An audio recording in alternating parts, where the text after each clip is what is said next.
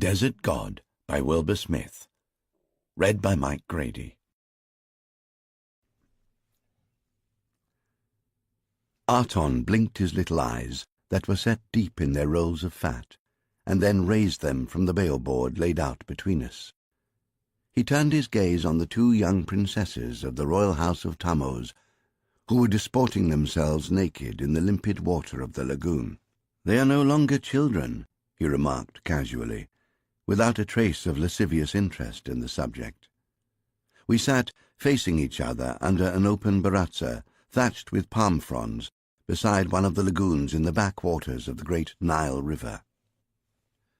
I knew that his reference to the girls was an attempt to distract my attention from his next move of the balestones. Arton does not enjoy losing, so he is not overly scrupulous about how he wins. Arton has always been high on the list of my oldest and dearest friends. Like me, he is a eunuch, and was once a slave.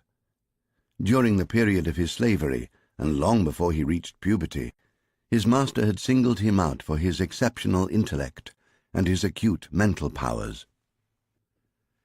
He wished to nurture and concentrate those gifts, and prevent them from being diluted by the distractions of his libido. Arton was an extremely valuable property, and so his master employed the most renowned physician in Egypt to perform the castration. His master is long dead, but Arton has risen high above his slave status. He is now the chamberlain of the royal palace of Pharaoh at Thebes, but he is also a master of spies who administers a network of informers and clandestine agents across the civilized world. There is only one organization that exceeds his, and that is my own. In this, as in most things, we are in friendly competition with each other, and very little gives us greater pleasure and satisfaction than to score a coup, the one over the other. I enjoy his company immensely. He amuses and often surprises me with his good advice and perception. On occasion, he can test my skill on the bale-board. He is usually generous with his praise, but mostly he acts as a foil to my own genius. Now both of us studied Bekatha, who is the younger of the royal princesses by almost 2 years, although you might not have guessed that fact, for she was tall for her age, and already her breasts were beginning to swell, and in the cool lagoon waters her nipples perked out jauntily. She was lithe, agile, and she laughed readily. On the other hand, she was possessed of a mercurial temper. Her features were nobly chiseled, her nose narrow and straight, her jaw strong and rounded, and her lips finely arched. Her hair was thick and sparkled with glints of copper in the sunlight. She had inherited that from her father. Although she had not yet shown the red flower of womanhood, I knew that her time was not far off. I love her, but truth to tell, I love her elder sister a shade better. Tahuti was the senior and more beautiful of the two sisters. Whenever I looked upon her, it seemed to me that I was seeing again her mother. Queen Lostris had been the one great love of my life.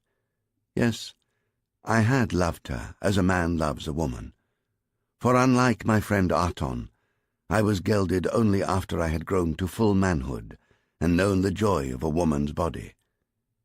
True it is that my love for Queen Lostris was never consummated, for I was castrated before she was born, but it was all the more intense for never having been assuaged. I had nursed her as a child, and had shepherded her through her long and joyous life, counselling her and guiding her, giving all of myself to her without stinting. In the end, I held her in my arms as she died. Before she went on into the underworld, Lostris whispered to me something which I will never forget. I have loved only 2 men in my life. You, Taita, were one of them. Those were the sweetest words I have ever heard spoken. I planned and supervised the building of her royal tomb, and laid her once beautiful but then wasted body in it, and I wished that I could go with her into the netherworld. However, I knew that I could not, for I had to stay and take care of her children, as I had cared for her. Truly, this has not been an onerous burden, for my life has been enriched by this sacred charge. At 16 years of age, Tahuti was already a woman fully fledged. Her skin was lustrous and unblemished. Her arms and her legs were slim and elegant as those of a dancer, or the limbs of her father's great war bow, which I had carved for him, and which I had placed on the lid of his sarcophagus before I sealed his tomb. Tahuti's hips were full, but her waist was narrow as the neck of a wine-jug. Her breasts were round and taut. The dense, golden curls that covered her head were a gleaming glory. Her eyes were as green as her mother's had been. She was lovely beyond the telling of it, and her smile wrung my heart whenever she turned it upon me. Her nature was gentle, slow to anger, but fearless and strong-willed once she was roused. I loved her almost as much as I still love her mother. "You have done well with them, Taita," Arton gave praise unstintingly. "They are the treasures which may yet save our very Egypt from the barbarian." In this, as with many other things, Arton and I were in full accord. This was the true reason why the two of us had come to this remote and secluded location. Although everyone else in the palace, including Pharaoh himself, was convinced that we had met here to continue our endless rivalry across the board. I did not respond at once to his remark, but I dropped my eyes to the board. Arton had made his latest move while I was still watching the girls. He was the most skilled player of this sublime game in Egypt, which was as good as saying, in the civilized world. That is, excepting me, of course. I can usually best him in 3 games out of 4. Now, at a glance, I saw that this game would be one of my 3. His last move had been ill-considered. The layout of his stones was now unbalanced. It was one of the few flaws in his game that often, when he had convinced himself that victory was within his grasp, he threw caution to the winds and disregarded the rule of 7 stones. Then he tended to concentrate his full attack from his south castle, and allowed me to wrest control of either the east or the west from him. This time it was the east. I did not need a second invitation. I struck like a cobra. He rocked back on his stool as he evaluated my surprise move, and when at last the sheer genius of it struck him, his face darkened with outrage, and his voice choked. "I think that I hate you, Taita. And if I don't, then I certainly ought to do so." "I was lucky, old friend." I tried not to gloat. "Anyway, it's only a game." He puffed out his cheeks with indignation. "Of all the inane things I have ever heard you say, Taita, that is the most crass. It is not only a game. It is the veritable reason for living." He really was angry. I reached down under the table for the copper wine-jug, and I refilled his cup. It was a superb wine, the very best in all of Egypt, which I had taken directly from the cellars beneath Pharaoh's palace. Arton puffed out his cheeks again and tried to bolster his anger and affront, but as of their own accord his plump fingers closed around the handle of his cup, and he raised it to his lips. He swallowed twice, his eyes closed with pleasure. When he lowered the vessel, he sighed. Perhaps you're right, Taita. There are other good reasons for living." He began to pack the whale stones into their leather drawstring bags. "So, what do you hear from the north? Astonish me once again with the extent of your intelligence." We had come at last to the true purpose of this meeting. The north was always the danger. Over 100 years ago, mighty Egypt was split by treason and rebellion. The Red Pretender, the false Pharaoh, I deliberately do not speak his name, rather may it be cursed through all eternity, This traitor rebelled against the true pharaoh and seized all the land to the north of Asyut. Our very Egypt was plunged into a century of civil war. Then, in his turn, the Red Pretender's heir was overwhelmed by a savage and warlike tribe that emerged from the northern steppes beyond the Sinai. These barbarians swept through Egypt, conquering all of it by means of a weapon which we had never known existed, the horse and chariot. Once they had defeated the Red Pretender and captured the northern part of Egypt, from the Middle Sea to Asyut, these Hyksos turned upon us in the south. We true Egyptians had no defense against them. We were driven from our own lands and were forced to retreat southwards beyond the cataracts of the Nile at Elephantine and into the wilderness at the end of the world. We languished there while my mistress, Queen Lostris, rebuilt our army. My part in this regeneration was not altogether insignificant. I am not by nature a boastful man. However, in this instance, I can state without fear of contradiction that without me to guide and counsel my mistress and her son, the Crown Prince Memnon, who is now the Pharaoh Tammuz, they would never have achieved their purpose. Among my numerous other services to her, I built the first chariots, with spoked wheels that were lighter and faster than those of the Hyksos, which had only solid wooden wheels. Then I found the horses to draw them.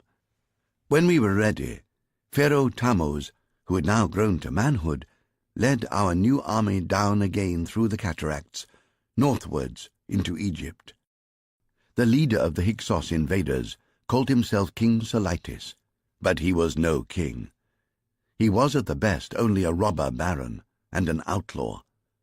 However, the army he commanded still outnumbered us Egyptians almost 2-to-1, and it was well equipped and ferocious. But we caught them off guard, and, at Thebes, fought a mighty battle with them. We smashed their chariots and slaughtered their men. We sent them scurrying in rout back northwards. They left 10,000 corpses and 2,000 wrecked chariots on the battlefield. However, they inflicted heavy losses upon our gallant troops, so that we were unable to pursue and completely destroy them. Since then, the Hyksos have been skulking in the delta of the Nile. King Seleucus, that old plunderer, is dead now. He did not die on the battlefield from a blow by a good Egyptian sword, as would have been just and proper. He died in bed of old age, surrounded by a horde of his hideous wives and their ghastly offspring. Amongst them was Beon, his eldest son. This Beon now calls himself King Beon, Pharaoh of the upper and lower kingdoms of Egypt. The truth is, he is nothing but a freebooting killer, worse even than his evil father. My spies regularly report to me how Beon is steadily rebuilding the Hyksos army, which we so grievously wounded at the Battle of Thebes. These reports are disturbing, because we are having great difficulty procuring the raw materials to make good the losses that we suffered in that same battle. Our landlocked southern kingdom is cut off from the great Middle Sea and from trade with the other civilized nations and city-states of the world, which are rich in leather, timber, copper, antimony, tin, and the other sinews of war which we lack. We are also short of manpower. We need allies. On the other hand, our enemies, the Hyksos, have fine harbors in the delta where the Nile enters the Middle Sea. Trade flows into these uninterrupted. I also know through my spies that the Hyksos are seeking to forge alliances with other warlike nations. Arton and I were meeting in this isolated spot to discuss and ponder these problems. The survival of our very Egypt was being held on the point of a dagger.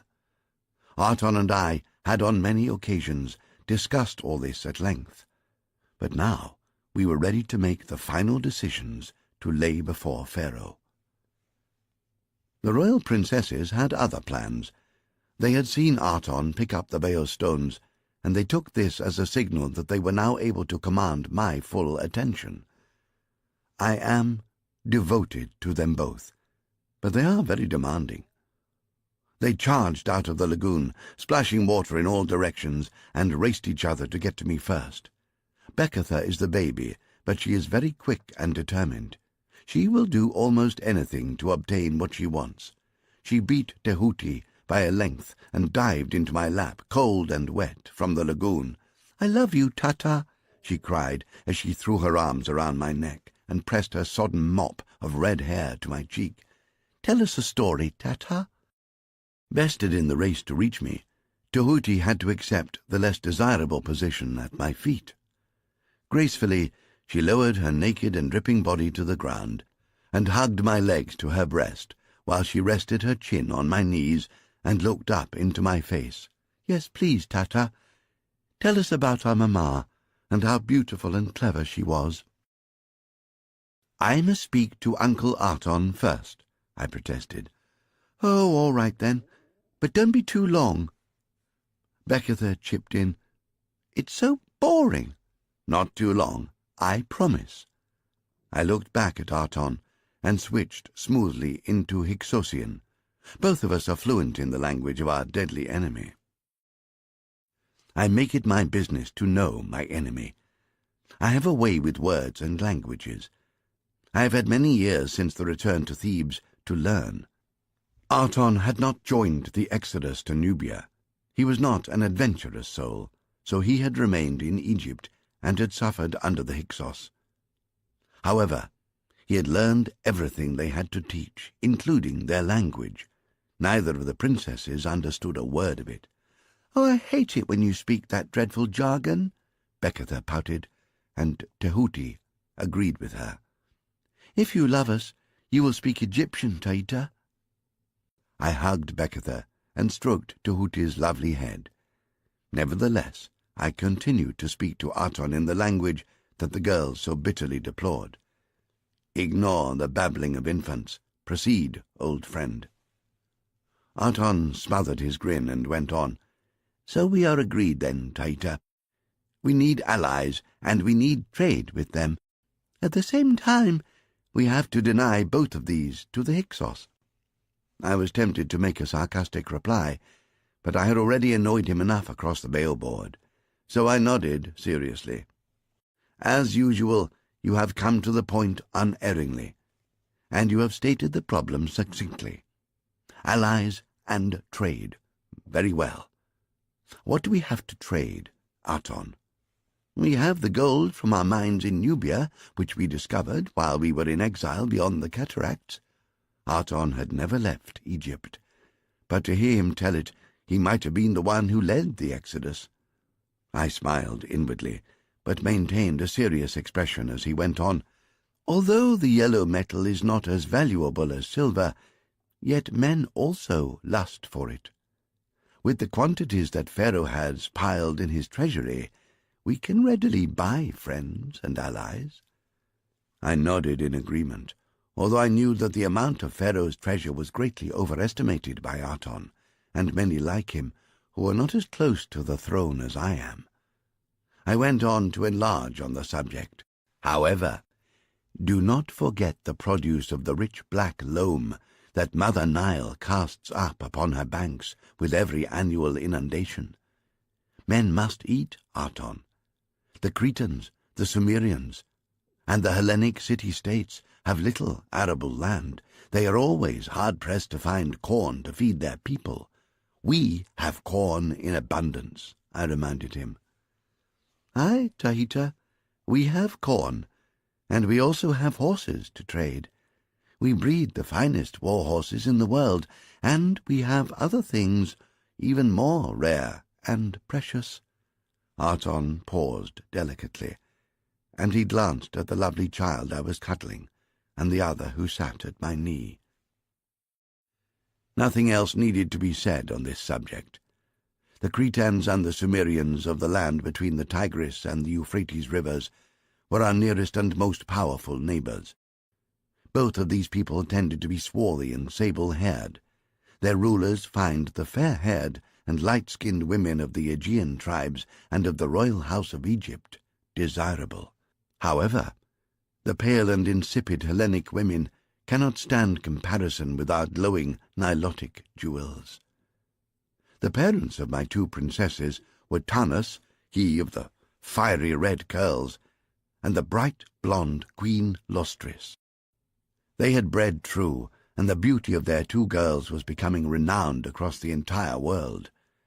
Ambassadors from afar had already made the onerous journeys across wide deserts and deep waters to the palace of Thebes to convey delicately to Pharaoh Tammuz the interests of their masters in making a marital and martial alliance with the house of Tammuz.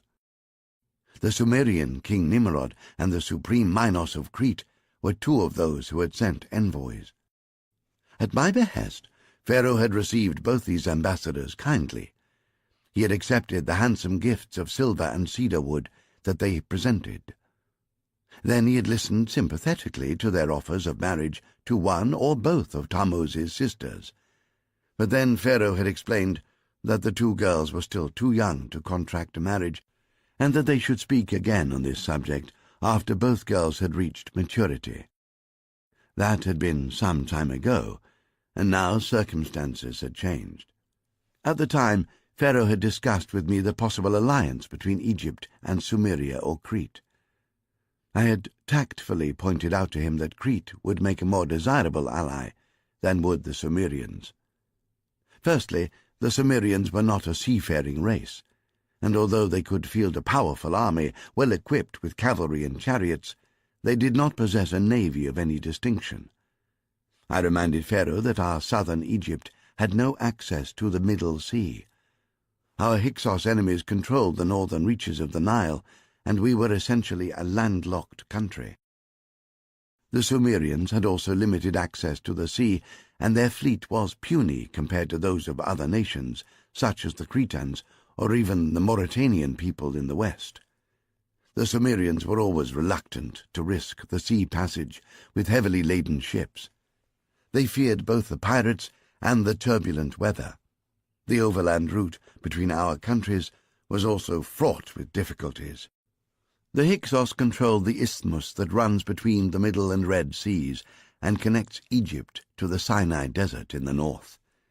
The Sumerians would be forced to march across the Sinai Desert much further south, and then take ship across the Red Sea to reach us. This route would present so many problems to their army, not least the lack of water and the dearth of shipping on the Red Sea, that it might prove to be impossible. What I had previously proposed to Pharaoh, and which I now outlined for Aton, was a treaty between our very Egypt and the supreme Minos of Crete. The supreme Minos was the title of the Cretan hereditary ruler. He was the equivalent of our Pharaoh. To suggest that he was more powerful than our own Pharaoh would be treason. Suffice it to say that his fleet was reputed to comprise over 10,000 fighting and trading galleys, of such an advanced design that no other ship could outrun them or outfight them. We have what the Cretans want: corn, gold, and lovely brides. The Cretans have what we need: the most formidable fleet of fighting ships in existence, with which to blockade the Hyksos ports in the mouth of the Nile Delta, and in which to convoy the Sumerian army down the southern slopes of the Middle Sea, and thus catch the Hyksos in a deadly pincer movement which would crush their army between our forces. "A fine plan," Aton applauded me. "An almost infallible plan, except for one small, almost insignificant detail which you have overlooked, Taita, my old darling." He was grinning slyly, savouring his revenge for the drubbing I had just given him on the bail-board. I have never been a vindictive person, but in this instance I could not restrain myself from having a little bit more innocent fun at Aton's expense. I contrived an expression of dismay. "Oh, don't tell me that, please. I have thought it all out so carefully. Where is the fault in my plan? You're too late. The supreme Minos of Crete has already contracted a secret alliance with King Bayon of the Hyksos."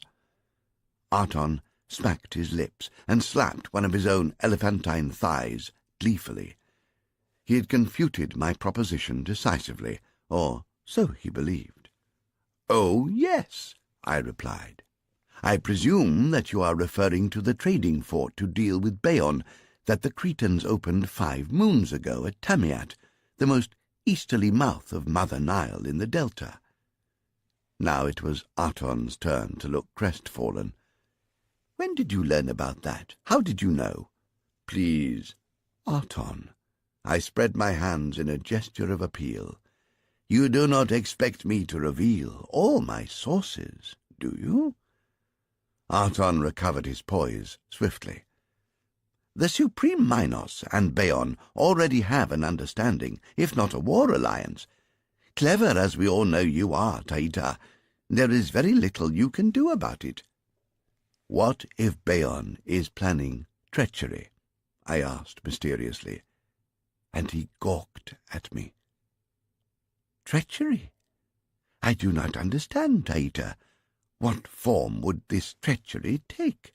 Do you have any inkling of how much silver the Supreme Minos of Crete is hoarding in this new fortress at Tamiat, in Hyksos territory, Aton?" "I imagine it must be substantial.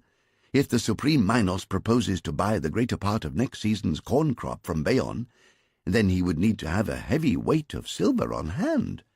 Aton hazarded carefully. "Perhaps as much as 10 or even 20 lakhs. "You are very perceptive, my dear friend. However, you have stated but a small part of the problems that face the Supreme Minos. He dare not risk sending his heavily laden treasure ships to cross the open seas during the season of storms, so for 5 months of the year he cannot send bullion to the southern shores of the Middle Sea, which in winter entails a voyage of more than 500 leagues from his island." Aton broke in quickly, trying to beat me to my conclusion. "Ah, yes, indeed, I take your point. So that means that for all that period of time the Supreme Minos is unable to trade with the states and nations that lie upon this African shore of the Great Sea." "During the whole of winter half of the world is closed to him," I agreed. "But if he could obtain a secure base along the Egyptian coast, his fleet would be protected from the winter gales. Then, all year round, his ships would be able to ply their trade from Mesopotamia to Mauritania under the protecting lee of the land." I paused to let him see the full magnitude of what the Supreme Minos was planning, and then I went on remorselessly. 20 lakhs of silver would not be sufficient to fund 100th part of this activity. 500 lakhs is a more likely amount that he will have to hoard in his new fortress at Tamiat to carry his trade through the winter. Do you not agree? That amount of silver would make any man contemplate treachery, more especially such a naturally perfidious and rapacious rogue as Bayonne. For 50 heartbeats, Aton was struck dumb by the magnitude of the vision that I had presented him with. When at last he stirred again, his voice croaked as he asked, "So you have proof that Bayonne, in defiance of his incipient treaty with the Supreme Minos, is planning to storm the Tamiat fortress and seize the Supreme Minos treasure? Is that what you are telling me, Taita?" "I did not say that I have proof that it is Bayonne's intention to do so. I merely asked you a question. I did not make a statement." I chuckled at his confusion. It was unkind of me, but I could not restrain myself. Never in our long acquaintance have I seen him so lost for rebuttal or repartee. Then I took pity on him. "You and I both know that Bayonne is a savage oaf, Aton. He can drive a chariot, swing a sword, draw a bow, or sack a city. However, I doubt he is able to plan a visit to the privy without ponderous and painful deliberation." "Then who is it that is planning this raid upon the Supreme Minos treasury?" Aton demanded. Instead of answering him immediately, I merely sat back on my stool and smiled. He stared at me. Then his expression cleared. "You? Surely not, Taita, how can you plan to rob the Supreme Minos of 500 lakhs of silver and then court the Cretan for his support and alliance? In the darkness, it is difficult to tell a Hyksos from an Egyptian, especially if the Egyptian is dressed in Hyksos war array and carrying Hyksos weapons and speaking Hyksosian, I pointed out, and he shook his head once again at a loss for words. I pressed him further. You do agree that such a treacherous attack would destroy forever any chances of Crete and Hyksos ever forming an alliance against us? Arton smiled at last. You are so full of guile, Taita, that I wonder how I can ever trust you. Then he demanded, just how large is the Cretan garrison at Tamiat? At the present time, it comprises nearly 2,000 soldiers and archers, although almost all of these are mercenaries. So? He was impressed. He paused again, and then continued, how many men would you need, or should I ask, rather, how many men would Bayon need to carry through this dastardly plan? Enough, I hedged. I would not reveal all my plans to Arton. He accepted that and did not press me directly. However, he asked another oblique question. You would leave no Cretan survivors in the Tamiat fort? You would slaughter them all? Of course, I would allow the great majority of them to escape, I contradicted him firmly. I want as many of them as possible to make their way back to Crete to warn the Supreme Minos of King Bayon's treachery. The Cretan treasure? Arton demanded. These 500 lakhs of silver. What will become of that? Pharaoh's coffers are almost empty. We cannot save Egypt without treasure. Who will command this raid? He demanded. Will you do it, Taita? I looked aghast. You know that I am no warrior, Arton. I am a physician, a poet, and a gentle philosopher. However, if Pharaoh urges me to do so, I am willing to accompany the expedition as an adviser to the commanding officer. Who will command, then? Will it be Kratos? I love Kratos, and he is a fine soldier, but he is old, bull-headed, and not amenable to reason or suggestion. I shrugged, and Arton chuckled. You have described General Kratos perfectly, O gentle bard.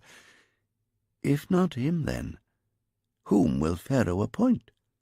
He will probably appoint Zaras. Ah, the famous Captain Zaras of the Blue Crocodile Division of the Royal Guards. One of your favourites, Taita, not so? I ignored the taunt. I have no favourites. On occasion, even I can stretch the truth just a little. But Zaras is simply the best man for the job, I responded mildly. When I laid before Pharaoh my plan to discredit King Bayon with the Supreme Minos of Crete and to drive a wedge of steel between the two powers, which were potentially the most dangerous enemies we had in all the world, he was amazed at the brilliant simplicity of my design. I had begged for a private interview with Pharaoh, and of course he had granted it without a quibble. He and I were alone on the wide palm-lined terrace which encircled his throne room, overlooking the Nile at its widest point in southern Egypt. Of course, beyond Asyut, the river becomes wider and the current slower as it passes through the territory that the Hyksos have seized from us, and flows down into the delta before debouching into the Middle Sea. There were sentries at both ends of the terrace to ensure that we could not be overlooked or overheard by either friend or enemy. The guards were under the direct command of reliable officers, but they kept discreetly out of sight, so Pharaoh and I were not distracted. We paced along the marble paving. Only now that we were alone was it permissible for me to walk shoulder to shoulder with him, even though I had been intimately involved with him from the minute of his birth. In truth, it was I who had delivered him into this world. I had been the one who caught his infant body in my hands as Queen Lostris propelled him from her royal womb, with the force of a stone from a slingshot. The very first act the prince ever performed was to empty his bladder over me.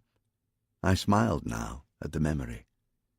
I have been his tutor and his mentor since that day. I was the one who taught him to wipe his own arse, to read and write, to shoot a bow and drive a war chariot. From me he has learned how to rule a nation. Now at last he has grown into a fine young man, a doughty warrior, and the seasoned ruler of this very Egypt. But we are still the very best of friends. I would go so far as to say that Pharaoh loves me like the father he never knew, and I love him like the son I never had. Now, as he listened to the stratagem that I was proposing, he stopped walking and turned to face me with mounting wonder. When I reached the denouement of my plan, he seized my shoulders in hands that were hard and strong as bronze, from swinging a sword, drawing a bow, and driving a team of 4 horses in the traces of a chariot. "Taita, you old scallywag!" he shouted into my face. "You never fail to amaze me. Only you could have dreamed up such an outrageous plot. We must begin at once to plan the finer details. Well, I remember how I hated it when you forced me to learn to speak Hyksos. Now I would be lost without it. I could never have commanded this expedition without being able to pass as one of our enemies."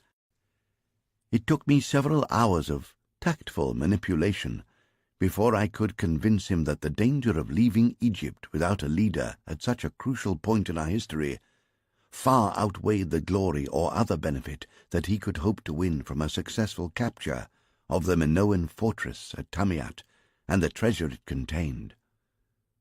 I gave thanks to Horus that he is young enough to be flexible in his thinking and old enough to have learned a modicum of good sense. Long ago I learned how to sway him to my purpose without allowing him to realize that I was doing so. In the end, I usually have my own way.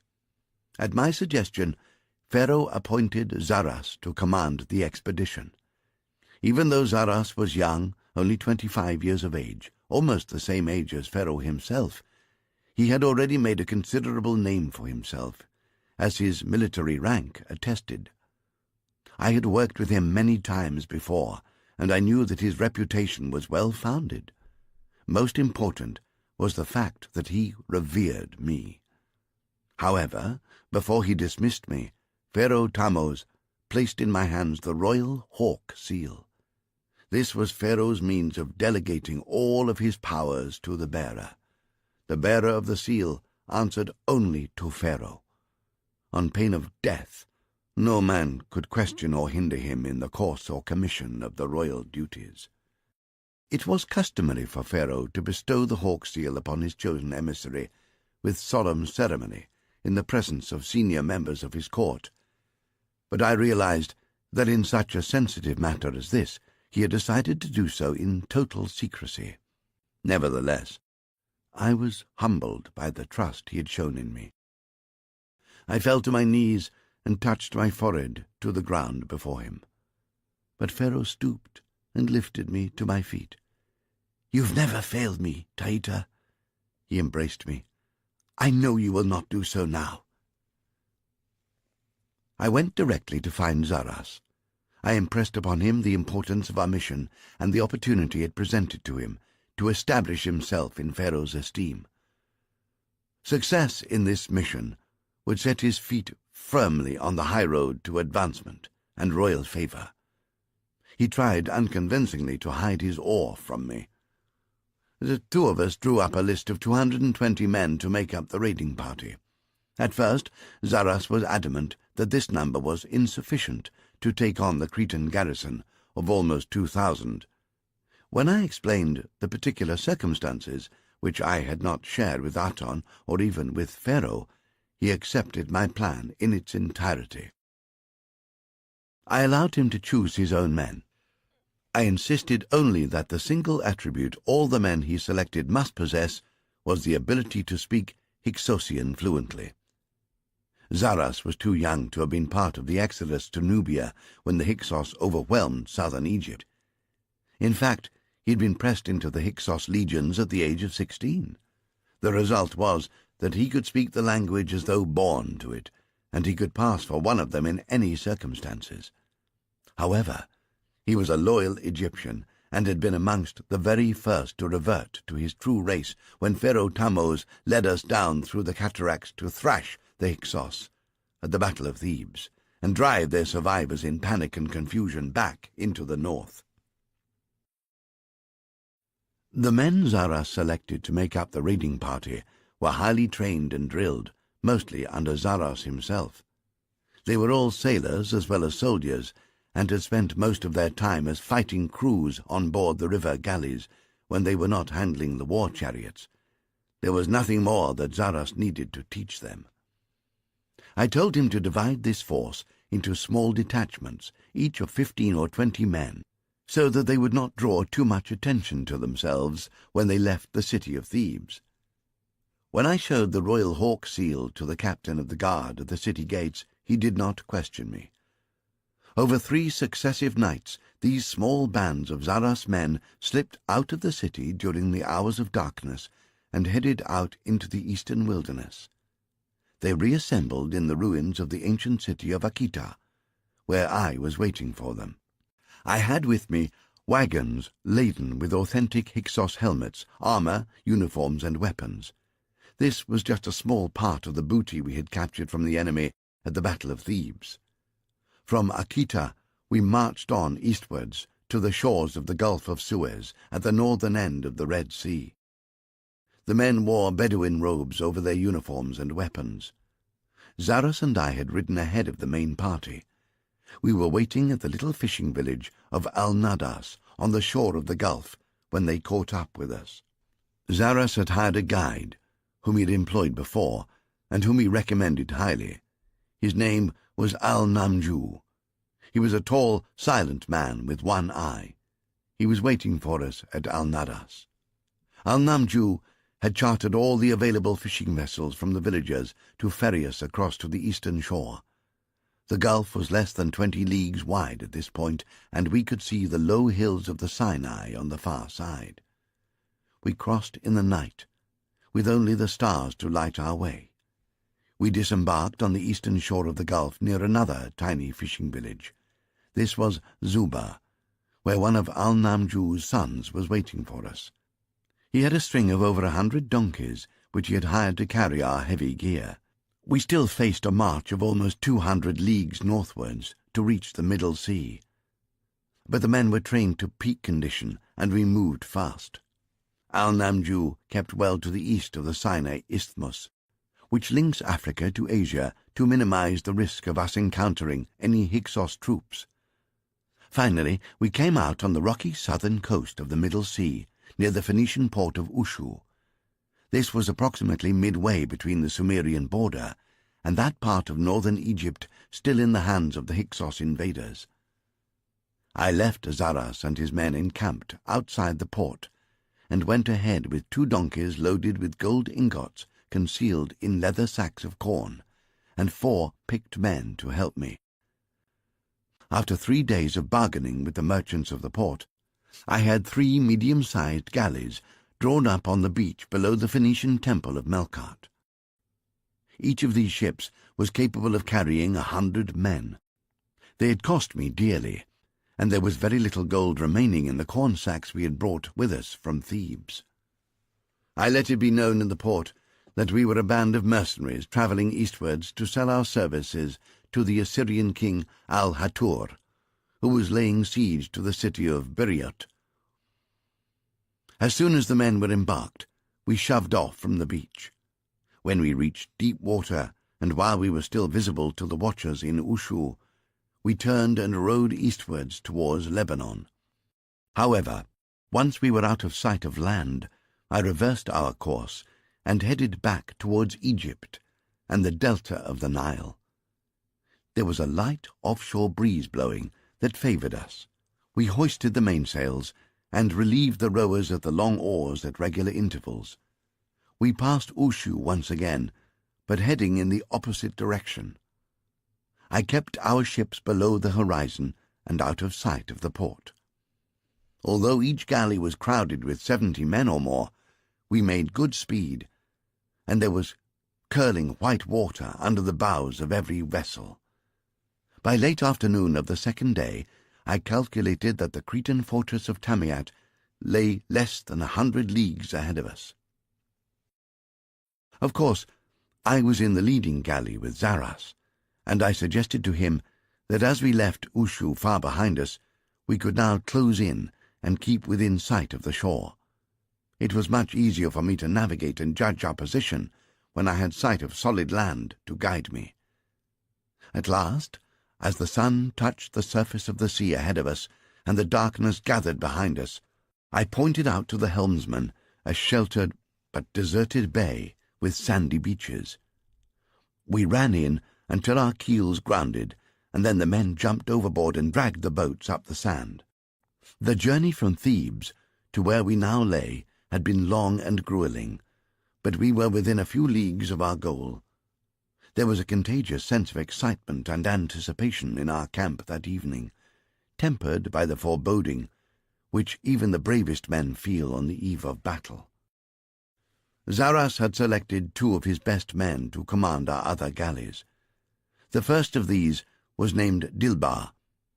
He was a tall and handsome man with muscled forearms and powerful hands. From our first meeting, he had particularly engaged my attention and earned my approval. His eyes were dark and piercing, but he had a glossy pink scar from a sword cut across his right cheek. This detracted not in the least from his good looks. When he gave an order, the men responded to him readily and swiftly. The commander of the third galley was a stocky man with broad shoulders and a bull neck. His name was Akimi. He was a jovial man with a bull voice and an infectious laugh. His weapon of choice was a long-handled axe. Akimi was the one who came to me after the men had eaten. "My lord Taita," he saluted me. When first the men had used the title, I had protested mildly that I was not entitled to it. They had ignored my protestations, and I did not persist. "The men have asked me if you will do them the honor of singing for them tonight." I have an exceptional voice, and under my fingers the lute becomes a celestial object. I can seldom find it within me to deny entreaties of this kind. That night before the Battle of Tamiat, I chose for them the Lament for Queen Lostris. This is one of my most famous compositions. They gathered around me at the campfire, and I sang for them all 150 verses. The best singers amongst them joined in the chorus, while the others hummed the refrain. At the end, there were very few dry eyes amongst my audience. My own tears did not detract in any way from the power and beauty of my performance. With the first glimmering of dawn the next day, our camp was astir. Now the men could strip off their Bedouin robes and headdresses, and open the sacks that contained their Hyksos body armor and weapons. The armor was for the most part made of padded leather, but the helmets were bronze skullcaps with a metal nosepiece. Every man was armed with a powerful, recurved bow and a quiver of flint-headed arrows, which were fletched with coloured feathers in the Hyksos style. Their swords were carried in a scabbard, strapped to their backs, so the handle stood up behind their left shoulder, ready to hand. The bronze blades were not straight-edged as those of regular Egyptian weapons, but were curved in the Eastern fashion. The armor and weapons were too heavy and too hot to wear while they worked the oars in the direct sunlight. So the men stripped their loincloths and laid their battle gear on the deck beneath the rowing benches between their feet. Most of my men were of light complexion, and many of them had fair hair. I ordered them to use soot from the cooking fires to darken their beards and skin until they were all as swarthy as any Hyksos legionnaire. When our 3 crowded galleys pushed off from the beach and rowed out of the bay, I was once again in the leading ship with Zaras. I stood beside the helmsman, who wielded the long steering oar in the stern. From the same merchant in the port of Ushu who had sold me the boats, I had also purchased a papyrus map which purported to set out the details of the southern shore of the Middle Sea between Gebel and Wadi al-Nilam. He claimed to have drawn this map with his own hand from his own observations. Now I spread it on the deck between my feet and anchored the corners with pebbles that I had picked up on the beach. Almost at once I was able to identify some of the features on the shore. It seemed that my chart was gratifyingly accurate. Twice during the morning we spotted the sails of other vessels on the horizon, but we sheered off and gave them a wide berth. Then, when the sun was directly overhead, the lookout in the bows shouted another warning and pointed ahead. I shaded my eyes and peered in the direction he was indicating. I was astonished to see the surface of the sea along the entire horizon was churning white water, as though a heavy squall were bearing down on us. This was not the season of storms. "Get the sails down," I snapped at Zaras. "Ship oars and have the sea anchors rigged by the bows and ready for streaming." The furious waters raced towards us, and we braced ourselves for the onslaught of the wind. The white water emitted a mounting roar as it approached. I took a firm grip on the wooden coaming of the hatch in front of me and braced myself. Then the seething water enveloped the hull. The uproar became deafening, with men shouting orders and oaths and the waters dashing against the ship's sides. However, to my astonishment, there was no wind. I knew at once that this storm without wind was a supernatural phenomenon. I closed my eyes and began to chant a prayer to the great god Horus for his protection, and I clung to the coaming with both hands. Then there was a hand upon my shoulder, shaking me rudely, and a voice shouting in my ear. I knew it was Zaras, but I refused to open my eyes. I waited for the gods to dispose of me as they saw fit. But Zaras kept shaking me, and I remained alive. I opened my eyes cautiously, but I kept on praying under my breath. Now I realized what Zaras was saying to me, and I risked a quick glance over the side. The sea was alive, with enormous, gleaming bodies that were shaped like arrowheads. Again it took me a moment to realize that they were living creatures, and that each of them was at least the size of a horse. However, these were gigantic fish. They were packed so densely that those below were forcing the others to surface in a tumult of waves and spray. Their multitudes stretched to the limit of the eye. "Tuna!" Zaras was yelling at me. "These are tuna fish!" Upper Egypt is a landlocked country, so I have never had the opportunity to spend enough time on the open sea to have witnessed a tuna migration of this magnitude. I had read so much about the subject that I should have known what was happening. I realized that I was in danger of looking ridiculous, so I opened my eyes and yelled as loudly as Zaras, "Of course they're tuna!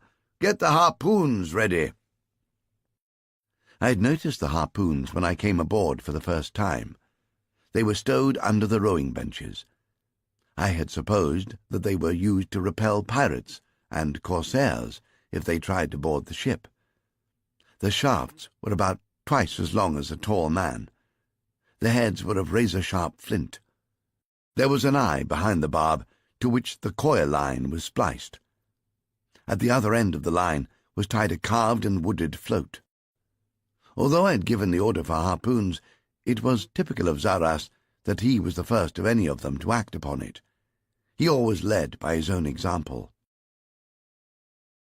He snatched one of the long weapons from where it had been strapped under the thwart, and as he ran with it to the ship's side, he unwrapped the retaining line. He jumped up on the gunwale of the galley and balanced the long harpoon easily, with the shaft resting on his shoulder and the barbed flint head pointing down at the flashing shoal of fish that was streaming past him like a river of molten silver. They looked up at him with great round eyes that seemed to be dilated with terror. I watched him gather himself and then hurl the harpoon, point first, straight down into the water below him. The shaft of the heavy weapon shuddered as the point struck, and the harpoon was whipped away below the surface by the rush of the huge fish that was impaled by the flint point.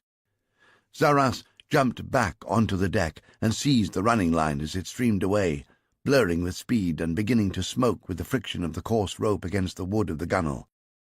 3 other men of the crew leapt forward to help him, and they latched onto the rope and battled to subdue the fish and bring it alongside. 4 other men had followed Zarah's example, and each of them grabbed a harpoon from its place below the thwarts and ran with it to the gunwale.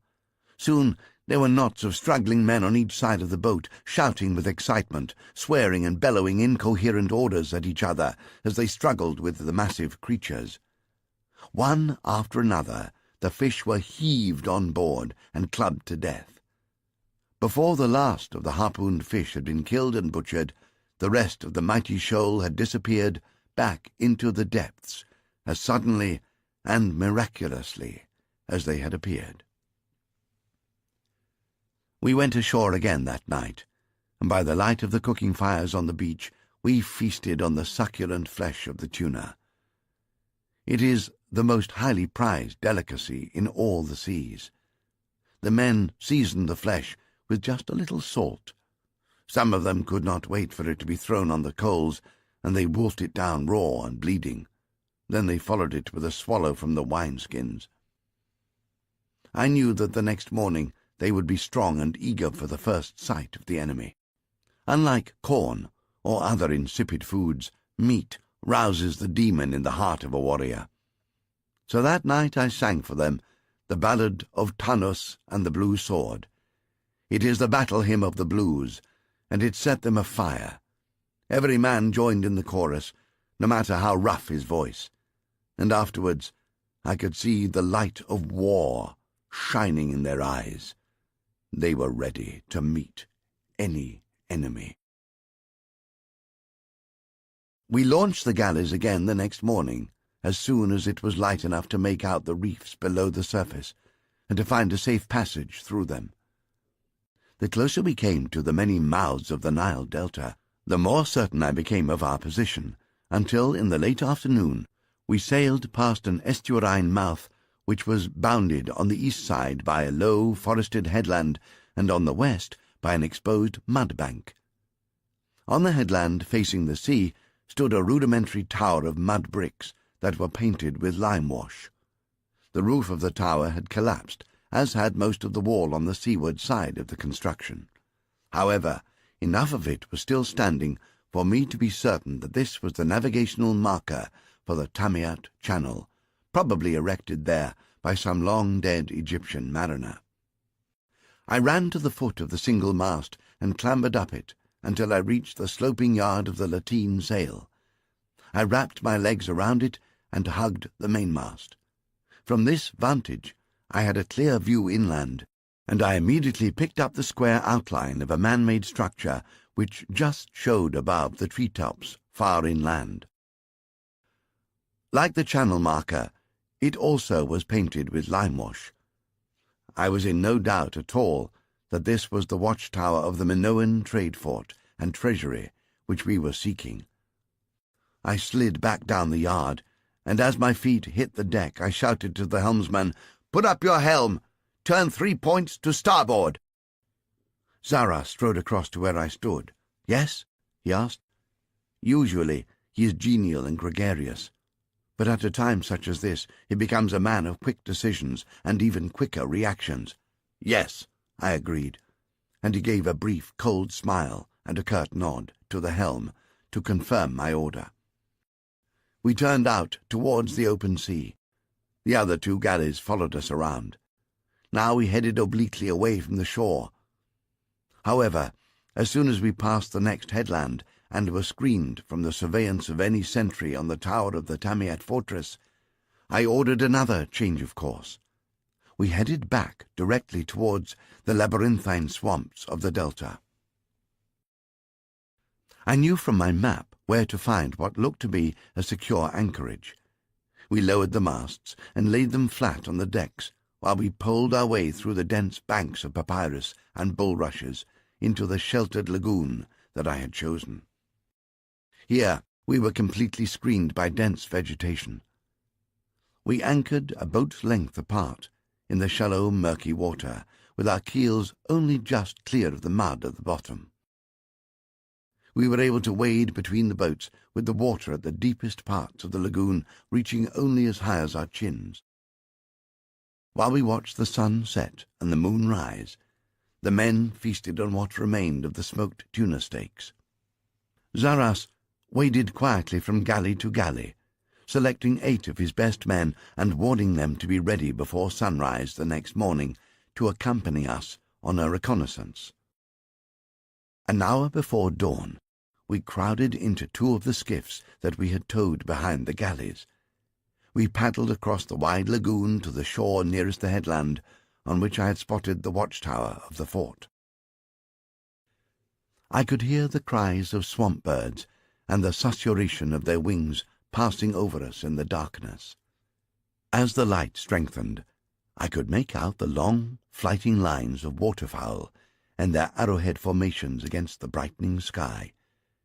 There were wild ducks and geese, storks, herons, cranes with long necks and trailing legs, ibis and egrets, and 50 or more other species. They rose in huge flocks from the surface of the lagoon as we rode through them. At last, the sun pushed itself above the horizon, and the vast expanses of the delta around us were revealed. It is a wild and desolate place, unfit for human habitation. We had to drag the skiffs through the shallows and hide them in the reeds when we at last reached firmer ground. I was uncertain of the layout of the fort and its surroundings, so we groped our way through the dense stands of reeds and bulrushes ever more cautiously. Abruptly, we came out upon the bank of a deep channel which cut through the papyrus beds from the south in the direction of the open waters of the Middle Sea. It was about 150 paces wide, and I could see that it was too deep to wade. On the opposite bank of the channel, I was able to make out the flat roof of the watchtower we had spotted the previous day. The helmeted heads of at least 3 of the guards were showing above the parapet as they patrolled their beats. Suddenly, I heard the unmistakable sounds of a moving vessel coming up the channel from the seaward direction of where we lay, and I cautioned my companions to silence. The creaking of the rigging, the voice of the seamen, chanting the soundings in the bows, and the thud of the oars in the rowlocks increased in volume until suddenly an enormous sea-going vessel appeared around the bend in the channel. I had never seen a ship of this type or size before. However, I knew from descriptions that my spies had sent me that this was a Cretan trireme. She was both a cargo vessel and a warship. She was triple-decked with 3 banks of oars. Her long, pointed bows were reinforced with sheets of beaten bronze for ramming enemy ships.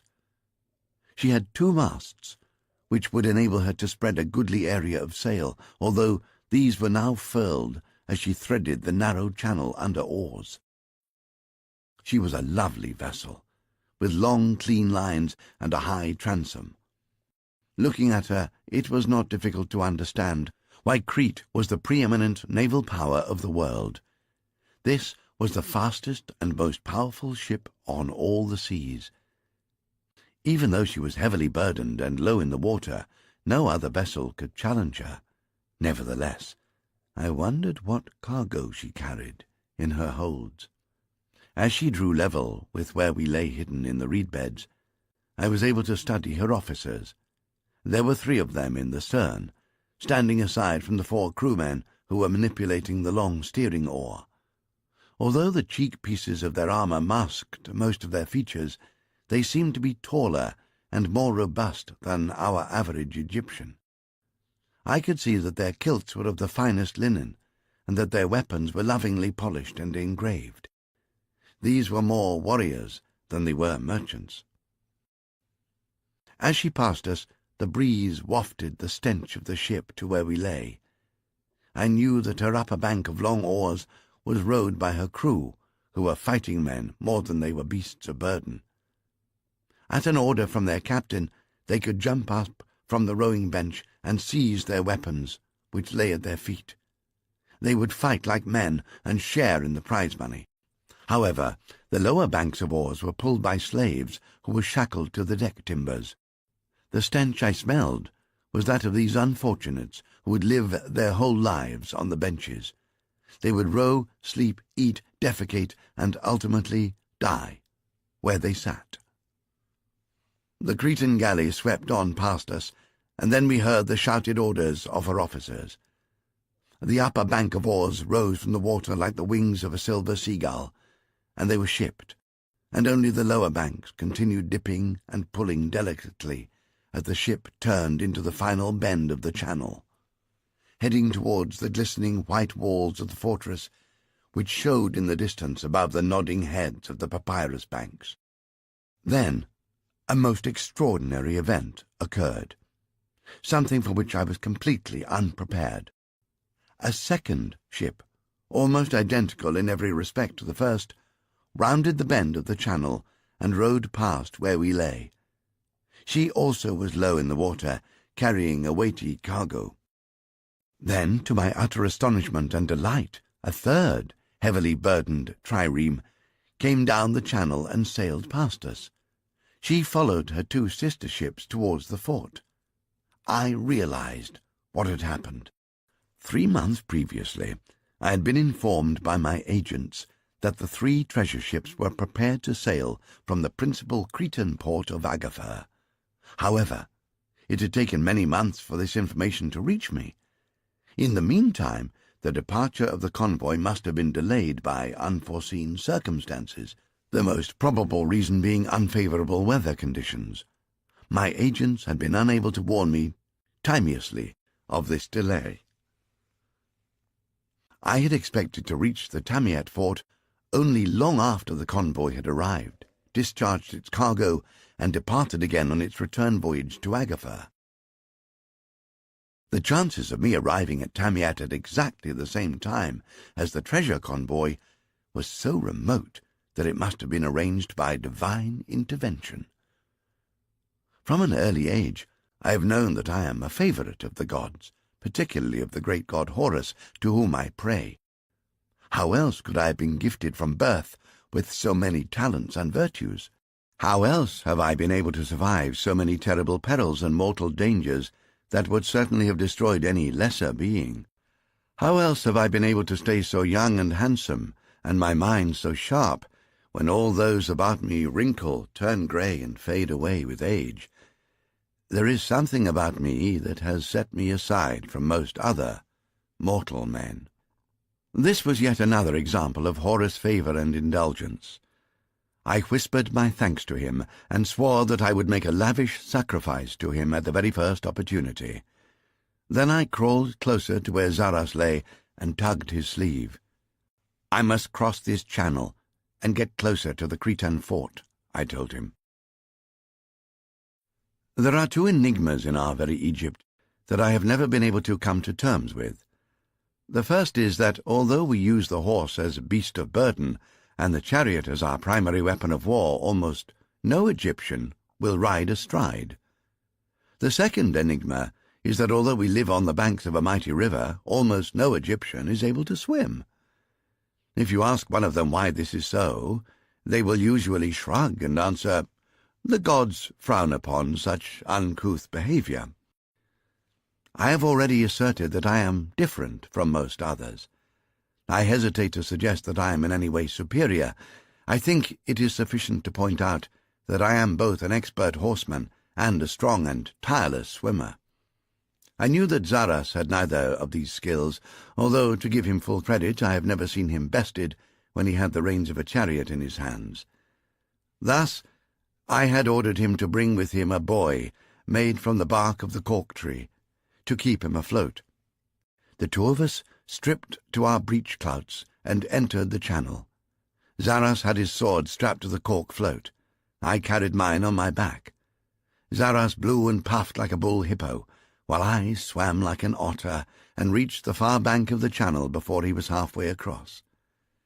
When he managed to complete the crossing, I helped him ashore. Then, when he had regained his breath, we crept stealthily through the reeds towards the Cretan fort.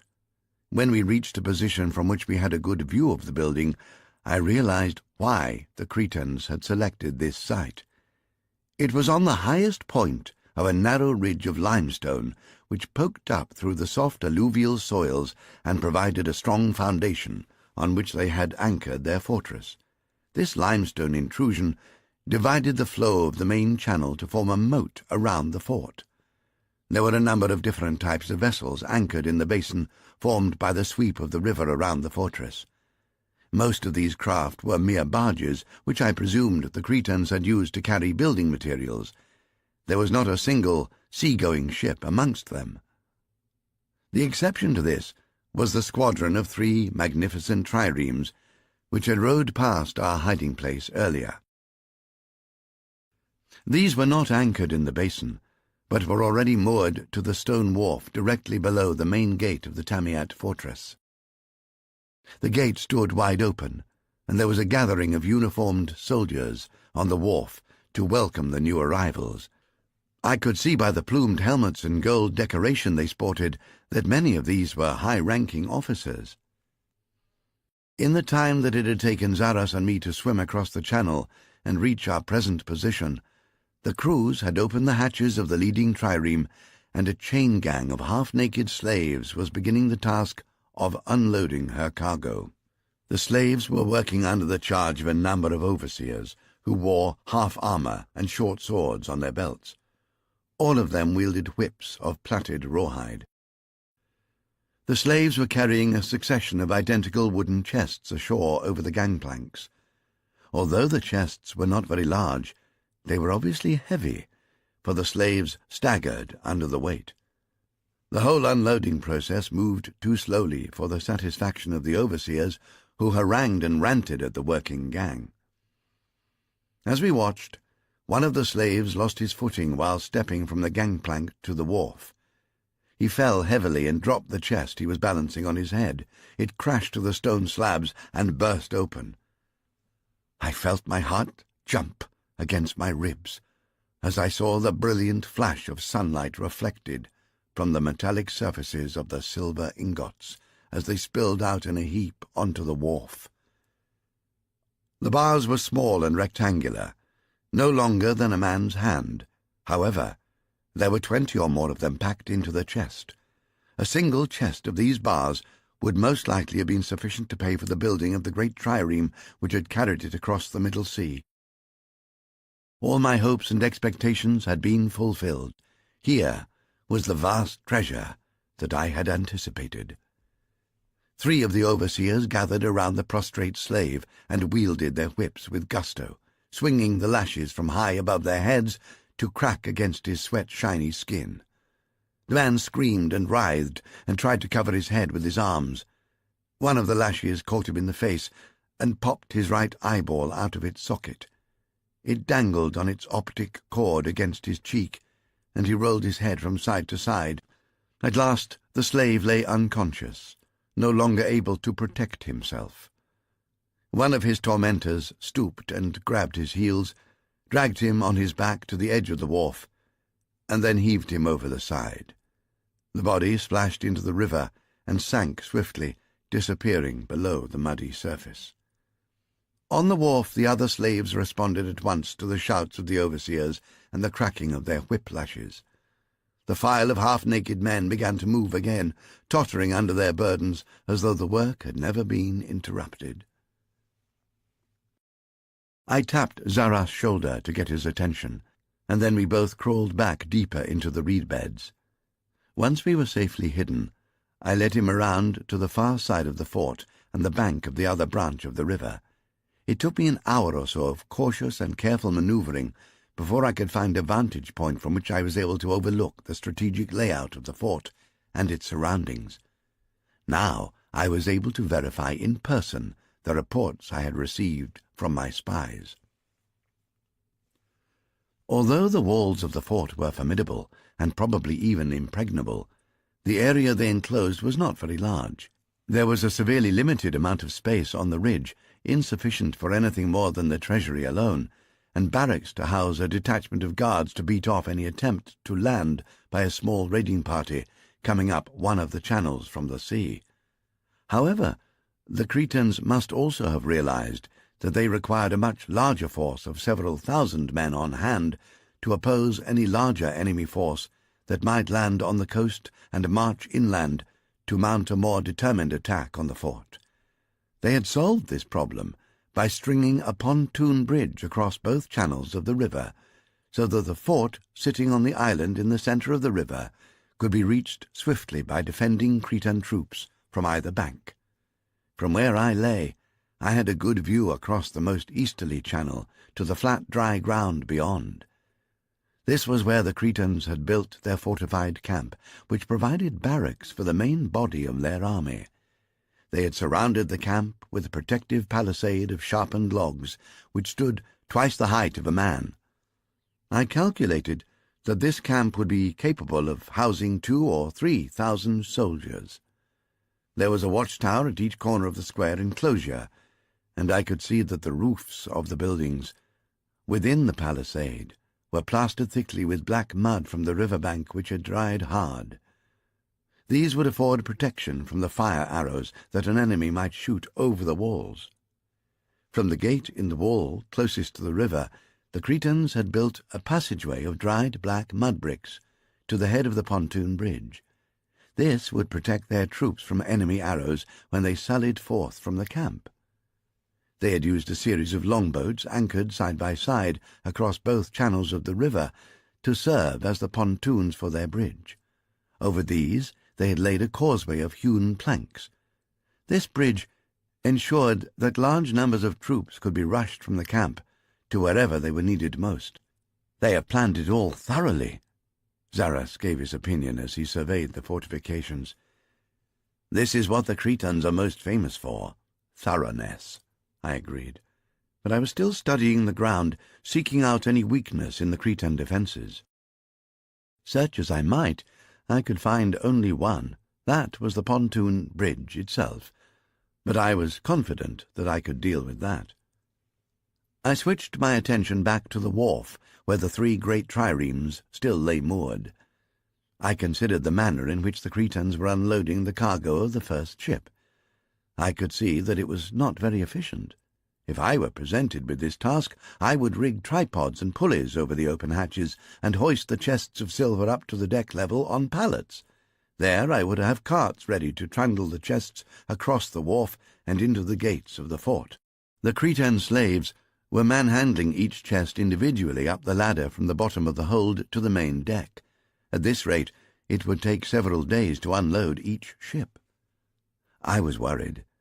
I had not truly recognized the immensity of my own task until I saw it laid out before me.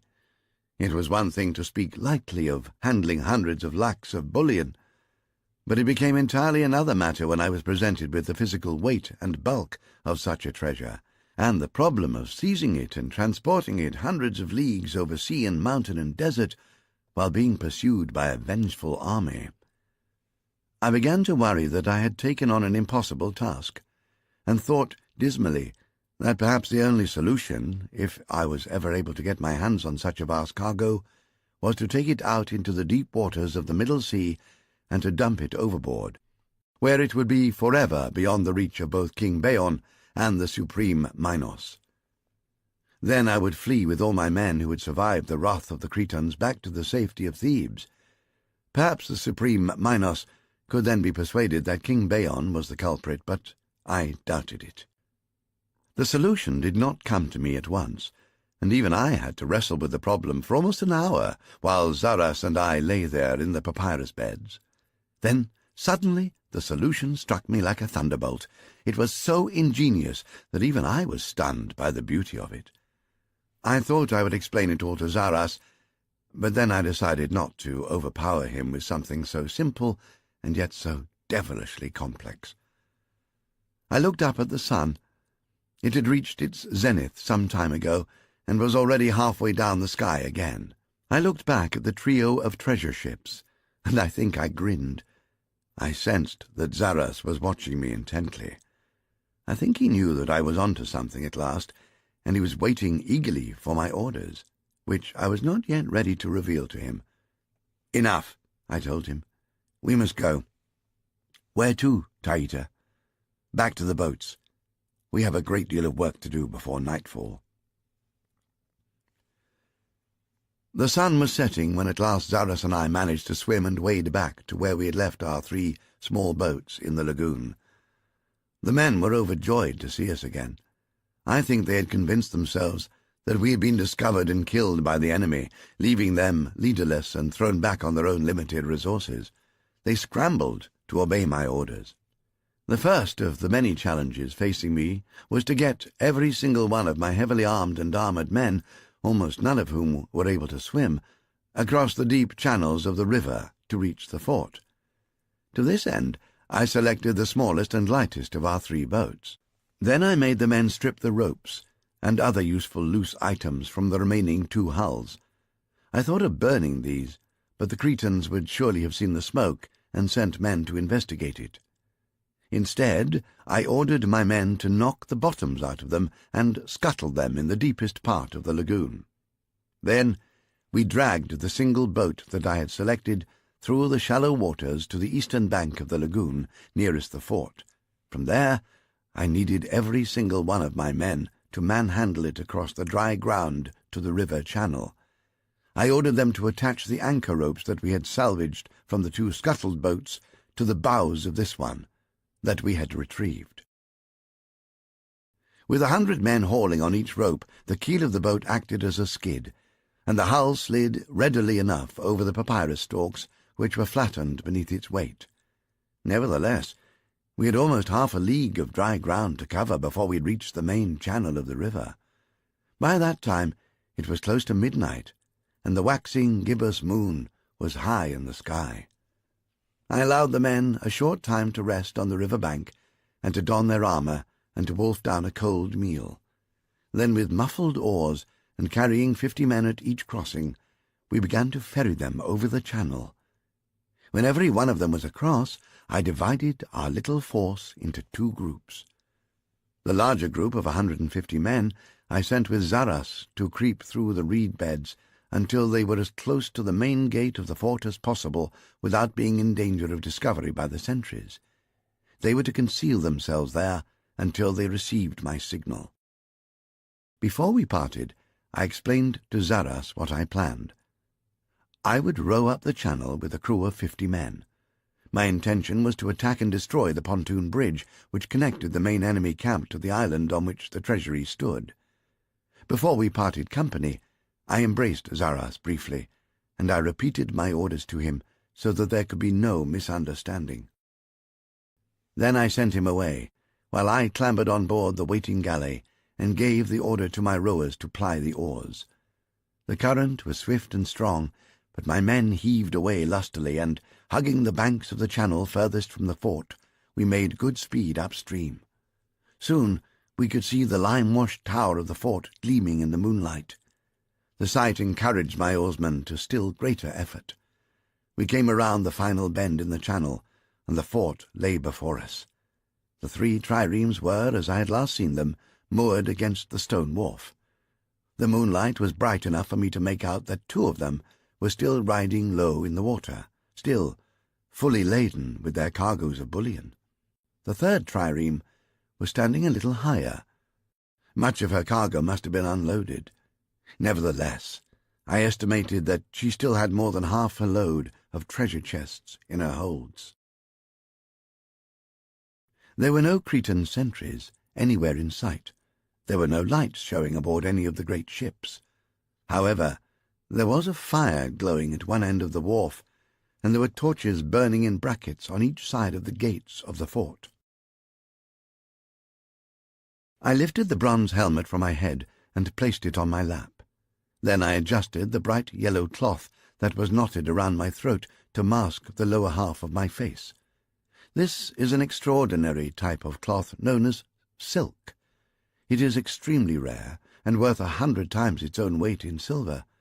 It comes from a land at the edge of the world where it is spun not by men, but by worms. It is possessed of magical powers. It can turn away evil spells and such diseases as the plague and the yellow flowers.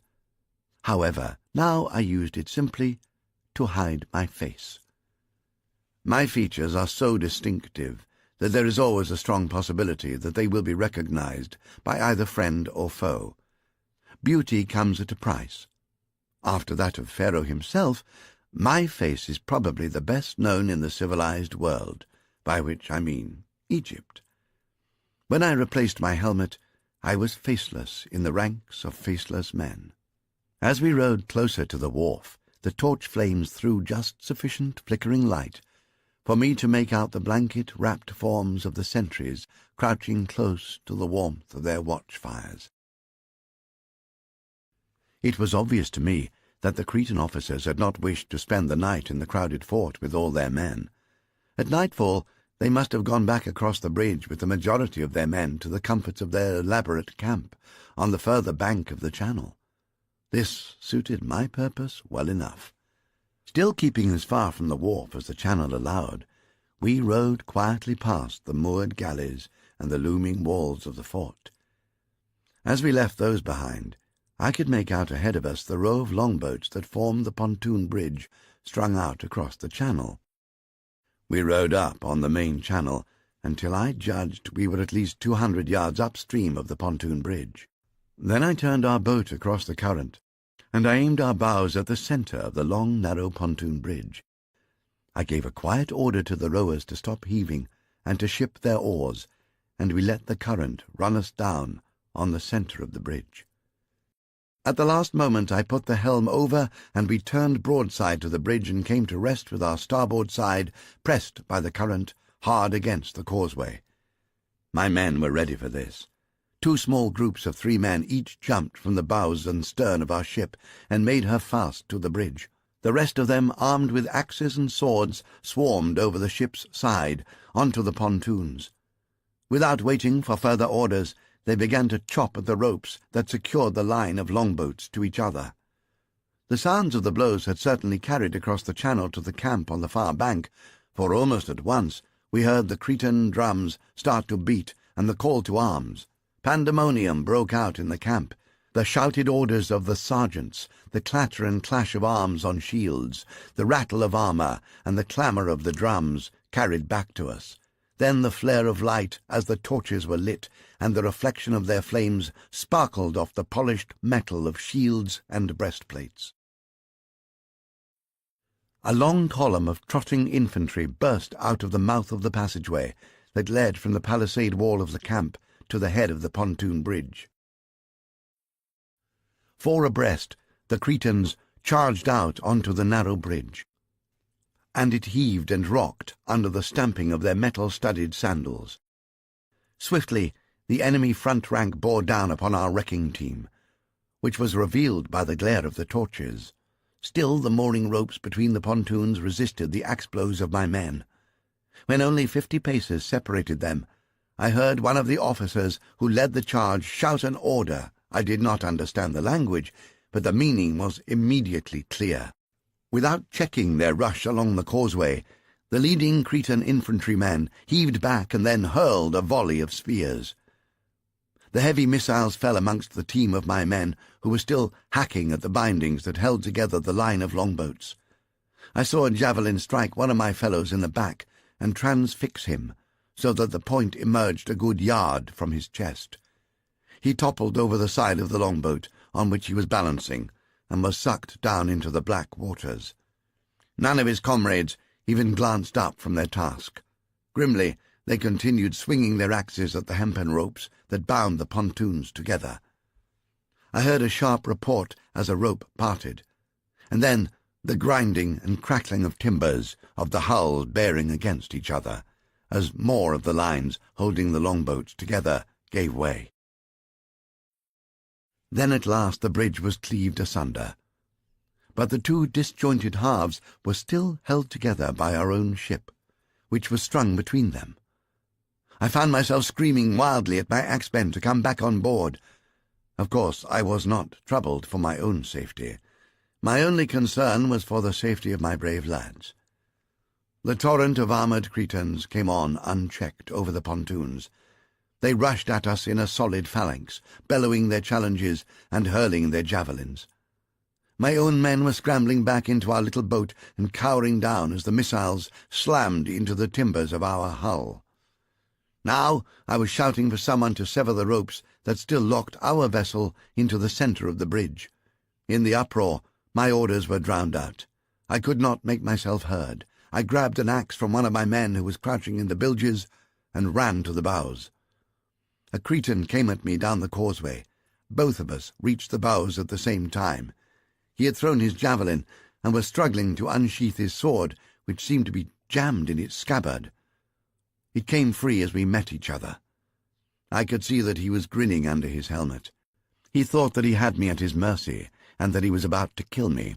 He drew back his sword and aimed a thrust at my chest, but I had seen his eyes move, signaling his intention, so I was able to anticipate the blow. I twisted my body, and the point of his sword flew under my armpit. I locked my arm over his elbow. Now I had him fully extended. He tried to pull free, but the causeway heaved under him, throwing him off balance. At that critical moment, I released the lock I had on his sword arm. He was unprepared for that, and he tottered backwards, extending both arms towards me as he tried to regain his balance. I swung my axe, aiming at the only part of his body that was not covered with metal, the wrist of his sword hand.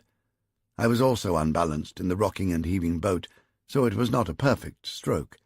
It did not sever his sword hand cleanly, as I intended, but it slashed down to the bone on the inside of his wrist. I heard the tendons pop as they parted. His fingers opened involuntarily, and the sword fell from them and rattled on the planks of the bridge. He reeled backwards into one of his companions, who was crowding up behind him. Clinging to each other, the two of them went over the side of the bridge and hit the surface of the water with a tall splash. The weight of their armor dragged them under immediately. The axe was still in my hands, and the two mooring lines that secured the bows of our ship to the pontoon bridge were stretched in front of me so tightly that the water was spurting out of the twists of the rope. I lifted the axe above my head and then swung down, aiming it at the thicker of the two ropes, putting all my weight and power into this stroke. The rope parted with a snap like a bowstring. Our boat canted over sharply as the full weight was thrown onto the single, thinner rope. I swung again, and that rope jumped apart, twisting and unravelling in mid-air. The bows of our boat bobbed up as the weight and drag were taken off them, and we swung free across the current. The effect on the bridge was far more dramatic. Each of the segments of the bridge was still firmly attached to their moorings on the river banks. However, in the middle of the channel, they were no longer bound together, and the current snatched them apart swiftly. I watched as the dense pack of Cretans was thrown about by the causeway, bobbing and lunging wildly under their feet. Their shifting weight intensified the instability of the floating pontoons. Men in heavy armor lost their balance and staggered about drunkenly, barging into each other, throwing each other overboard. I watched in horror as one of the pontoons capsized, and a score of men were hurled over the side. Within minutes, the greater part of the Cretan horde was struggling in the dark waters and drowning like rats in the bottom of a well. What made it more tragic for me was that these were not even our enemies. All this destruction I had deliberately engineered to trick them into becoming our allies. It gave me very little consolation to know that I had done this for my very Egypt and for my Pharaoh. I was appalled by the consequences of my actions. Then, with an enormous effort of will, I thrust aside my guilt and remorse. I knew what had been done could not be undone. I tried to put the drowned men out of my mind, and thought instead about my own people and the losses that we had suffered. I forced myself to turn away and pushed my way back to where I cut the line that held us attached. I was shouting at my crew, taking out my anger on them, roaring at them to take up their oars again, shoving them back to the rowing benches, kicking and slapping those who hesitated in bewilderment. At last, I had the steering oar in my hands again, and the men were beginning to pull in unison. I put the helm over and steered us back towards the stone wharf under the main gate of the fort, where the treasure ships were moored. I jumped from our little boat as soon as the bows touched the stone steps of the wharf, and Zaras was there to meet me, sword in hand and panting with exertion, but grinning like an idiot. "We've captured all 3 of the treasure ships, and even the fort is ours," he told me, as he pointed with his blood-stained blade at the gates of the fort, which stood wide open. "The uproar you created at the pontoon bridge was a fine distraction. We cut down the guards at the fort while they were still watching your performance and totally unaware of our existence.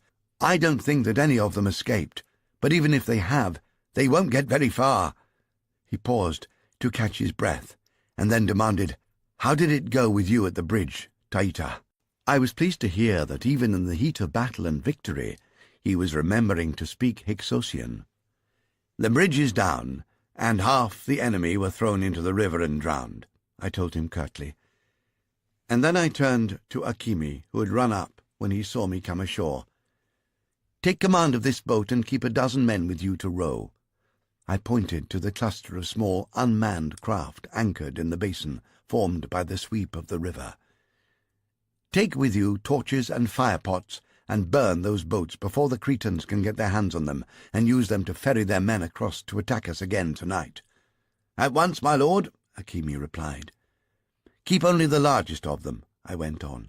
"That big lugger at the end of the line. Don't burn that one. Bring it back here, and we will leave it tied up at the wharf when we depart." Both Akimi and Zaras looked at me askance. However, it was Zaras who dared to question my orders. "Leave it for the Cretans? Why would we want to do that?" "We want to do that so the senior Cretan officers are able to sail back to Crete with all dispatch and warn their king of the treachery of his Hyksos allies. Even the mighty Minos of Crete will be sorely hurt by the loss of 500 lakhs of his silver. When he receives the news, he will thirst for King Bayon's blood." I waited on the wharf and watched Akimi and his crew pull away from the wharf, heading back into the basin of the river. I saw him transfer 4 of his men into the big lugger. They set a jib sail and brought her back to the wharf below, where I stood. Out in the basin, Akimi stood in the bows of our little boat. His men rowed him along the line of anchored boats, and Akimi hurled a flaming torch into each of them as he passed. Only when all of them were burning fiercely was I satisfied. I went back to find Zaras in the confusion. "Bring these men with you, and come with me," I told him, and I ran down the stone wharf to where the nearest Cretan trireme was moored. "I want you to take command of this ship, Zaras, but I will sail with you." "Of course, master," he answered. "Some of my men are already aboard her." "Dilbar will captain that one," I pointed to the second trireme, "and Akimi will take the third Minoan treasure ship." "As you command, master." It seemed that Zaras had promoted me from plain Taita to master. However, he was still sufficiently familiar with me to ask impudent questions. This he did immediately. "Once we're out in the open sea, in which direction will we sail? Will we head east for Samaria, or west for the Mauritanian coast?" Then he even condescended to offer me a little fatherly advice. "We have allies in both those countries. In the east there is King Nimrod, the ruler of the land of the 2 rivers. In the west we have a treaty with King Shandaki of Anfa in Mauritania. Which of them will it be, Taita?" I did not reply to him immediately. Instead, I asked my own question. "Tell me, Zaras, which king or ruler in the entire world would you trust with a treasure of 500 lakhs of silver?" Zaras looked bemused. He'd not thought about that. "Perhaps, well, certainly not Shandaki. His people are corsairs, and he is the king of thieves." "What about Nimrod?" I suggested. "I am not certain I would trust him with a piece of silver larger than my thumb." "We have to trust somebody," he protested. "Unless we can find a deserted beach and bury the silver on it until we can return to reclaim it." 500 lakhs, I reminded him. "It would take a year to dig a pit deep enough, and a mountain of sand to cover it." I was enjoying his confusion. The wind favours us." I looked up at the Minoan ensign, the golden bull of Crete, which still flew at the masthead of the trireme I had allotted to him. "And the gods always favour the bold and the brave." "No, Taita," he contradicted me. "The wind does not favour us. It is blowing in from the sea, directly up the channel. It is pinning us against the land. It will take all our oars to get us out into the open waters of the Middle Sea. If you trust neither Shandaki nor Nimrod, whom then do you trust? To whom should we turn?" "I trust only Pharaoh Tammuz," I told him. And he let his frustration with me show for the first time. "So is your plan to return to Pharaoh by the same route we followed here? Shall we carry the treasure on our heads from Ushu through the Sinai Desert and swim with it across the Red Sea? From there it will only be a short walk to reach Thebes. Pharaoh will be surprised to see you, of that you can be sure," he scoffed at me. "No, Zaras." I smiled back at him indulgently. "From here we are going to sail south down the Nile. We are going to sail all 3 of these Cretan monsters and the silver in their holds directly back to Thebes." "Have you gone mad, Taita?" He stopped laughing. "Bayon commands every yard of the Nile from here as far as Asyut. We can't sail 300 leagues through the Hyksos hordes. That really is madness." In his agitation, he had switched back from Hyksosian into Egyptian. "If you speak Hyksosian, anything and everything is possible," I contradicted and rebuked him. "Anyway, we have already scuttled 2 of our boats, and I'm going to burn the 3rd before we leave Tamiat, just to make certain that we leave no traces of our true identity behind us." "In the name of the great mother Osiris and her beloved son Horus, I think that you really believe what you are saying, Taita." He started to grin again. "And your plan is to drive me as frothing at the mouth mad as you already are, so that in my madness I will agree with you. Is that it?" "In battle, madness becomes sanity. It is the only way to survive. Follow me, Zaras. I am taking you home." I started up the gangplank to the deck of the trireme. There were 20 of Zaras' men there before me. I saw that they already had control of the ship, and every man aboard her. On the deck, the Cretan crew were kneeling in a row with their heads bowed, and their arms pinioned behind their backs. Most of them were bleeding from fresh wounds. There were only 6 of them. Zaras' men stood over them with drawn swords. "Good work, lads," I gave them encouragement. Then I turned back to Zaras. "Now have your men strip the uniforms and armour from the prisoners, and send them ashore under guard." While he gave the orders, I ran down the companion ladder to the upper rowing deck. The benches were unmanned, and the long oars were shipped, but I had 50 of my own men to fill them again. With barely a pause, I dived down the next companionway that led to the lower slave deck. The reek came up to meet me. It was so powerful that I gasped, but I kept on down. There were smoky oil lamps burning in the brackets set in the low roof, which gave just enough light for me to make out the ranks of almost naked bodies crouching on the rowing benches or resting their heads on the long oars in front of them as they slept. Those of them who were awake looked up at me with blank and incurious eyes. As they moved, the chains on their ankles clanked. I had thought to make a little speech to them, perhaps offering them their freedom once we reached Thebes, if they would row strong and long. But I abandoned this idea, as I realized they were only partly human. They had been reduced to the level of beasts by their vile durance and cruel treatment. My kindly words would mean nothing to them. The only thing they still understood was the lash. Almost doubled over to save my head from striking the low upper deck, I ran aft down the walkway between the slave benches until I reached the door that I was certain would lead into the cargo hold. There was a heavy brass lock on the door. Zaras followed me closely. I stood aside and let him prise the lock loose with his sword and kick the door open. Then I lifted one of the oil lamps from its bracket and held it high as I entered the commodious cargo hold. The chests of silver bullion were stacked from deck to deck. However, there was a large and gaping hole in the centre of the pile. I made a quick estimate of the number of the precious chests that had already been taken ashore by the Cretans. I reckoned it to be 100 at the very least. For a craven moment I considered abandoning that small part of the treasure and sailing away with what we had on board, but then I thrust the thought aside. While the gods are smiling, Taita, take full advantage before they frown again, I told myself, and I turned back to Zaras. Come with me. Bring as many men as you can spare. Where are we going? I pointed to the empty space in the stack of chests. We are going to the fort to find where the Cretans have stored those missing chests.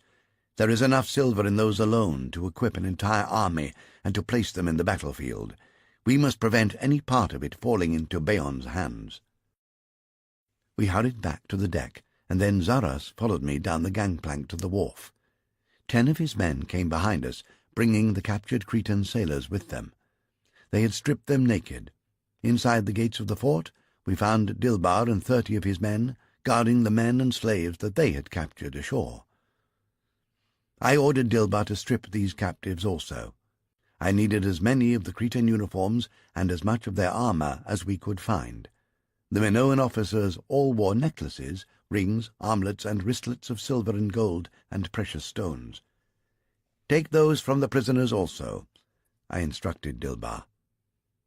I picked out 2 of the more exceptional pieces of jewellery from the pile and slipped them into my leather pouch. Like most women, my 2 princesses do so love pretty and shiny trinkets. I turned my attention to the captured slaves who stood stolidly in their chains. I saw at once that although they were a mixed bag, which included Libyans, Hurrians, and Sumerians, the majority were Egyptians. In all probability, they had been captured by the Hyksos and handed over to the Cretans to help them build the fort.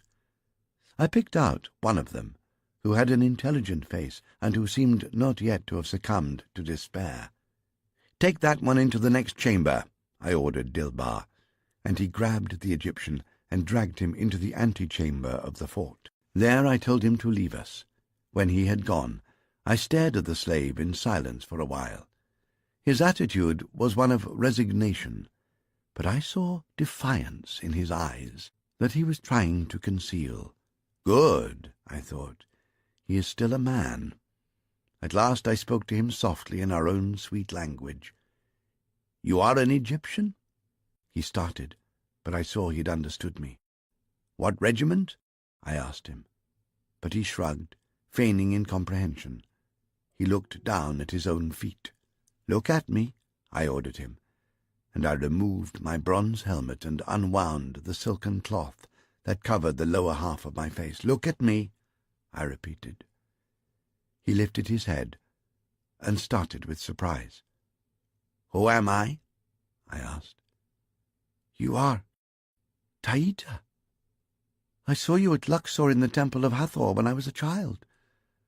My father told me you were one of the greatest living Egyptians," he whispered in awe, and then he threw himself at my feet. I was moved by this show of veneration, but I kept my voice stern. "Yes, soldier, I am Taita. Who are you?" "I am Rohim of the 26th Charioteers. I was captured by the Hyksos swine 5 years ago." "Will you return with me to our very Egypt?" I asked, and he smiled. There was a tooth missing in his upper jaw, and his face was bruised. He had been beaten, but he was still an Egyptian warrior, and his reply was firm. "I am your man to the death. Where did the Cretans store the chests that they forced you to unload from the ship yesterday?" "In the strong room at the bottom of the stairwell, but the door is locked." "Who has the key?" "The fat one with the green sash. He is the master of slaves." I had seen the man he described kneeling with the other prisoners. "Does he also have the key to your chains, Rohim?" "You will need them, for you are a free man again." He grinned at the thought. He keeps all the keys on the chain around his waist. He hides them under his sash. I learned from Rohim that over 80 of the slaves in the fort were captured Egyptian archers and charioteers. When we unchained them, they worked with gusto to carry the silver chests back from the fort and stack them in the hold of Zara's trireme. While this transfer of silver chests was taking place, Rohim led me to the armory. When we broke open the door, I was delighted to see the array of uniforms, armor, and weapons that was stored there. I ordered this equipment to be taken to the ships and packed in the main rowing deck, where it could be easily reached when we needed it. Finally, we locked all the captured Cretans into their own slave barracks, and we boarded the 3 waiting triremes. I had divided our available men equally between the 3 ships, so all the rowing benches carried their full complements. At my orders, the slaves, still chained in the lower decks, had been given a meal of hard bread, dried fish, and beer that we had found in the storerooms of the fort. It was pathetic to watch them cramming the food into their mouths with calloused hands blackened with filth and their own dried excrement. They gulped down the beer we gave them until their shrunken bellies could hold no more. Some of them vomited it back into the bilges between their bare feet, but the food and friendly treatment had revived them. I knew they would serve me well. As the dawn was glimmering in the eastern sky, we were ready to sail. I took my place in the bows of the leading trireme beside Zaras, with the Hyksos helmet crammed down on my head and my nose and mouth covered with the silken scarf. Zaras called the order to cast off, and the drum on each rowing deck sounded the stroke. The long oars dipped and pulled and rose again to the tempo of the drums. I passed the order to the men on the steering oar, and we turned into the main channel of the river. The 2 other triremes turned in succession behind us. In line astern we headed boldly southwards from the Hyksos capital and 200 leagues of enemy-held river. The smoke from the boats that were still burning drifted in a dense bank across the river, from time to time blanketing the Cretan camp on the far side. But when a gust of the northerly wind parted the curtain of smoke, I saw that my own crews were not the only ones who had been taken by surprise when I headed south. The troops from the Cretan camp who had survived the destruction of the pontoon bridge were drawn up on the open river bank in full battle array. The officers commanding them had chosen a point where the navigable channel ran close to the bank. The ranks of their archers were lining the edge of the water as close as they could get to the channel. They were prepared for us to attempt to run the gauntlet towards the north to reach the open sea. Their bows were strung, and every one of them had an arrow nocked and ready to draw. 4 of their senior officers, those with the tallest plumes in their helmets and the most decorations glittering on their breasts and shoulders, were mounted. They sat their horses behind the formations of archers, preparing to direct the arrows of their men at us as we passed on our way down to the Middle Sea. Their astonishment was apparent as they watched us make the turn into the southern branch of the channel and begin to sail away from them. For a short while none of them reacted. Only when the trireme commanded by Dilbar followed our ship into the turn did they start to move. Then, when Akimi, whose ship was bringing up the rear of our squadron, followed us around, the voices of the Cretan officers shouting orders became frantic. They carried clearly to me across the water, and I laughed as I watched them spurring their horses back along the river bank in a futile attempt to head us off. The Cretan archers broke their perfectly ordered ranks and in an untidy rabble ran after their officers. But as we began remorselessly to pull away from all of them, they stopped. They lifted their bows and sent volley after volley of arrows arching after us on a high trajectory. However, these all fell pitifully short and plopped into the wake of Akimi's ship. The mounted officers refused to abandon the chase. They flogged their mounts and drove them down the towpath to try and catch up with our flotilla. When gradually they came level with Akimi's trireme, they drew their swords. They stood in the stirrups, shouting abuse and wild challenges across the water at Akimi's men. Akimi had my strict orders not to shoot arrows at the Minoans. although they would have made an easy target for his archers on the upper deck of his trireme. He and his crew ignored them. This seemed to infuriate the Minoans. They galloped up the towpath, passing first Akimi's ship and then that of Dilbar. At last they came level with where I stood in the leading ship. On my orders, our men made no attempt to conceal themselves. The quartet of Cretan officers was able to examine our authentic Hyksos uniforms and accoutrements from a distance of a mere 100 paces, as they pounded along the towpath, keeping pace with our ship. By this time they had pursued us for well over 3 leagues, and their horses were beginning to tire rapidly. When the onshore breeze from the middle sea began to rise in volume, driving us southwards, we pulled away from them steadily. The towpath deteriorated into swamp. The hooves of the horses threw up clods of black mud, and the struggling animals sank to their knees in the muck. They were forced to abandon the pursuit. They reined in their horses and watched forlornly as we sailed away from them. I was well pleased with how it had all turned out. The Minoan officers had seen all that I had wanted them to see, which was 3 shiploads of Hyksos pirates with 500 lakhs of the supreme Minos silver bullion heading southwards down the river towards the capital city of King Bayon at Memphis. Now it was time to begin the transformation into our next role.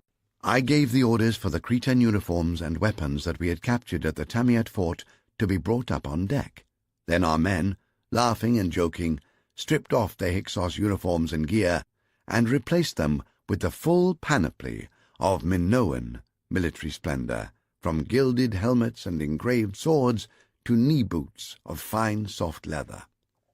Both Akimi and Dilbar had my strict orders not to allow their men to jettison their discarded Hyksos uniforms into the river. If these were to be washed down by the current and retrieved by the Minoan troops at Tamiat, then my deception would be discovered. It would not take a great leap of imagination for the Cretans to realize how we had bamboozled them. So I had the discarded Hyksos equipment bundled up securely and packed away below decks. With the wind directly behind us, our sails bulging, and our banks of oars rising and falling like the silver wings of a wedge of great white swans in flight, we ran on southwards. These Minoan triremes were the largest and swiftest ships afloat. Despite the massive burden of men and silver they carried, their speed was exhilarating. Added to the speed there was an infectious excitement in knowing that we were heading homewards, which put my men in high spirits. As we left the delta and its myriad tributaries behind us, and sailed out at last into the main river, the 3 ships of our flotilla spread out into a line abreast, and raced each other southwards. The crews shouted challenges and friendly abuse from one trireme to the other. We flew past anchored fishing boats, and swiftly overtook other small vessels laden with produce and trade goods. In passing, I could look down into them from the height of our upper deck. I saw a few Egyptian faces amongst the crews, who stared up at us in astonishment as we passed them, but most of them were Hyksos. It is a simple matter for me to tell the difference between these 2 races. My Egyptians are a handsome people with lively and intelligent faces, high foreheads, large, widely spaced eyes, and finely etched features. In short, one is usually able to tell at a glance that they are a superior race. The Hyksos, on the other hand, have very few of these attributes. I am not in any way mindlessly prejudiced against them. However, I do have every reason to loathe them with a deep and bitter hatred. They are thieves and bandits, every one of them, with no exception whatsoever. They delight in cruelty and torture. Their coarse and guttural language offends the ears of civilized men. They worship Seth, who is the foulest of all the gods. They have stolen our lands from us, and enslaved our people. But I am not a bigot. I abhor those who are. Indeed, I have tried my very best to find laudable traits in the Hyksos national character. All the gods know that it is not my fault that I have discovered none. Now, as I looked down upon examples of this unfortunate race, an idle thought occurred to me that at some time in the future it might be appropriate for me to express my disapproval in a more definite and unambiguous manner. I should make a gesture that even King Bayon might fully recognize as being well-deserved. That will be a joyous day indeed for all Egyptians, I mused. I smiled, and then the thought hardened in my mind. Why should that day not be sooner, rather than later? The entire plan sprang into my mind almost fully formed, conception to birth taking place in moments. I had seen a number of papyrus scrolls and a writing tablet in the captain's cabin on the lower deck. The Cretans are a literate people. They employ a variation of cuneiform not dissimilar to that of the Sumerians. I can read and recognize the symbols, although I confess that at that time I was not yet conversant with the Minoan language. As one would expect, the Hyksos are entirely illiterate. However, I had learned through my spies that they have captured and enslaved Egyptian scribes, whom they forced to read, write, and translate our hieroglyphics for them. I also knew that they had learned from these same scribes the use of birds in sending their messages swiftly over great distances. Like the apes, the Hyksos are great imitators. Although they are seldom able to solve a problem with original thought, they are often able to plagiarize the inventions of greater minds than their own. I excused myself from Zaras with a few short words and hurried down into the cabin below the main deck. The writing equipment was where I had last seen it. It was contained in an ornate casket decorated with miniature paintings of Thoth, the ibis-headed god of writing. I sat cross-legged on the deck and opened the writing case. To my delight, I saw that apart from the papyrus scrolls of different sizes and shapes, and a selection of brushes and ink blocks, the case contained 4 miniature pods the size of my thumbnail, skillfully woven from strands of hair from a horse's mane. The pods could be knotted to the leg of one of the common pigeons that we bred for eating. These birds also have a strange ability to return unerringly to the same coop in which they were hatched from the egg, unwittingly carrying with them one of the tiny message pods attached to their leg. Swiftly, I chose a scrap of papyrus small enough to fit into a pigeon pod. Then I selected the finest of the writing brushes and ground a fresh batch of ink from the block of carbon. I did not have to ponder the composition of my message, for it was clear in my mind. When necessary, I am able to form hieroglyphics which are not only tiny and closely painted, but also lucid and legible, for I have been gifted with a fine writing hand. To mighty Bayon, Pharaoh of Upper and Lower Egypt, I opened with the customary salutation. Of course, he was none of these things, but those attributes are amongst those to which he aspires. I, Supreme Minos of Crete, greet you. As an earnest of my friendship and favour, I am sending to your grace 3 of my great treasure ships laden with tribute. They will sail on the 2nd day of the month of Epiphi from my outpost at Tamiat in the delta of the Nile. I trust that they will reach your palace at Memphis on the 5th day of that same month. I have delayed informing you of these events until the final hours to prevent this intelligence falling into the hands of evil men before it comes to your noble attention. I trust in your amity to receive these gifts in the same spirit of respect and accord as that in which they are sent. As soon as the ink on it dried, I rolled my little scroll carefully and placed it in one of the pigeon pods. This I sealed with a glue of gum arabic.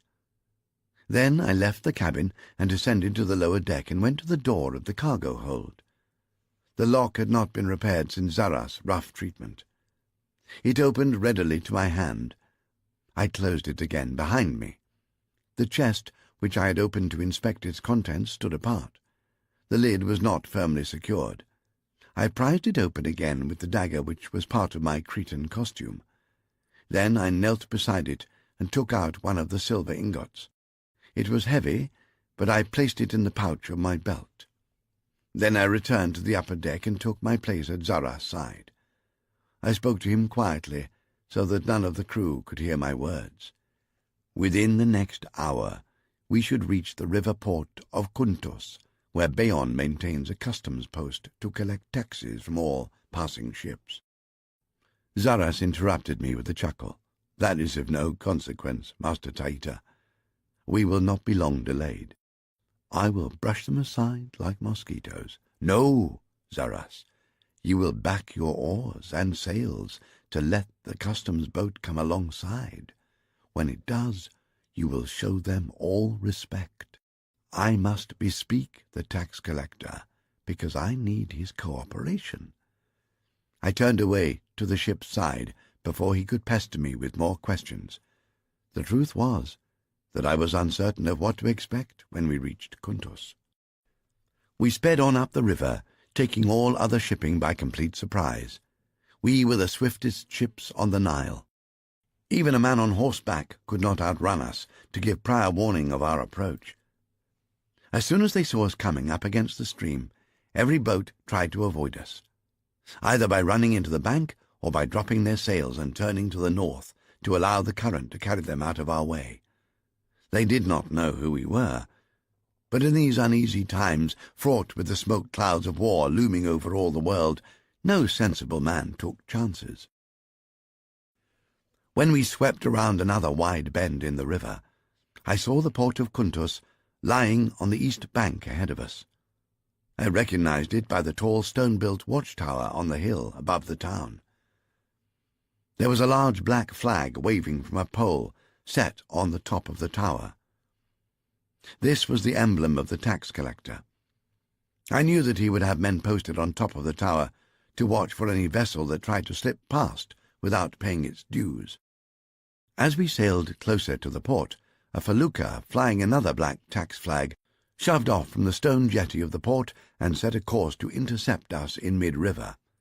I ordered Zaras to furl our own sails and back oars to enable the felucca to come alongside. There were a number of heavily armed Hyksos grouped on the open deck of the felucca.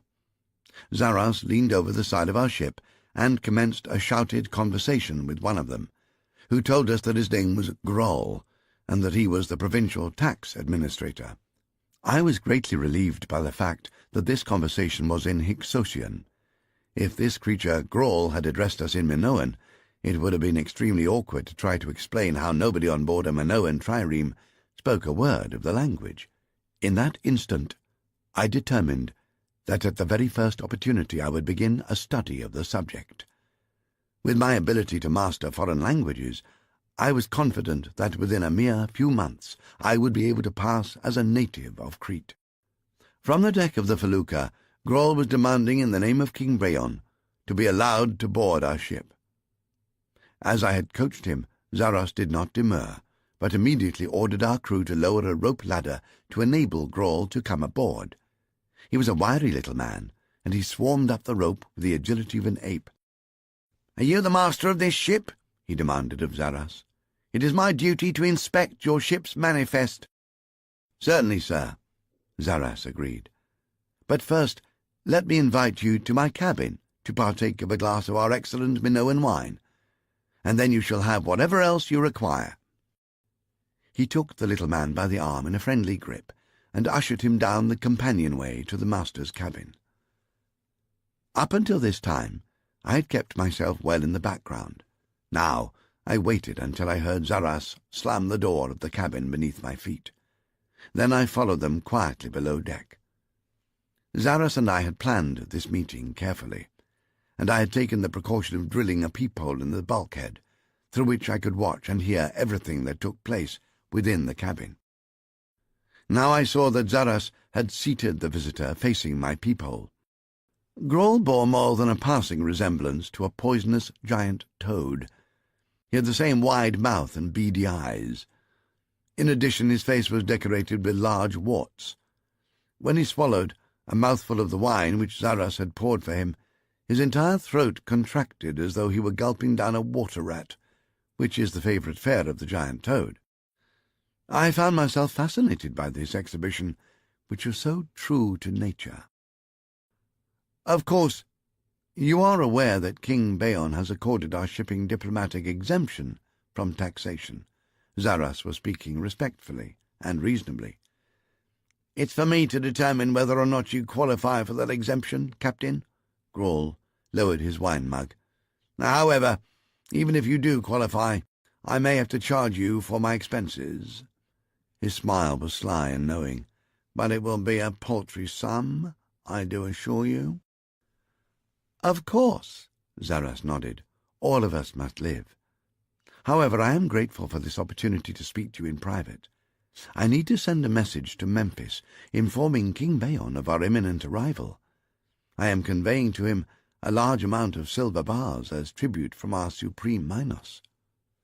Zaras reached under the table and produced the silver ingot which I had given him earlier.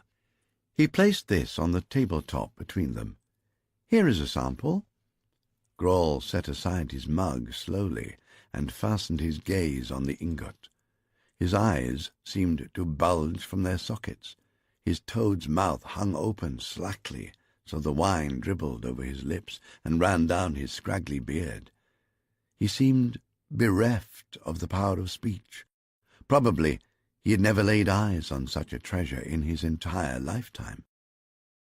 I wondered if you might have carrier birds here at Kuntos, birds that can fly to Memphis and take my message to your king to alert him ahead of our arrival at his capital city, Zaras continued. Grawl croaked and nodded his head. He was unable to answer coherently or to take his eyes off the glistening bar of silver. Perhaps we should look upon this ingot as the payment for your invaluable services. Zaras nudged the silver bar an inch towards him, a token of the accord that exists between our two great nations. Zaras placed the pigeon pod containing my missive beside the ingot. This is the message that must be sent to your King Bayon, if it so pleases you. One of Grawl's hands crawled across the table like a great hairy spider and spread itself over the silver ingot. He lifted it reverently and pushed it down the front of the stained leather jerkin that he wore, and knotted the fastenings. His hands were trembling with emotion. The ingot made a considerable bulge under his jerkin, but he clasped it to his breast as tenderly as a mother giving suck to her infant. He came unsteadily to his feet, and with his free hand picked up the pigeon pod. I understand now that you are involved in affairs of high state, Your Honour. He bowed deeply to Zaras. Please forgive my intrusion. Of course, I consider myself to be privileged to be given the honour of flying your message to King Bayon with one of my birds.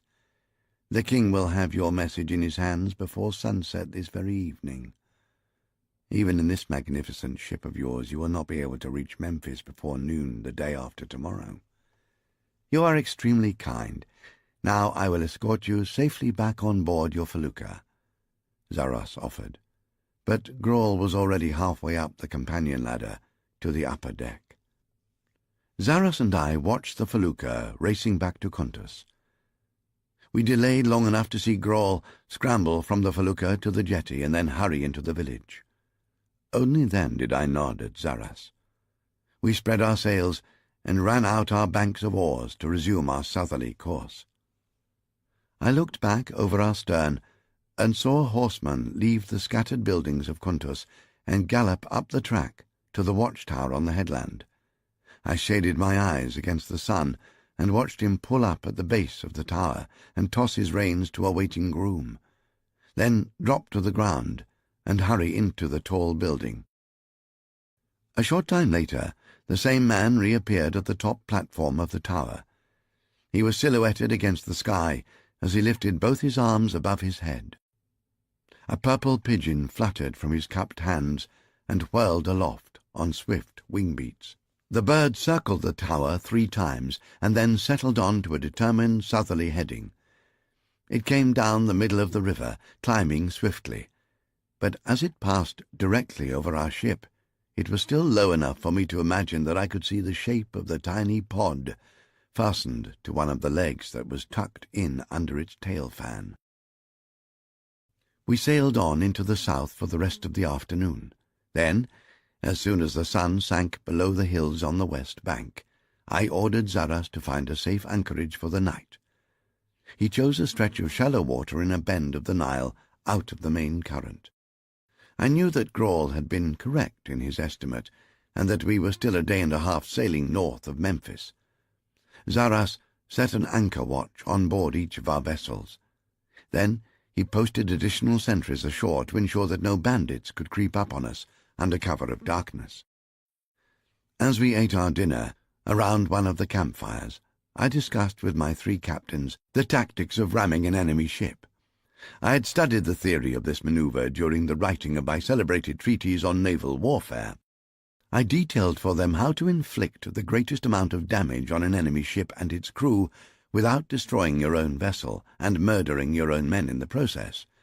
I reiterated that the most important fundamental is to teach your men the brace position that they must adopt before collision with an enemy ship.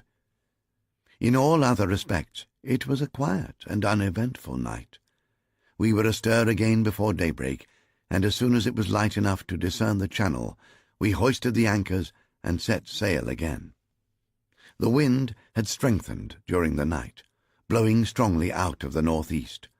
It drove us onwards so briskly that the spray splattered in over the bows to wet our faces as we stared ahead. The men were in high spirits.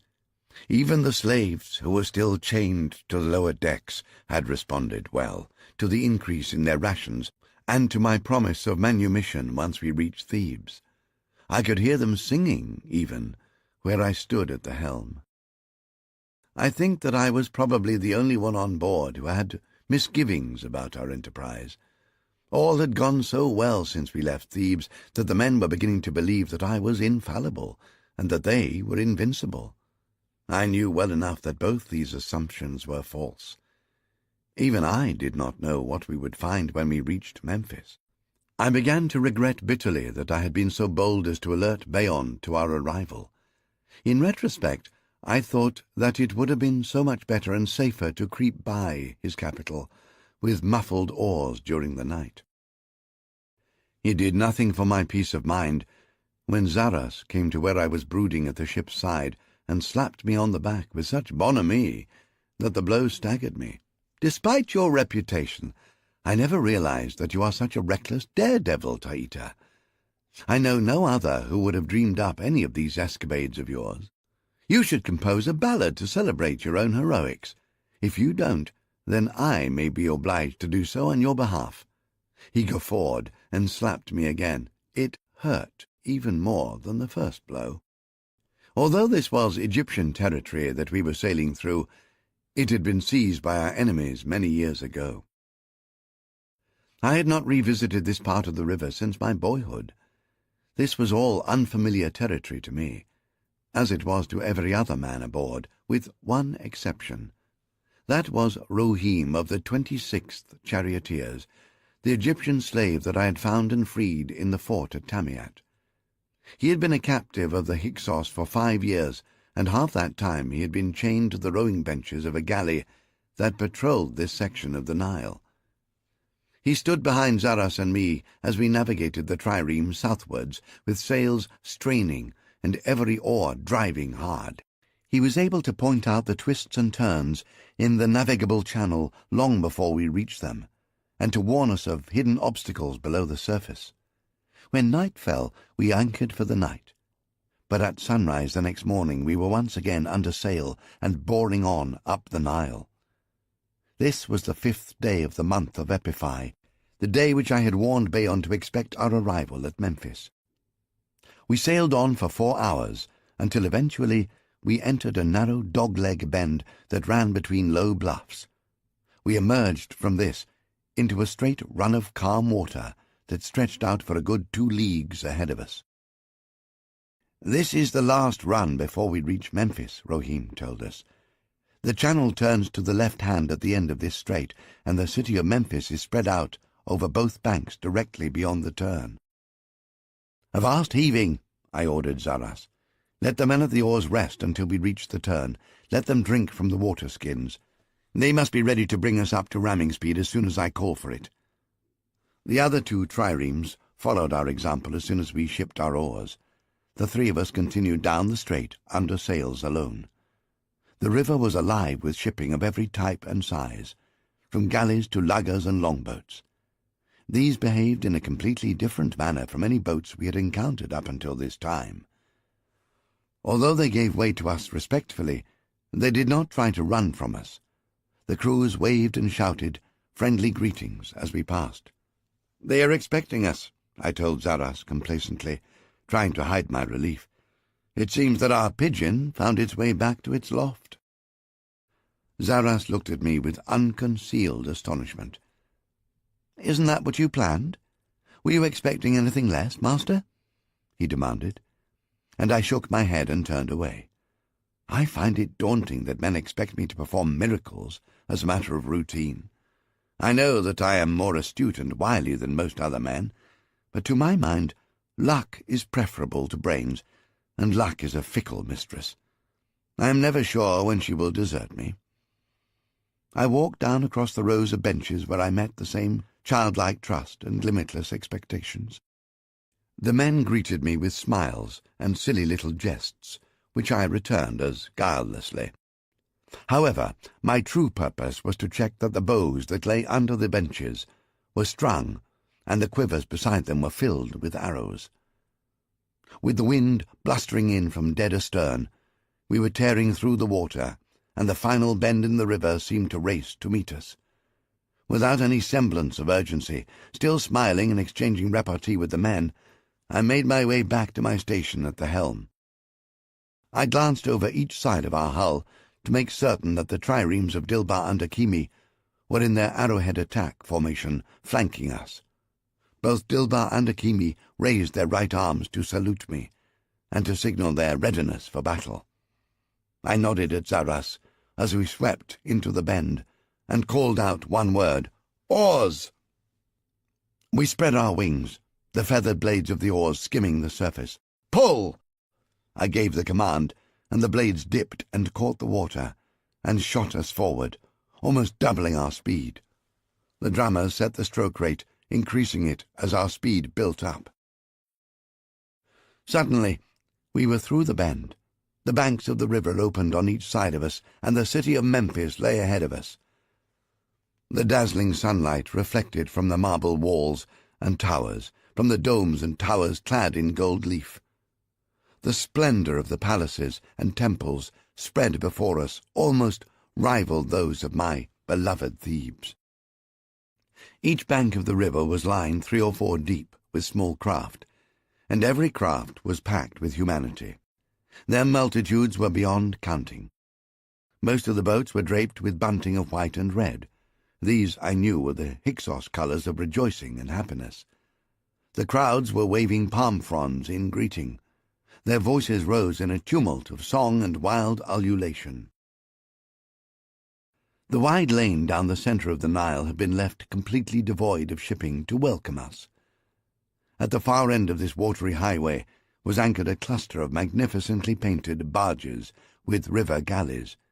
In their center was the royal barge that dwarfed anything else on the river, with the exception of our trio of triremes. "Increase the stroke to ramming speed," I raised my voice above the uproar to shout at Zaras. "The red barge in the center of their line must be that of Bayon. Aim for it." I reached up with both hands and made certain that my silk mask covered my lower face to just below my eyes, and then I jammed my bronze helmet down firmly on my skull. I wanted to be entirely certain that no member of Bayon's court would ever be able to recognize me at some awkward time in the future. The 2 men on the steering oar kept the bronze ram on the bows of our trireme aimed unwaveringly at the center of King Bayon's state barge. The other 2 triremes of our squadron held their station half a ship's length on either side of us, and slightly behind us, so that we would be first to strike. Our drummer pounded out the rowing stroke for ramming speed, and I listened to my own heartbeat matching it almost exactly. The distance between us and the red barge closed swiftly from 400 paces to 200, I could see that the barge was anchored by the bows and by the stern, so that it was broadside to the current. In the centre of the upper deck was a high-stepped pyramid surmounted by a tented canopy. Under the canopy I could make out the throne, and on it sat a large human form, but it was still too distant for me to be sure of any details. Surrounding the throne was drawn up an honour guard of pikemen, all of them fully armed and armoured. Their helmets and breastplates made a warlike and glittering show.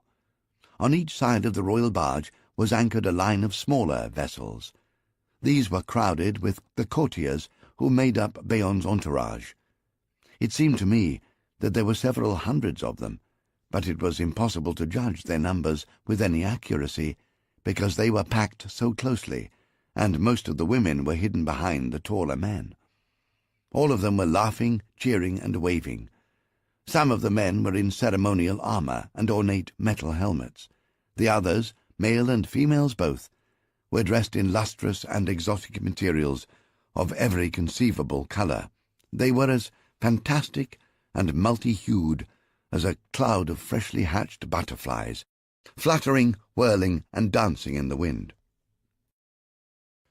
In a smaller vessel, which was moored alongside the great royal barge, a band of musicians played barbaric Hyksos music. This was a cacophony of drums and lutes, of animal horn trumpets, woodwinds, and reed pipes. We were racing down so swiftly on the royal barge that I was now able to make out the details that had been previously obscured by distance. On the summit of the pyramid-shaped dais, under the painted canopy, on his throne of beaten silver, sat King Beon. He had taken that throne after the death of King Solitis, his father. I recognized him on sight. I had seen him before on the battlefield at Thebes. He had been the commander of the Hyksos left flank, with 40,000 infantry and archers under him. He was not the kind of man that one would readily forget. He was colossal. His white robes were voluminous as a tent, billowing around his protuberant belly. His beard was curling black and plaited into thick ropes, some of which hung to his waist, while others were thrown back over his shoulders. Woven into the plaits were chains and ornaments of bright silver and gold. He wore a high-crowned helmet of polished silver that was studded with ornate patterns of glittering jewels. His aspect was magnificent, almost godlike. Even I, who loathed all things Hyksos, was impressed. King Beon had one hand raised, with the open palm turned towards us in greeting or in blessing. I was uncertain which he intended, but he was smiling. In a few terse words, I pointed out at Zaras, the most vulnerable point in the hull of the royal barge, where the strain on the ship's main timbers was centred. This was slightly forward of the high podium. Take that as your mark, Zaras, and hold true on its right up to the moment of impact.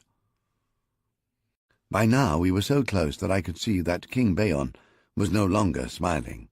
His lower jaw was hanging open, exposing his brown-stained front teeth. Abruptly he closed his mouth.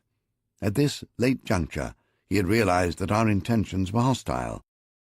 He dropped his hairy paws onto the armrests of his throne and tried to push himself to his feet, but he was ungainly and slow. The courtiers, packed into the barges on either side of his royal vessel, suddenly became aware of the menace of our racing triremes bearing down directly on them.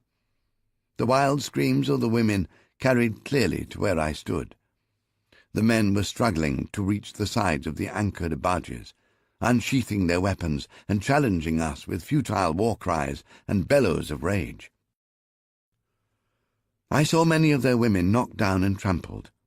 Others were carried forward to the ship's side. They jumped, or they were shoved overboard into the Nile. We came down on this confusion like a mountain avalanche. "Oars!" Zara shouted, the command loudly enough to be heard above the wailing and shrieking of the Hyksos. The rowers on each side of our trireme lifted their oars to the vertical position and clamped them in their buckets, so they would not be sheared off by the impact. Our speed was undiminished, as we covered the last few yards of open water. At the last moment before impact, I dropped to my knees on the deck and braced myself against the rowing bench in front of me. I saw that the men around me were at last taking my instruction seriously. Every one of them was doubled over, with his arms locked around his thighs and his face pressed to his knees. We struck the royal barge precisely on the point of aim that I had given Zaras. The massive bronze ram on our bows sheared through her timbers with a crackling roar. Most of our own men were thrown from the rowing benches to the deck by the collision, but I managed to keep my grip on the sturdy hardwood bench. I was able to see everything that was happening around me. I watched as the full force and weight of our trireme was concentrated on one small area of the royal barge's side.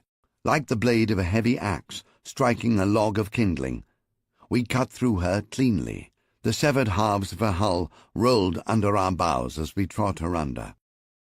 As she went over, I saw the Hyksos guardsmen flung from the steps of the royal pyramid in swirling profusion, like the autumn leaves from the high branches of sycamore trees in the gale winds of winter. King Bayon was thrown highest of them all. His white robes billowed about his gross body, and the tangled braids of his beard lashed his face. He dropped back into the river with his arms and legs flailing.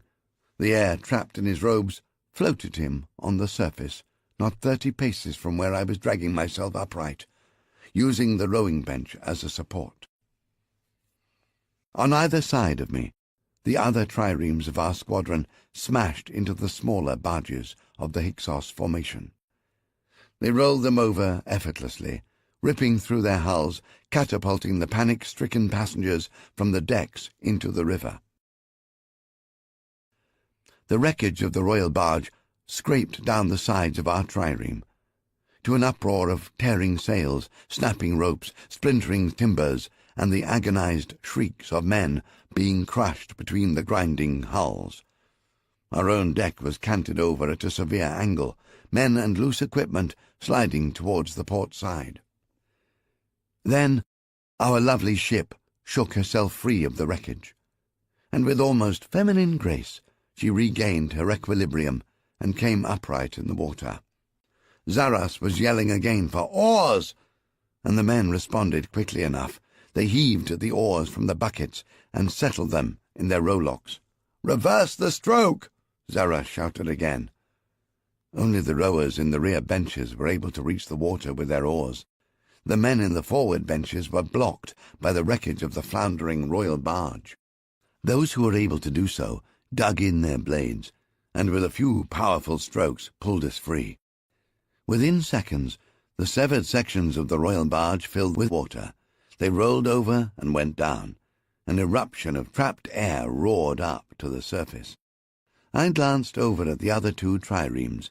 Dilbar and Akimi were bellowing orders at their men. Their crews clambered swiftly back on the rowing benches, set their oars, and picked up the stroke from the beat of the drums. The helmsman was steering them back into formation on our leading ship.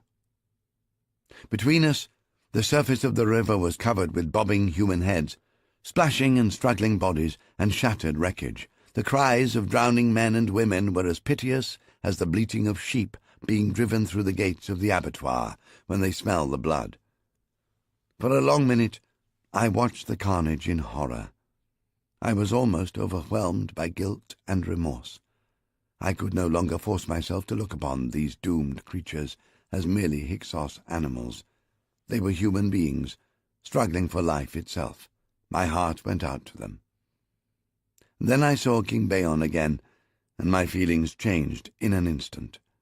My wayward heart returned to me as swiftly and unerringly as a pigeon to its loft. I remembered what Bayon had done to 200 of our finest and bravest archers when his Hyksos brutes had captured them during the Battle of Nequada. He had barricaded them in the temple of Seth on the hill above the battlefield and burned them alive as a sacrifice to his monstrous god. Now Bayon was clinging to a shattered plank from his royal barge with one hand, while in his other hand he was wielding his bejewelled sword using it to chop at the heads of the women of his harem who were trying to take refuge on his plank with him. He drove them away ruthlessly, unwilling to share his perch with a single one of them. I watched him strike at a girl child who was no older than my darling little Beckatha. His blade split open her skull down to her chin as though it were a ripe pomegranate. While her bright blood spurted out to incarnadine the water around her, Beon called her a filthy name and struck her again. I stooped quickly and picked up the recurved war bow from under the rowing bench in front of me. The arrows had spilled from the quiver around my feet. I knocked one of them as I straightened up and drew to full stretch. Like any expert archer, I always loose as the bowstring touches my lips. However, this time my hands were shaking with fury, and the arrow flew wide. Instead of taking Beon in the throat, where I had aimed, my arrow pinned his forearm to the plank on which he lay, the plank for which he had killed his own child bride. Zaras and the others who were watching me howled with glee. They know how well I can shoot, and they thought I had deliberately winged Beon. I knocked another arrow, and this time I admit that I was playing to my audience. I deliberately nailed Beon's sword arm to the plank, so he was stretched out on the timber bulk in the attitude of crucifixion. He howled like the cringing jackal he was. I am by nature a compassionate man, so I did not allow him to suffer much longer than he richly deserved. My third arrow went into the precise centre of his throat. The crews of all three of my triremes followed my example. They seized their bows and crowded to the sides of our vessels to shower arrows on the floundering wretches in the water below them. I was powerless to prevent it happening, or perhaps I lacked the motivation and inclination to do so. Many of my men had lost their fathers and brothers to these unwholesome wretches. Their sisters and mothers had been ravished and their homes burned to the ground by them. So I stood by and watched the flower of Hyksos nobility being pruned down to the very quick. When the last floating corpse, bristling with arrows, was carried away on the current, I regained control of my men and cursed them back to their seats on the rowing benches. Totally unrepentant, still howling with bloodthirsty glee, they hoisted the sails and heaved back on the oars. We left the Hyksos to the mercy of their foul god Seth, and we raced on southwards towards Thebes and the true kingdom of Egypt. The border between our very Egypt and the territory that the Hyksos hordes had overrun was never clearly demarcated. The fighting seemed to fluctuate on a daily basis as attack followed counterattack, and the fortunes of war ebbed and flowed across the land. We had left from Thebes on the 5th day of the month of Paeni. At that time Lord Kratos had driven the Hyksos invaders back 20 leagues north of the town of Sheikh Abada. However, we were now well into the month of Epiphi, so much could have changed in our absence, but we still had the element of surprise on our side. Neither the Hyksos front-line troops nor our own men fighting under Lord Kratos would be expecting the miraculous appearance of a fleet of Minoan warships in our Nile, over 400 leagues from the shores of the Middle Sea. There were no ships on the southern stretches of the Nile, either Hyksos or Egyptian, that could oppose our triremes. We had just proven that we were unstoppable. Of course, the Hyksos might fly pigeons to try and warn their troops, who stood between us and Egypt. But pigeons are free spirits and fly only to where they were hatched, and not to any other destination that their handlers might prefer. We did not anchor at nightfall. Because we were now in familiar waters, and we knew every bend and sandbar, every channel and every obstacle in this section of the river. 6 days and nights after we left Memphis, a few hours before midnight, just as the moon in its first quarter was rising, we passed through the encamped armies. The watchfires of the opposing legions were spread out for several leagues, along both banks of the Nile, There was merely a narrow strip of darkness between them, which demarcated no man's land. Our own ships showed no lights except a tiny shaded lamp on the stern, so we could keep contact with each other in the darkness. These dim lights were not visible from the river banks. I did not wish to be recognized by either army, so we kept to the middle of the river. We sailed through unchallenged, until at last we were back in our very Egypt. In the dawn, we ran into a small flotilla of 8 river galleys, coming towards us from the direction of Thebes. Even at a distance I could see that they were laden with Egyptian troops, and they were flying the blue colors of Pharaoh Tammuz. I knew that these must be Egyptian supply vessels bringing up reinforcements for Lord Kratas' army.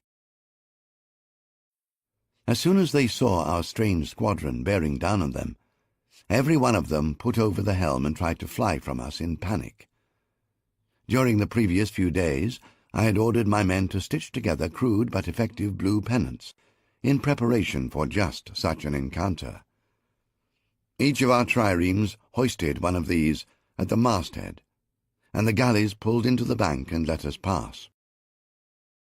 The crews stared after us in astonishment as we sailed on towards Thebes, with only a passing salutation. I am certain none of them had ever seen ships like our triremes. This was a meeting that I would have avoided if it were at all possible.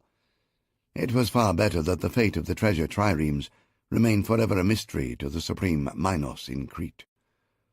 He must never doubt that the Hyksos were the false allies that robbed him of his hoard of silver bullion.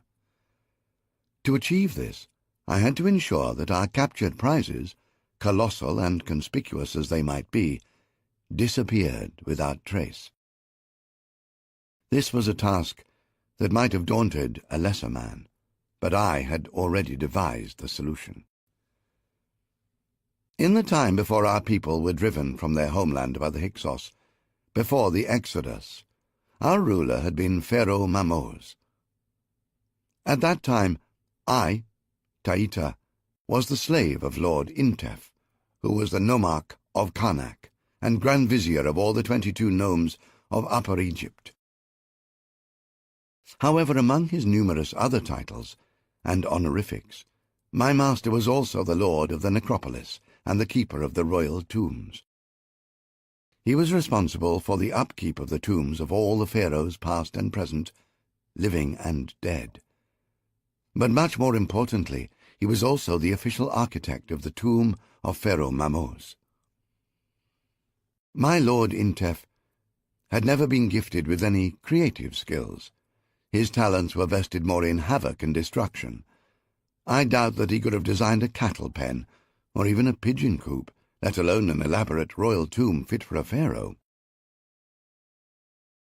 While retaining for himself the royal gratitude and favours that went with the title, he left the arduous work, that which was not to his liking, or which was beyond his limited abilities and skills, for me to attend to. My memories of Lord Intef are not happy ones.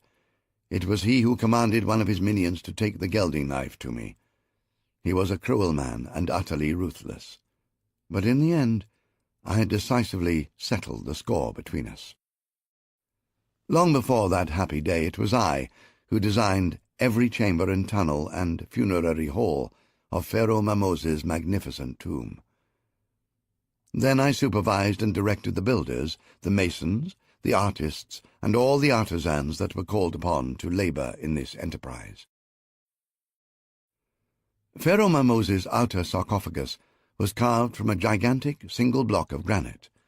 It was sufficiently commodious to encompass a nest of 7 silver coffins, which fitted neatly one within the other. The innermost of these was intended to contain Pharaoh's embalmed corpse. All this added up to a burden of massive bulk and weight.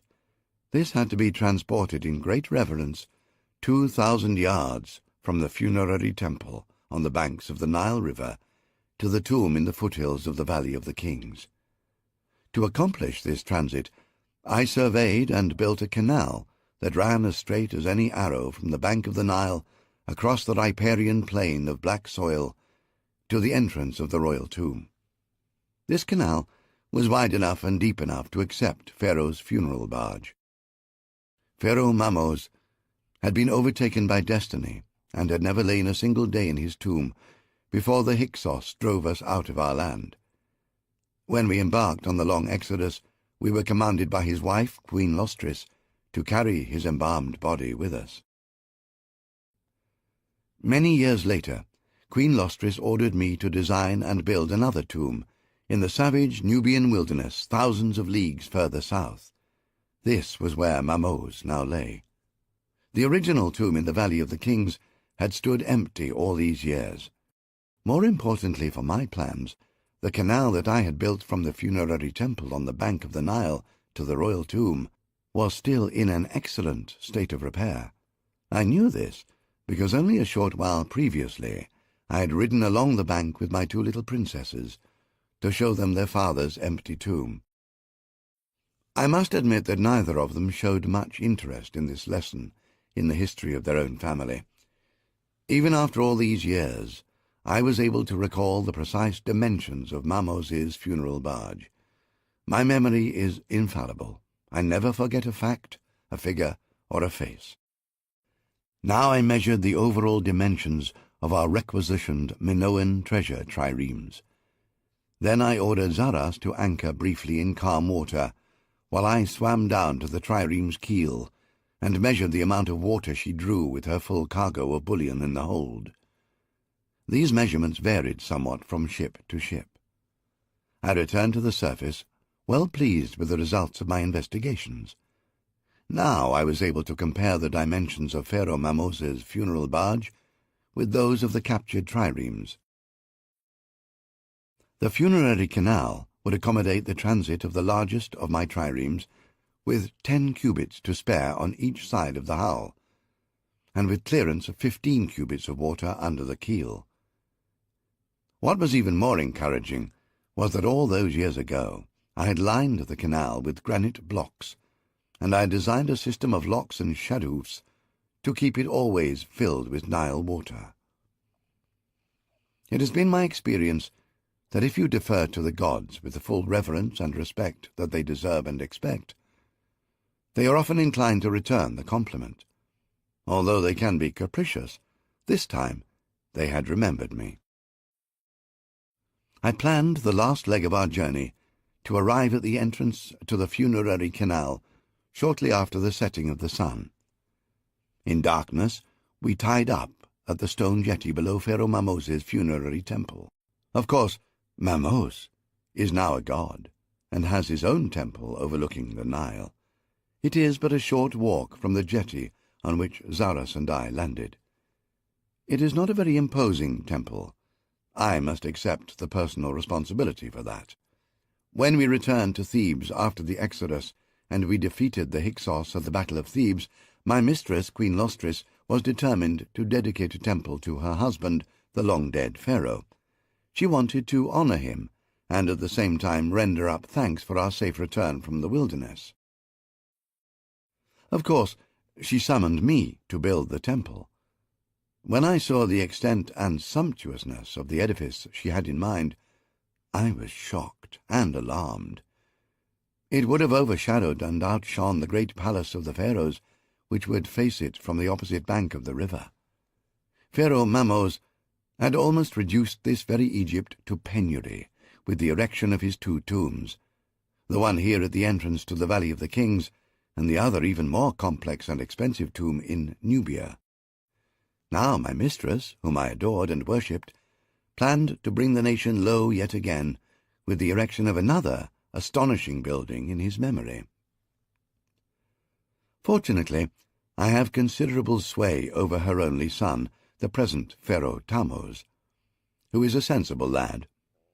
To a much lesser extent, I learned from long and bitter experience how to control the wilder excesses of my queen. The dimensions of the temple to Mamos that we eventually settled upon were half the size of the tax collector's building in Thebes, and I even managed to do away with the marble floors. An establishment of this size no longer required the services of as many priests as my queen had in mind. I whittled away at her resolve until finally she threw up her hands in resignation and agreed to my counter-proposal of 4 priests, as opposed to her original estimate of 400.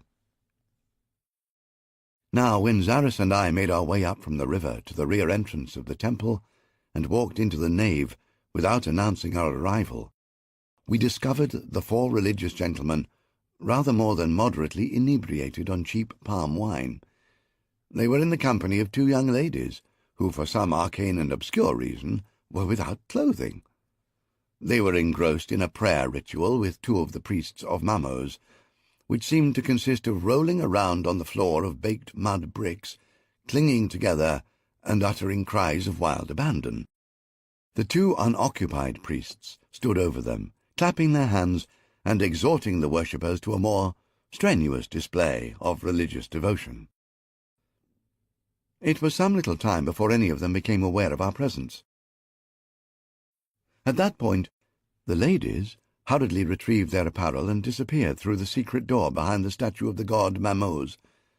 We did not see them again, nor were they mentioned in our subsequent conversation with the priests. The priests of Mamos are well disposed towards me. Since the death of Queen Lostris, I have made myself responsible for the payment of their monthly stipends. The 4 of them knelt in front of me, genuflecting vigorously, and in the name of the god calling down blessings on my head. As they knelt at my feet, I produced the hawk seal of Pharaoh from under my cloak. They were struck dumb with awe. The high priest crawled to my feet and tried to kiss them. He smelled overpoweringly of sweat, cheap wine, and cheaper femininity. I stepped back, and Zarus dissuaded him from further demonstrations of piety with the flat of his sword across his bare buttocks. Then I addressed the 4 of them briefly but firmly, warning them strictly that the presence of 3 large warships moored at the wharf outside their front door must never be mentioned or admitted to anybody but Pharaoh Tammuz in person. In addition, armed guards would be placed over their temple and the empty tomb at the far end of the canal both day and night. Only those men under the command of Captain Zarus were in future allowed to enter the sacred precincts. These same guards would ensure that the 4 priests themselves would remain strictly incarcerated within these precincts. Finally, I commanded the high priest to hand over to me the large bunch of keys to the tomb and all the other monuments under his charge. We left them still protesting their duty and devotion to me and Pharaoh, and their strict obedience to my orders. Zarus and I returned to our ships. The fall in the ground from the entrance to the Valley of the Kings to the dock on the river was less than 20 cubits, but it required 4 separate locks to lift each of our triremes that height before we could bring them to the tomb. We rowed the first ship into the lock below the temple and then closed the gates on it. The water level in the lock was 5 cubits lower than that in the canal. I demonstrated to my 3 captains how to open the ground paddles. Water from the upper canal then drained down into the lock and slowly lifted the enormous ship up to the same level as the upper canal. Once the gates were closed behind her, 50 men on the tow lines were standing ready to drag the great trireme down the canal to the next lock, while behind her the process was being repeated to raise the second trireme. None of my men had ever seen anything to match this, which was not surprising, because I had invented the system myself. There was not another like it in all the world. They were elated and excited by what they perceived to be witchcraft. But there was usually hard work involved in my kind of magic. Fortunately, I had over 200 men to apply to this labor. These included the slaves that had been chained below by the Minoans. They were now freed men, but they were obliged to work for their freedom. The water that was drained from the higher canal to lift the boat had to be replaced. I achieved this by pumping up fresh water from the river by means of a battery of shadoofs. These were counterweighted bucket chains, each served by 2 men. It was an involved and laborious business that had to be repeated 4 times with each trireme. Before each boat was lifted through the first lock, the sails and masts were lowered flat on the upper deck. Then the hull was covered by woven reed mats until it resembled a shapeless mound of trash. When the citizens of Thebes awoke the following morning and looked across the river, they would see nothing untoward on the far bank. The 3 great triremes had disappeared as though they had never existed. It was almost sunrise the next day before we had towed the ships across the plain and moored them at the entrance to Marmose's tomb. The men were exhausted, so I ordered Zaras to issue them with extra rations of dried fish, beer, and bread, and let them rest through the hot hours of the day. I walked back along the towpath of the canal to the temple. The priests seemed to have recovered from the strenuous rituals, devotions, and prayers of the previous evening. They rowed me across the river in the temple skiff. I was on my way to report on the success of our expedition to Pharaoh. This was a pleasant duty, to which I was looking forward immensely. My devotion to Pharaoh is exceeded only by that I had for his mother, Queen Lostris. Of course, it is futile to compare superlatives, so I deliberately do not mention my royal princesses in this equation. Let it suffice to say that my devotion to the royal family extends to all its members. My tame priests landed me on the steps below the bazaars of the waterfront of the city, which were already thronged despite the early hour. I set off through the narrow streets towards the palace gates. Under my battered helmet and filthy face mask, nobody recognized me, although a gang of small ragamuffins danced around me, calling me vile names and throwing stones at me. I caught one of their missiles in mid-air and returned it with considerably more force than I received it. The urchin, who was clearly leader of the gang, screamed with pain and clutched at the wound in his scalp, which was fountaining copiously, and he led his followers in the flight for safety. When I reached the palace gates, I removed my disguise, and the captain of the household guards recognized me at once. He saluted me respectfully. "I must see Pharaoh," I told him. "Send a messenger to tell him I am waiting on his pleasure." "I offer my apologies, Lord Taita." I did not correct him. I was becoming accustomed to my new title. "Pharaoh is not in Thebes. We do not expect his imminent return." I nodded. This came as a disappointment, but as no real surprise to me. Pharaoh spends the greater part of his time and energy in prosecuting the interminable campaign against the Hyksos in the north. "Then take me to the chamberlain, Lord Aton." When I reached his private rooms, Aton rushed to embrace me at the door. "What tidings, old friend?" he demanded. "How went our venture?" "Grave tidings indeed." I assumed a gloomy expression. "The treasury of the Supreme Minos in his fort at Tamiat has been plundered, and King Bayon has been murdered." He held me at arm's length and stared into my face. "You jest with me, good Taita," he accused me. "All honest men must weep to hear it told. Who would commit such heinous crimes?" "Alas, both committed by the same hand, Aton. One that you might recognize, mayhap." And I held up my right hand before his face. He stared at it with cleverly feigned mystification. To have survived so long in the role of royal chamberlain, one had to be a gifted thespian. Then he shook his head and began to chuckle, softly at first, but the volume of his mirth built up swiftly until he was snorting and hooting with glee. He staggered around the room, bumping into the furniture and laughing. His belly and every other part of him was shaking with laughter. Then, abruptly, he stopped laughing and fled to the adjoining closet. There was a moment of silence, but before I could follow him, there came a sound like the flooding of the Nile through the cataracts. It went on for some considerable time before Aton returned to where I waited. Now his expression was once more serious as he adjusted his robes. "You are fortunate, my dear friend, that I reached the pot in time, or you might have been drowned like King Bayon." "How do you know Bayon was drowned?" "I have ears and eyes other than those you see in my face." "If you know so much, then tell me about the treasure of the Minos." "I have heard nothing of that." He shook his head ruefully. Is there aught you might have learned about it?" "Only that you were wrong." "In what way was I wrong?" "You told me that the treasure might amount to 100 lakhs. Did you not?" He nodded, and I went on. "You sadly miscalculated." "Can you prove it to me?" he demanded. "I can do better than that, Arton. I can let you weigh it," I assured him. "However, I must get a message to Pharaoh before we leave the palace." Arton pointed to his writing case, which lay open in a corner of the room. "Write your message, and Pharaoh will have it in his hand before nightfall," he assured me. My message was short and cryptic. "Please be patient with me," I begged Arton as I handed it to him.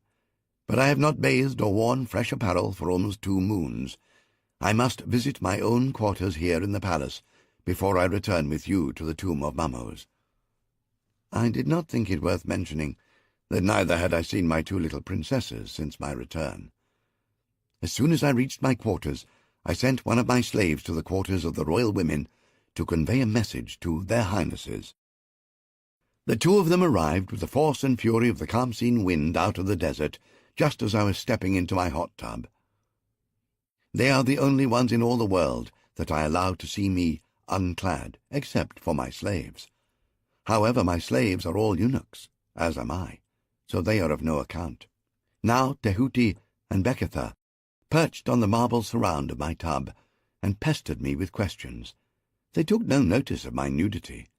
Once, many years ago, Beketha had spoken for both of them on the subject. "You are just like me and Tehuti. All 3 of us look so much neater, without all those dangly things hanging in front of us." Now she paddled both her neat little feet in my tub and complained. "It's been so boring since you went away. Whatever were you doing that took you so long? You must swear that next time you will take us with you." I poured a pitcher of hot water over my head to avoid taking the oath she had set for me. "Did you bring us a present, Taita? Or did you forget?" Tehuti took over the interrogation. As the elder sister, she had a firmer grasp on the intrinsic value of things. "Of course I brought you both something. How could I ever forget you 2 little pests?" I replied, and they clapped their hands with delight. "Show us!" Beketha chirruped. "Oh, yes, darling Taita," Tehuti agreed. "Please show us. We do so love you." "Then fetch me my pouch." I pointed to where it lay on my couch in the adjoining room, and as always Beketha was first to reach it. She came dancing back to me, brandishing the leather pouch. Then she flopped down onto the marble slabs with her legs crossed under her and the pouch on her lap. "Open it," I told her. With my princesses firmly in mind, I had selected 2 pieces of jewellery from the loot we collected from the Minoan officers whom we captured at Tamiat. "Is there something in there, wrapped in red cloth?" I asked, and Beketha squealed with excitement. "Yes, my best and most lovely Taita. Is it mine? Is the red one mine?" "Of course it is." Her hands were shaking with excitement as she unwrapped the small parcel. As she held up the golden necklace, her eyes filled with tears of delight. "It is the most beautiful thing I have ever seen," she whispered. Suspended from the chain were 2 golden figures. Although they were tiny, they were complete in every exquisite detail. The largest was an image of a charging bull. Its head was lowered ready to butt with its viciously curved horns. Its eyes were tiny green stones that glittered angrily. Its humped shoulders epitomized brute strength and fury. It was attacking the other figure, the slender form of a beautiful girl. She seemed to dance just beyond the reach of those deadly horns. There was a garland of flowers around her head, and the nipples of her breasts were a red rubies. Her head was thrown back as she laughed at the raging bull. "She is so quick that the bull will never catch her." Beketha bounced the necklace between her hands to make the figures dance. "You are quite right, Beketha. She is the charm against danger. While you wear it, danger can never catch you. The bull dancer will keep you safe from all harm." I took the necklace from her hands and fastened the clasp behind her neck. She looked down at it and shook her shoulders to make the figurine dance against the lustrous skin of her boyish chest. She was lovely when she laughed. Tahuti had waited quietly for me to give her my attention, and I felt a little guilty as I turned to her. I don't like to show favourites. "Your present is in the blue cloth, Your Royal Highness." She unwrapped it carefully and gasped as the ring sparkled. "I've never seen anything shine so bright," Tahuti cried. "Place it on your middle finger," I told her. "It's too big, it just slides around." "That's because it's a very special stone. You must never show it to a man, except—" "Except what?" "Except if you want him to fall in love with you. Otherwise, you must keep it concealed in the palm of your hand. Remember that the magic will only work once, so be very careful to whom you show the ring." She wrapped her fingers tightly around it. "I don't want any man to fall in love with me," she replied firmly. "Why not, my sweetling?" "Because if they do, then they try to put a baby inside you. When the baby is in, it does not want to come out again. I have heard the women in the harem scream, and I don't want that." "One day you may change your mind," I smiled. "But the stone has other qualities that make it special." "Tell us, why is it so special, Taita?" Bekatha was not deterred by her sister's silly scruples. "One reason is because it is the hardest thing in the entire world. Nothing can cut it, and nothing can scratch it, not even the sharpest bronze dagger. That's why they call it diamond, the hard one. Water cannot wet it, but it sticks to the skin of the woman who owns it, like magic." "I don't believe you, Taita." Tahuti looked dubious. "It's another of your made-up stories." "You just wait and see if what I tell you is true. But remember," I wagged my finger at her sternly, "don't ever show it to a man unless you love him very much, and you want him to love you forever." I will never know why I told her that, except that the girls love my stories, and I never like to disappoint them. I stood up from the tub and called for Rusty, my head slave, to bring a towel to dry me. "You're going away again, Taita?" Tahuti accused me. She had a grown woman's instincts. "You come back for just an hour, and then you're gone again. Perhaps this time it will be forever." She was close to tears. "No, no." I dropped the towel and embraced her. "That is not true. I'm only going as far as your father's empty tomb on the east bank." "If you're telling the truth, then let us come with you," Bekatha suggested. "Oh, yes, please, let us come with you, dear Taita," Tahuti insisted. I paused to consider the suggestion, and I found that it appealed to me as much as it seemed to do to my girls. "There is just one problem with that idea." I feigned reluctance. "What we are going to do is a big secret, and you will have to swear not to tell anyone else about what you see and what we do there." "A secret?" Bekatha cried, and her eyes sparkled at the thought. "I swear, Taita, I swear by all the gods, I shall never say a word to another living soul." The 3 treasure ships were still moored alongside the wharf at the entrance to Pharaoh Mamosa's tomb when the princesses, Aton, and I arrived there. Zaras and his men had worked well in my absence. Following my instructions, they had rigged screens of reed matting around the tomb precincts to prevent us from being overlooked from the surrounding hills. I was determined to work all night to get the triremes offloaded. However, Hyksos spies might creep in closer under cover of darkness, and of course we would have to work by torchlight. The screens would be vital in maintaining our secrecy. Using the experience I had garnered at Tamiat, I had worked out in detail how I should best proceed with the offloading. Now I supervised and instructed Dilbar and a gang of his men as they fashioned heavy pallets of dressed timber, which they prized from the deck of the first trireme. These were 8 cubits square and would fit into the hatches of the holds. Then, on the upper decks of each ship, I rigged tripods and pulleys over the hatches. From these my men lowered the pallets into the hold, where other teams of workers packed the chests of bullion onto them. Then the chests were hoisted up to the deck in batches of 20, swung outboard and lowered to the wharf. "What's in those chests, Taita?" demanded Tahuti. I touched the side of my nose in a conspiratorial gesture. "That is the big secret, but very soon I will show you what it is. You will just have to be patient for a little longer." "I never like having to be patient," Becketha reminded me, "even for a little longer." A long line of men received the chests as they were unloaded from the pallets. The line stretched from the wharf through the entrance to the tomb, down 4 flights of stairs, and then along the painted and decorated tunnels, through the 3 vast antechambers, until they reached the 4 treasuries. The treasuries were sited closely around Pharaoh's burial chamber, with its empty sarcophagus awaiting the embalmed corpse, which never arrived.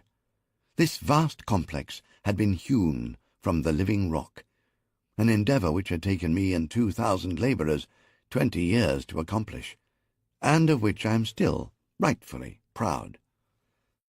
"You girls can be of great help to Uncle Arton and me," I told the princesses. "You can count, and you are able to write, something that only 1 in 100 of these other dolts are able to do." I jerked my head at the line of toiling, half-naked men.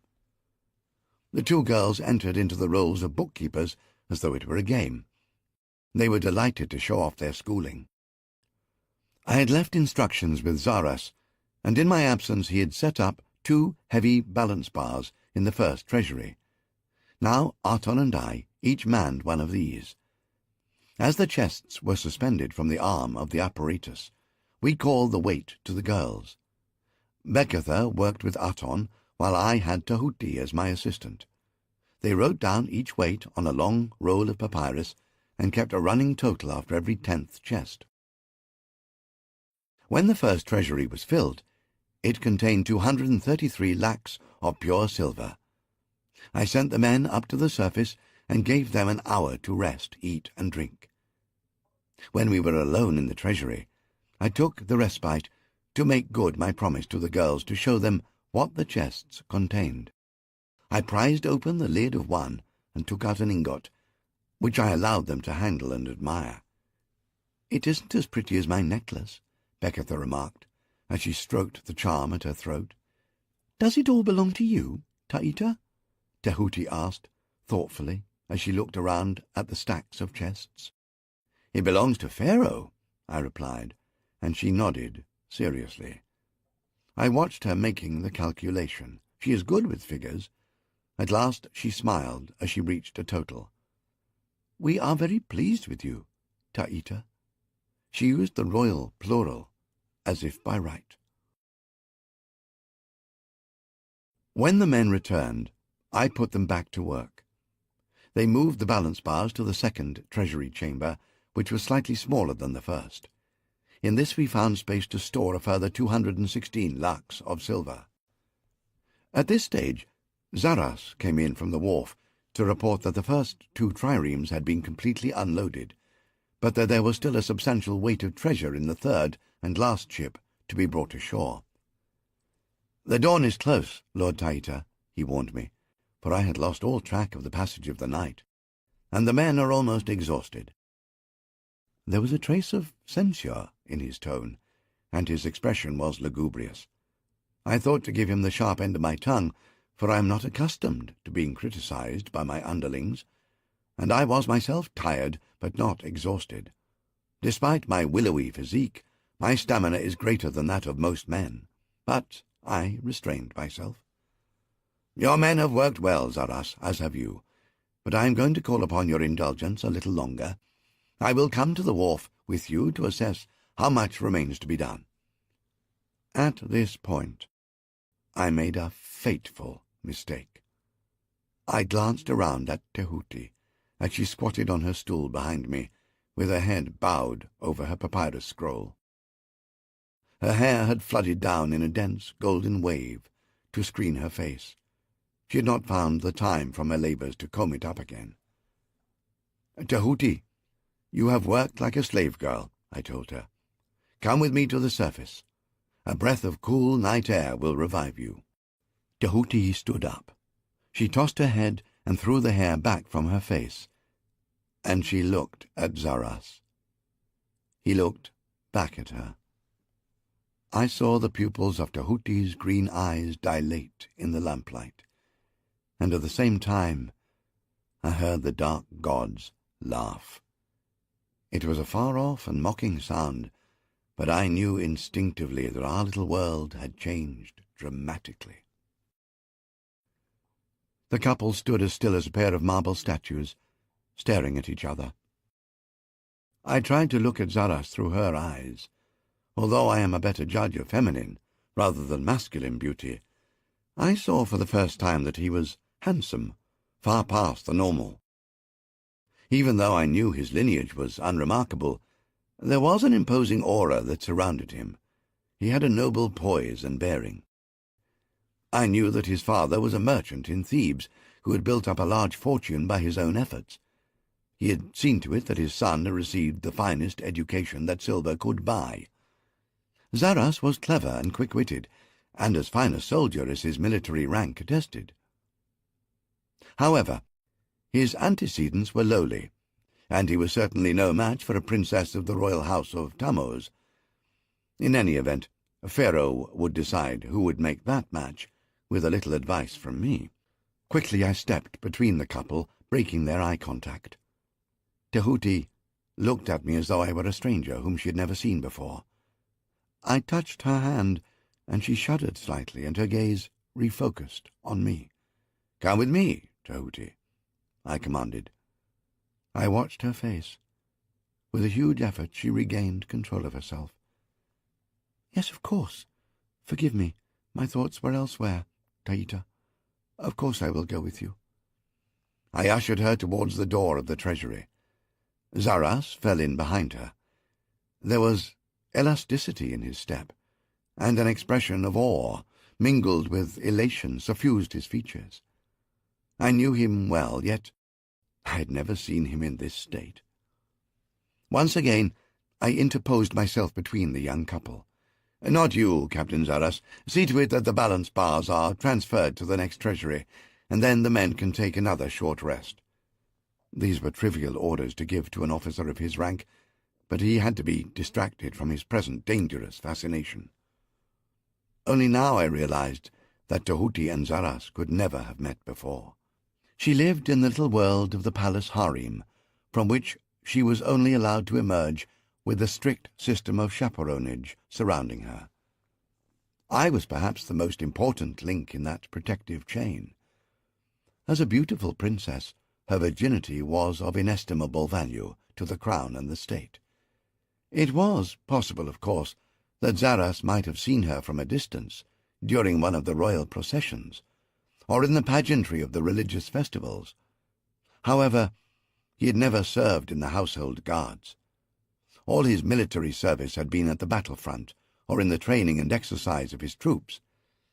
I was certain that until this day he had never been close enough to her to have any inkling of her extraordinary presence and beauty. I snapped a quick instruction to Zaras. "Feed the men and give an extra noggin of beer to each of them. Let them rest until I give the word to resume." Then I led the two princesses up to the surface, leaving Zaras staring after us. When we emerged from the gates to the tomb, I paused to glance into the east, and I saw that the roseate harbingers of the dawn were already straining the eastern sky. Then I looked down the ranks of men and realized that many of them were reeling with exhaustion. Zaras had been correct in both respects. I hurried to the gangplank of the third trireme, and as I reached the deck there was the sound of trumpets and of chariot wheels fast approaching from the direction of the river and the city on its far bank. I hurried to the ship's rail and peered into the darkness across the plain. There was torchlight and such commotion out there that could mean only one thing. Pharaoh had received my message and had returned to Thebes. My heart beat faster, as it always does when I know that the royal presence is near. I ran back down the gangplank, shouting for additional torches and for an honor guard to assemble, but Pharaoh was too quick for me. His chariot came thundering out of the night, with the rest of his squadron strung out behind him.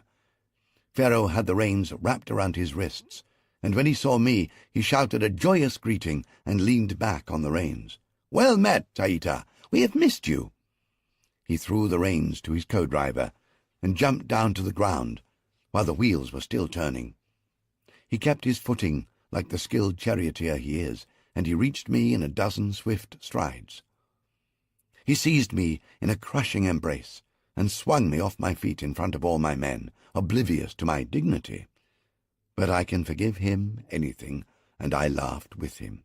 "Indeed, Majesty, it has been far too long. An hour without your presence is like a week without sunshine." He set me on my feet and looked about him with an inquiring expression.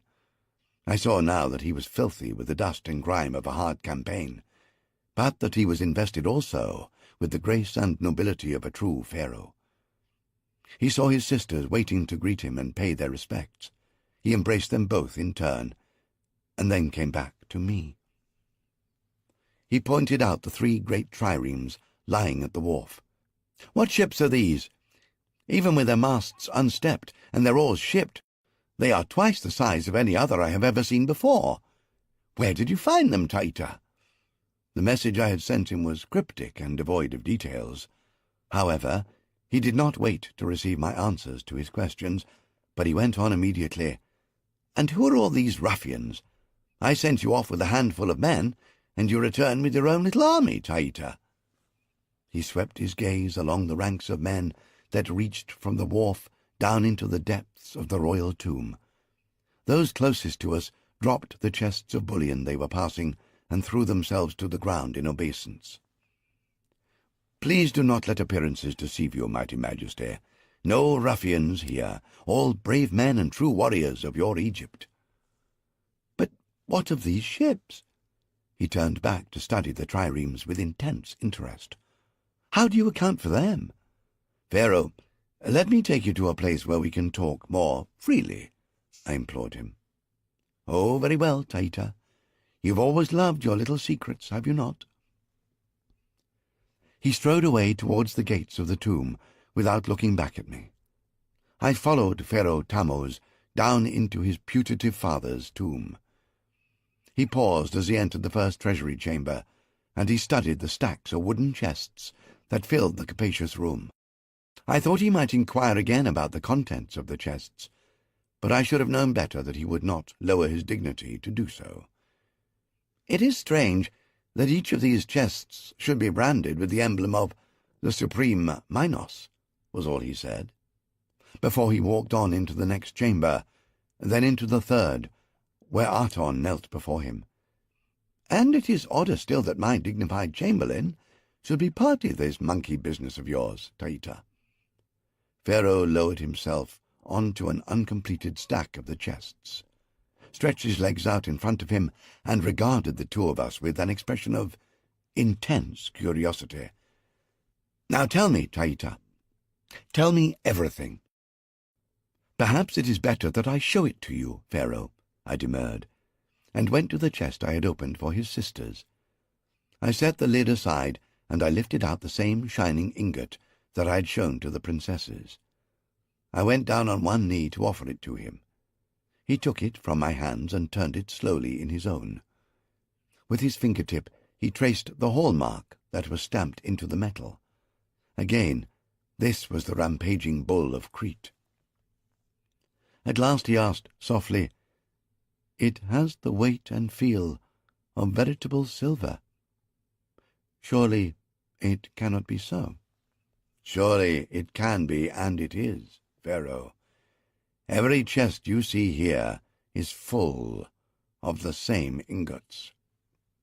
He was silent again for a long time, and under the dust and sun-bronzing of his face I saw him flush with intense emotion. When he spoke again, his voice was hoarse. "How much is there, Tata?" He used my familiar name, which was always an expression of his gratitude and affection towards me. "Every one of these chests is full, Mem." In return, I used his baby name. I was the only one to whom he ever granted that liberty. "Stop your silly games. Tell me how much silver you have brought back to me. I am struggling to encompass the magnitude of it." His tone was still awed. "Arton and I have weighed the greater part of it," I replied. "That does not answer my question, Taita." "We have weighed only the bullion from the first 2 Minoan ships, and a part of that from the third and last. So far the total is 449 lakhs, Pharaoh. There is probably another 100 lakhs still to be weighed, although it might be as much as 150. Again he was silent, shaking his head and frowning. At last he spoke once more. "Almost 600 lakhs. That is enough to erect a city twice the size of Thebes, with all its temples and palaces. And then to build 10,000 ships and still have sufficient left over to fight a dozen wars, my Pharaoh," I agreed softly. "Enough to win back all of your very Egypt from the Hyksos barbarian."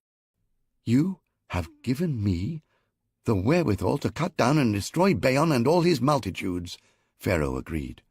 His voice quickened and rose with the vision of it. "You're too late, Pharaoh." Arton came to his feet and moved in front of me to get the attention of Pharaoh. "Bayon of the Hyksos is dead and drowned already." He stepped back and pointed at me with a flourish. "Taita has killed him," he declaimed. Pharaoh's gaze swiveled back to me.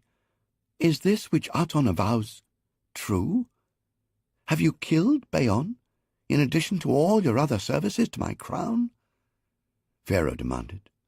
I bowed my head in acquiescence. I find boastfulness abhorrent in any man, more especially in myself. "Tell me about it, Taita. I want every detail of the death of that monstrous animal." Before I could reply, Arton cut me off. "Please give me your royal attention once more, my Pharaoh." He bowed to the king. "This is a tale that deserves all your royal attention. After our final triumph over the Hyksos tyrant, it will become part of our glorious military history. Further generations will sing of it to their sons, and the sons to their sons. I beg your majesty to allow me to arrange a triumph this evening, which will be attended by every member of the High Council of State and all your royal family. It will be a triumph during which we will be able to pay due honor to a feat of arms which has probably never been equaled in all our history." "You are right, Lord Arton. Taita has laid before me a feast that cannot be swallowed in a single gulp. We must savour every mouthful. I must inform my council of this incredible stroke of fortune. 8 of my councillors are ensconced in my palace, in Thebes, near at hand. Lord Kratos follows close behind me from the north, and you, Taita, and Lord Arton are already here. We can assemble the full council within 3 or 4 hours. Ample time for you to bathe and rest, my Pharaoh." I glanced down at his attire. "It is good, honest dirt, Taita, and paid for in Hyksos blood." Pharaoh grinned at me. "But as so often is the case, you are right. Have my slaves heat the water for my bath." By the time the High Council of Egypt was fully assembled, the third and last trireme had been unloaded, and the bullion from its hold weighed on the balance. The formal triumph had been prepared, and the sun was setting. I went to inform Pharaoh, expecting him to be resting.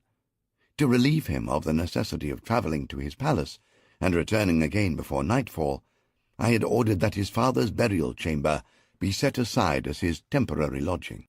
It had never contained a corpse, and so the chamber was not tainted with death. It was a quiet, cool place, and well aired by vents drilled through the rock to the surface. His servants had set up his cot and all his portable campaign furniture here. Far from resting, I found Pharaoh very much awake and alert, pacing the chamber and dictating dispatches to 3 of his secretaries. He was dressed in a clean uniform, over which he wore a polished bronze breastplate embossed with gold. His hair was freshly washed and curled. He was as handsome as his mother had been beautiful. When I went down on one knee before him, he stopped me, with a hand on my shoulder. "No, Taita," he chided me. "It is my fast intent to make you a nobleman, and a member of my inner council before much longer. You must no longer kneel to me. Pharaoh is too gracious. I do not deserve such an honor." I adopted my self-effacing role. "Of course you don't," he agreed. "I do it only to prevent you from endlessly bobbing up and down in front of me. By Seth's ingrowing toenails, as Kratos might say, I swear you make me giddy. Stand up tall and tell me the full tally of the treasure you have garnered for me." "I promised you 600 lakhs, my pharaoh, but we are 20 lakhs short of that amount." "That is enough, and more than enough, to win me back my kingdom, and for you to keep your head atop your shoulders." At times, the royal sense of humour tends towards the ghoulish. "Are the other members of my council assembled?" "Every single one of them, including Lord Kratos. He arrived an hour ago. Take me to them." When we came out through the gates of the tomb, I realized at once the magnitude and extent of what Aton had contrived in my honor. Pharaoh led me down between the ranks of royal guardsmen in full ceremonial uniform to the great tent that had been set up on the bank of the canal. When we entered, his entire court was already there, waiting to greet us. This included the royal family, his 2 sisters and his 22 wives, and his 112 concubines. Then there were the noble lords, his military generals, and the state councillors and their high-ranking staff. Every man and woman in all of Egypt that Pharaoh dared trust with the secret of the Minoan millions was gathered here to greet me. They rose to their feet in unison as we entered, and the men drew their swords to form an arch for Pharaoh and me to pass beneath. At the same time, a massed band of lutes and wind horns in the desert outside the tent burst into a heroic march. It took Pharaoh and me some time to reach the seats that had been prepared for us. Every person in the assembly wanted to touch me, to grip both my hands, and to shower me with compliments and salutations. At close intervals around the wall of the tent stood enormous jars of wine, each of them taller than a man. When at last the entire company was seated, the servants filled large goblets with red wine from the jars and set one in front of Pharaoh. He waved it away. "Taita is the one we are here to honor. Serve him the good red wine, and let him be the first to drink of it." Every eye in the great tent was on me as I came to my feet and raised the goblet towards Pharaoh. "All honor towards Pharaoh.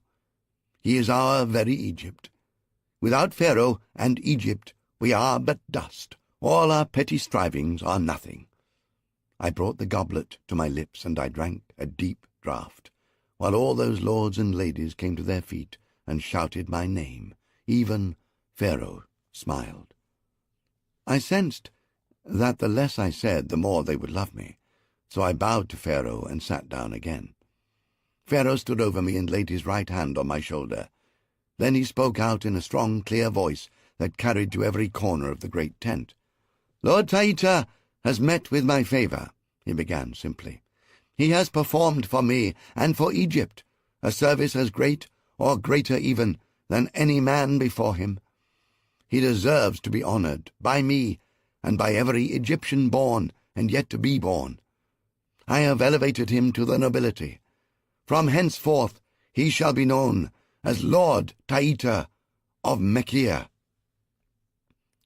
Pharaoh paused, and there was a polite silence, in which most of the illustrious company tried to conceal expressions of mystification. Mekir is a village on the east bank of the Nile, 30 leagues south of Thebes.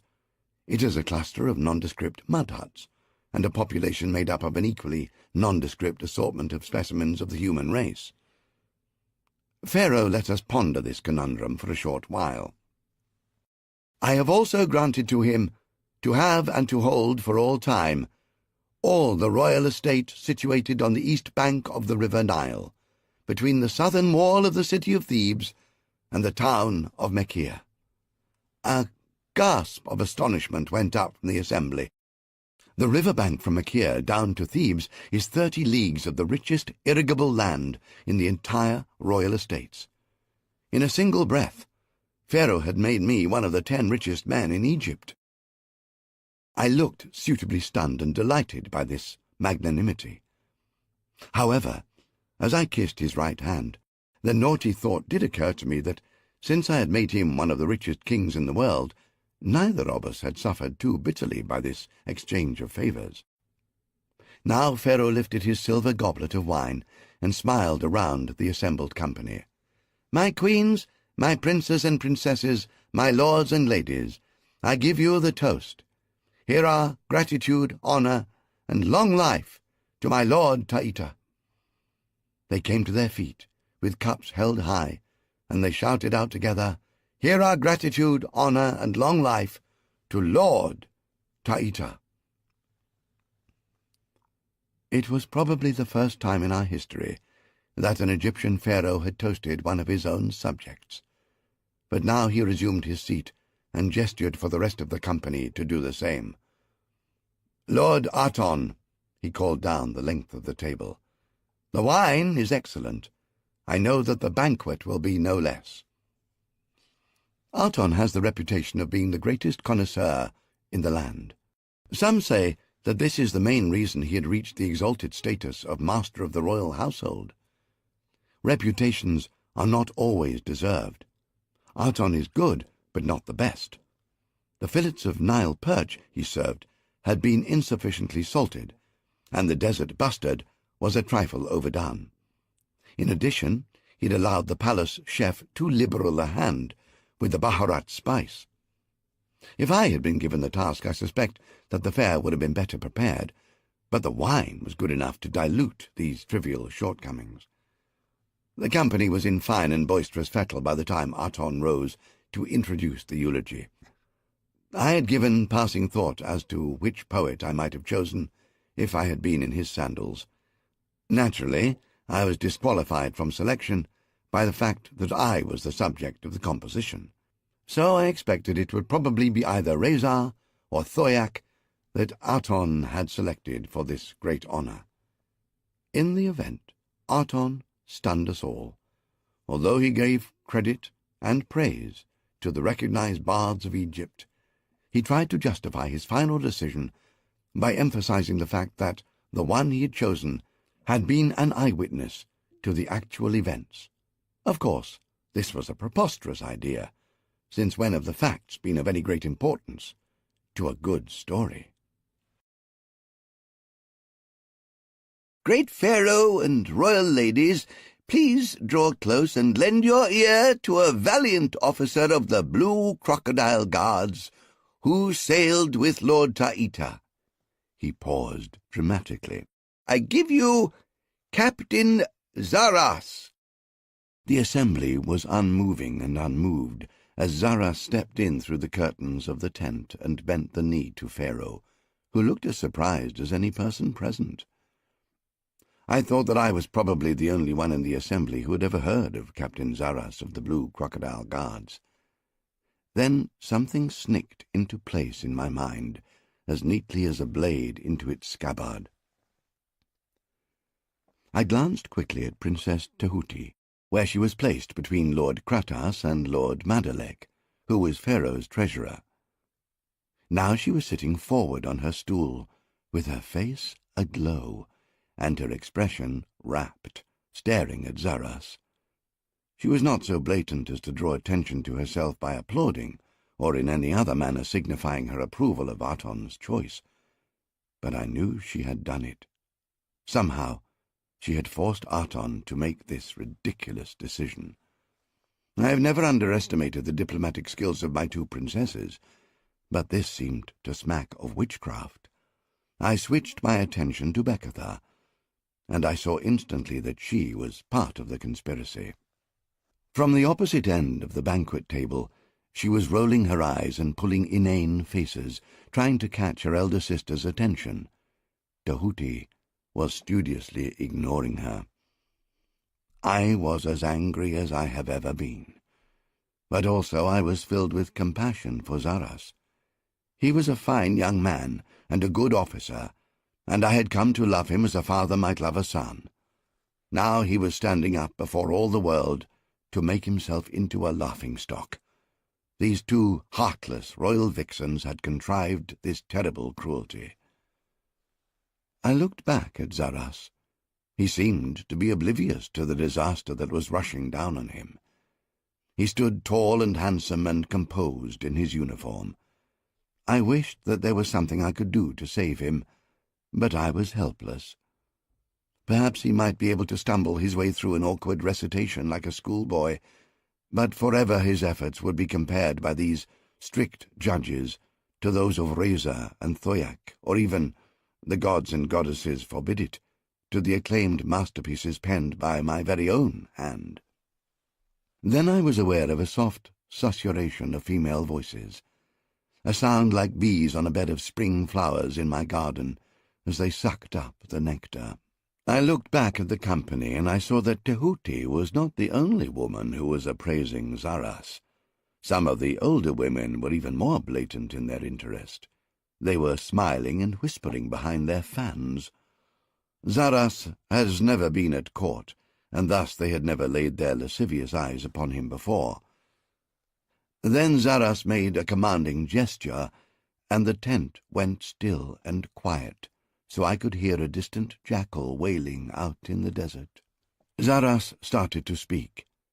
I had heard his voice giving orders to his men, commanding them in the din of battle or encouraging them when they faltered, but I had never realized the timbre and depth of it. His voice rang like a bell, and soared like the calm scene over the dunes of the desert. It thundered like the storm sea on the reef, and soft like wind in the high branches of the cedar. Within the first few stanzas, he had captivated the entire company. His choice of words was exquisite. Even I could probably not have greatly improved upon them. His timing was almost hypnotic, and his narrative was irresistible. He swept them along like debris caught in the floodwaters of the Nile. When he described the flight of the 3 arrows with which I slew the Hyksos impostor Beon, all the lords of Egypt leapt to their feet and shouted their acclamation, while Pharaoh seized my upper arm in a grip so fierce that the bruises it left on my flesh persisted for many days thereafter. I found myself laughing and weeping along with the rest of the audience, and in the end I stood up with them to applaud him. As Zaras uttered the final stanza, he turned towards the entrance of the great tent and spread his arms. Then cried aloud noble Taita, to all the gods of Egypt and to his pharaoh Tammuz, "This is but a token of the prize I have won for you. This is but 1,000th part of the treasure I lay before you. This is the proof and testimony of the love and duty I bear towards you, Pharaoh Tammuz." Out in the desert, a solemn drum began to beat, and through the entrance of the tent paced 10 armored and helmeted warriors. They bore between them a pallet on which was piled a glittering pyramid of silver bars.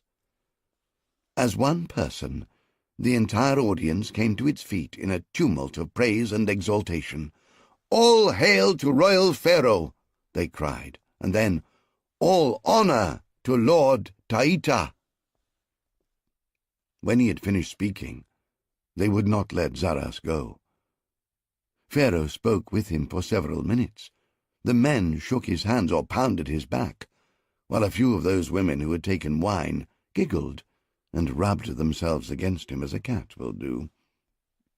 When he came to me, we embraced briefly, and I commended him. "Well written and well spoken, Zaras.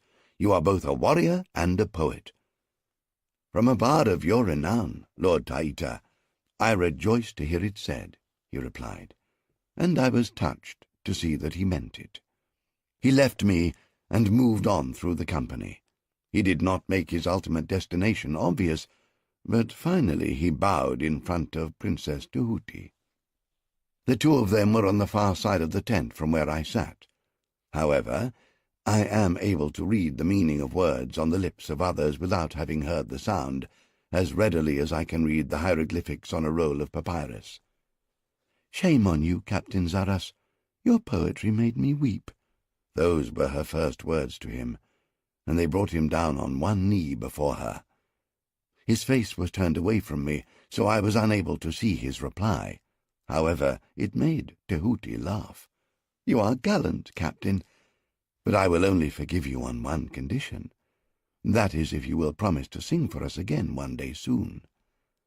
Zaras must have acquiesced, for she went on, "I shall hold you to that promise." He came to his feet and backed away from her respectfully. "Good," I thought. "Come away from there, you silly boy. You are outmatched. You are in deeper danger right now than you will ever be on the field of battle." But Tahuti stopped him with a graceful gesture. "How clumsy of me." I read her lips again. "I seem to have dropped one of my rings. I had it on my finger but an instant ago. Will you find it for me, please, Captain Zaras?" He was as eager as a puppy. He went down at her feet again, searching the ground in front of her. Almost immediately he picked up something, and when he came upright he was facing half towards me, so I was able to read his lips. "Is this the ring you lost, Your Highness?" "Yes, indeed, that is it.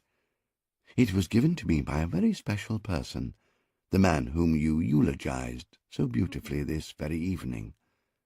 She made no immediate move to take the trinket back from him. "You speak of Lord Taita?" "Indeed," she nodded. "But look at the stone in the ring you are holding. See how clear it is." "It is as clear as water," he agreed, holding the ring to the light of the nearest lantern. She had forced him to examine it minutely, so now she was satisfied, and she held out her hand to him. "Thank you, Captain." He placed the ring in her cupped hand, and she smiled up at him.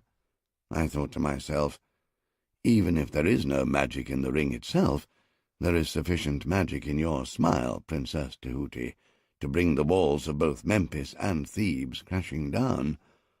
How can a callow youth like Zaras possibly resist your wiles? The first and most urgent task that faced me was to make the 3 great Cretan triremes disappear without trace. I had to leave no doubt whatsoever in the mind of the supreme Minos of Crete that Bayon of the Hyksos was responsible for the theft of his treasure. His rage would be exacerbated by the knowledge that the culprit was a supposed ally of his. My first thought was to burn the 3 ships, and to throw the ashes into the Nile, so that the mystery of their disappearance would be perpetuated for all time. But then I considered the huge amount of timber that I would have to destroy. Egypt is a land almost without substantial forests. For us, timber is almost as valuable as gold and silver. I thought about the warships and chariots I could build from the 3 trireme hulls, and I could not bring myself to put a torch to such hard-won booty. I discussed this with Pharaoh and Lord Kratos as the supreme commanders of our army. "But where in all of Egypt would you hide that amount of timber, Taita, you old rapscallion?" Kratos demanded. "You've not thought about that, have you?" Pharaoh rallied to my side. "One thing you can be absolutely certain of, my Lord Kratos, is that Taita has thought about it. Taita thinks of everything." "Pharaoh is too kind to me, but I do try my humble best," I murmured, and Kratos roared with mirth at my protestations. "There is nothing humble about you, Taita. Even the smell of your farts is conceited and ostentatious." Lord Kratos is my favourite lout. In all of Egypt there is no one who can outdo him in sheer, unmitigated boorishness. I ignored him and addressed myself to Pharaoh. "Pharaoh is right, as ever. I did have a few ideas on the subject. The fact of the matter is that we will have to station a full regiment at the tomb of your deified father, the god Mamos, to guard the silver bullion stored there. The regiment can be made to serve a dual purpose." Even Kratos was listening with attention now. "Proceed, Taita," Pharaoh urged me. "Well, Pharaoh, I have remeasured the antechambers to the tomb.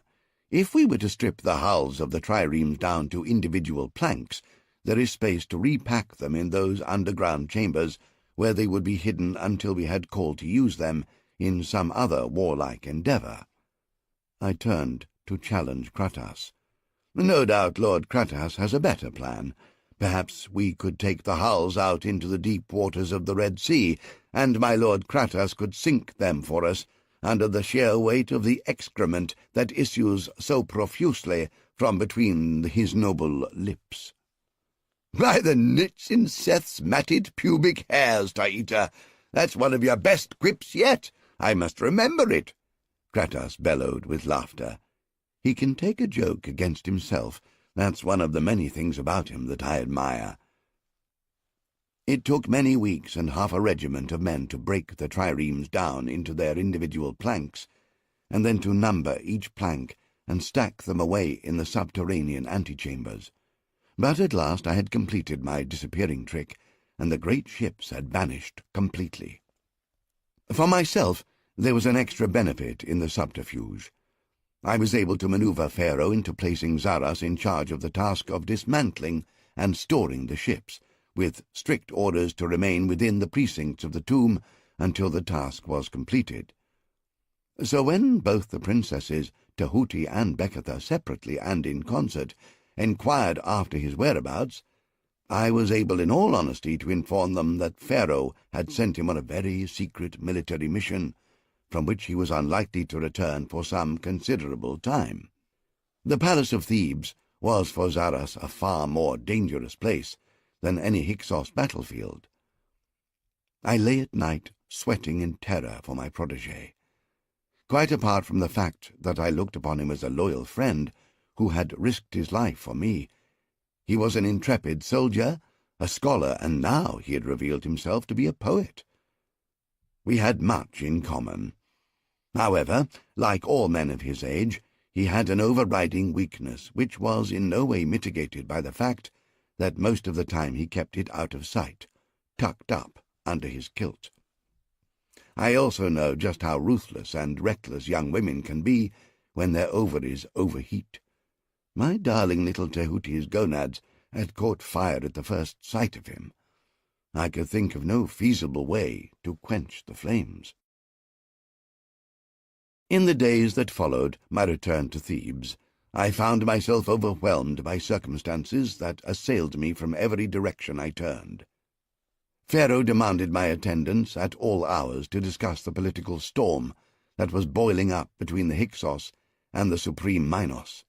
Arton and I had agreed that in view of the urgency and danger of the situation, we should declare a truce between our rival intelligence operations, and that for the time being we should pool our resources and cooperate with each other for the safety and, perhaps, the ultimate survival of our very Egypt.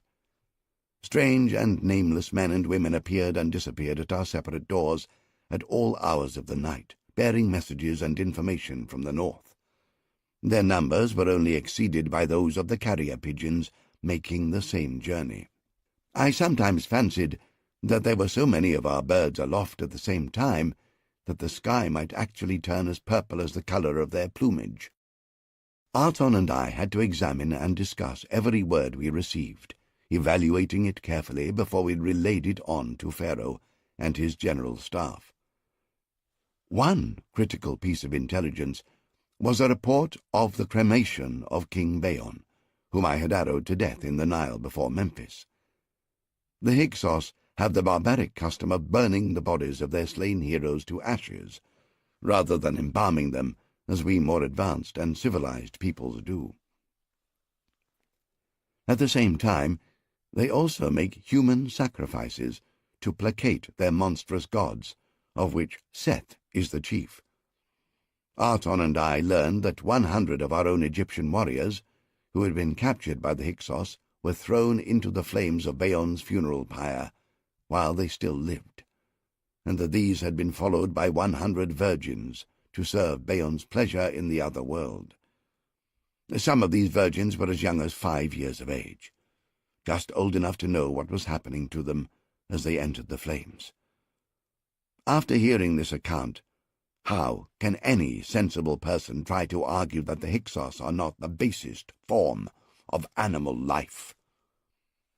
I was the first person in Thebes to learn that after the cremation of Beon, his younger brother, Gorab, was crowned as the new king of the Hyksos. Gorab's first concern seemed to have been to avenge the death of his elder brother. He pulled 10,000 of his first-line troops out of the line of battle that faced our Egyptian forces on the border between Sheikh Abada and Asyut. Gorab's decision was a happy one for Egypt. Pharaoh was being bitterly engaged along this entire front. The Hyksos are never parsimonious with the lives of their own troops, and are always prepared to engage in a battle of attrition if the opportunity presents itself. Up until that point, Pharaoh was inflicting heavy losses on Beon's army, but his own men were taking bitter punishment in return. Now, at a stroke, the pressure was lifted, and Pharaoh was given the opportunity to reconsolidate and make good his position as Gorab ordered almost a quarter of his army northwards to attack the Cretan force which I had left intact at Tamiat. Gorab had been a witness to his brother's death. He had been the commander of the guards on board the royal barge. He had watched the 3 Cretan triremes bearing down upon them, and he had seen the Minoan uniforms of the officers and crew as they launched that unprovoked and treacherous attack. Gorab had seen one of the Cretan archers deliberately shoot 3 arrows at his unarmed brother as he struggled in the water. Later, he had retrieved King Beon's arrow-riddled corpse from the river, and wept for him as he set the lighted torch to his cremation pyre. Then he had placed the Hyksos crown on his head with his own hands, and declared a full-scale war on Crete. Aten and I followed Gorab's campaign against the Minoans with glee. We learned from our spies that the senior Minoan commanders had sailed back to Crete from Tamiat in the galley that I had left for them. The small galley could accommodate only 40 men. The others were left at the fort. When the galley reached Crete, the commander reported to the Supreme Minos the shameful and dastardly attack by the Hyksos on the fort, and the capture of the Cretan treasure ships. He informed the Minos that the pirates had made no attempt to disguise their identity, but that they had worn full Hyksos uniforms, and he had heard them conversing in that language. The Supreme Minos immediately dispatched a squadron of his war galleys to Tamiat to rescue the 2,000 Cretan troops that were stranded there. However, his ships arrived too late. King Gorab had been there before them, with his 10,000. The Cretans put up a gallant resistance, but Gorab slaughtered most of them. The survivors surrendered. Gorab beheaded all of these and made a pyramid of their heads on the wharf below the fort. The relieving squadron arrived from Crete only after King Gorab had returned to Memphis, leaving a pile of human heads rotting in the sun and the vultures devouring what was left of the Minos men. The relieving squadron sailed back to Crete to inform the Minos of the massacre. The Supreme Minos swore an oath of vengeance at the altar of his bizarre gods and sent his fleet to ravage the Hyksos ports and bases along the entire northern African coastline. King Gorab retaliated by conducting a pogrom on all those Minoans living under his sway in northern Egypt. The Minoans are a clever and industrious people. They are highly skilled in all the crafts and trades. However, they are above all traders and entrepreneurs. Wherever there is the sweet smell of silver and profit, there you will find the Minoans. How else could the inhabitants of such a small island as Crete have become the dominant power in all the lands surrounding the Middle Sea? There were several thousands of the Minoans living in northern Egypt. King Gorab fell upon this local population with all the cruelty and animal ferocity for which the Hyksos are notorious. They dragged the Minoans from their homes and raped the women and children of even the most tender age. Then they herded them, men, women, and infants, into the temples which the Minoans had erected to their gods, and burned the roofs down over their heads. Although they tried to flee the country, very few of the Minoans were able to escape. The ships of the Supreme Minos rescued some of the more fortunate ones who lived in the towns and ports along the coast of the Middle Sea. Others, who lived further inland, escaped into the deserts that enclose our very Egypt.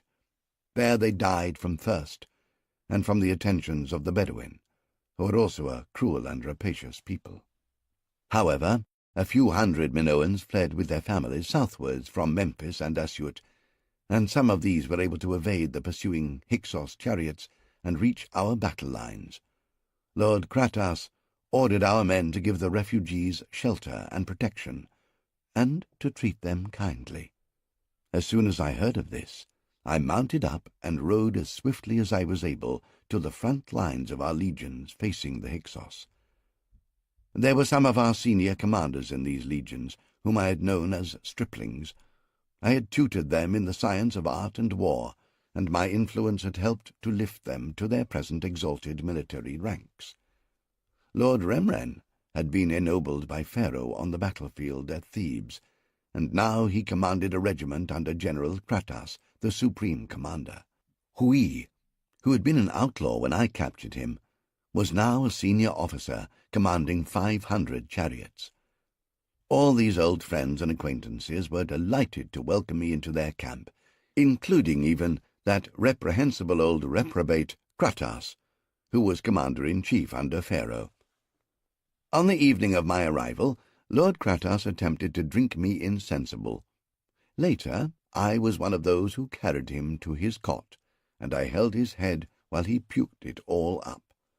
The next morning he thanked me brusquely, and sent his orderly officer to parade before me the Minoan refugees who had managed to escape the wrath of King Gorab and reach our lines. There were some 40 or so of these unfortunates. They were a sorry lot, having fled with only meagre possessions and with their families decimated by the Hyksos. I moved slowly down their ranks, treating the fugitives with respect and kindness, but also questioning them shrewdly. There was one family group of 3 huddled together at the furthest end of the line, whom I came to at last. The father spoke passable but heavily accented Egyptian. His name was Amitheon. Up until 3 weeks previously, he had been a merchant in Memphis, trading in corn, wine, and leather. He was so successful that even I had heard of him through my agents in that city. The Hyksos had burned his home and warehouse, and raped his wife in front of him until she bled to death. His son was 19 years old. His name was Ikarion. I liked him immediately. He was tall and strongly built. He had a mop of thick, curling dark hair and a cheerful face. He had not been overwhelmed and crushed by misfortune, as seemed to be the case with his father. "Of course, you flew from Memphis on wings that you made for yourself?" I asked him. "Of course," replied Ikarion. "But I kept well clear of the sun, Lord." He had picked up my allusion to his name immediately. "Can you read and write, Ikarion?" "Yes, Lord, although I do not enjoy it as much as my sister does."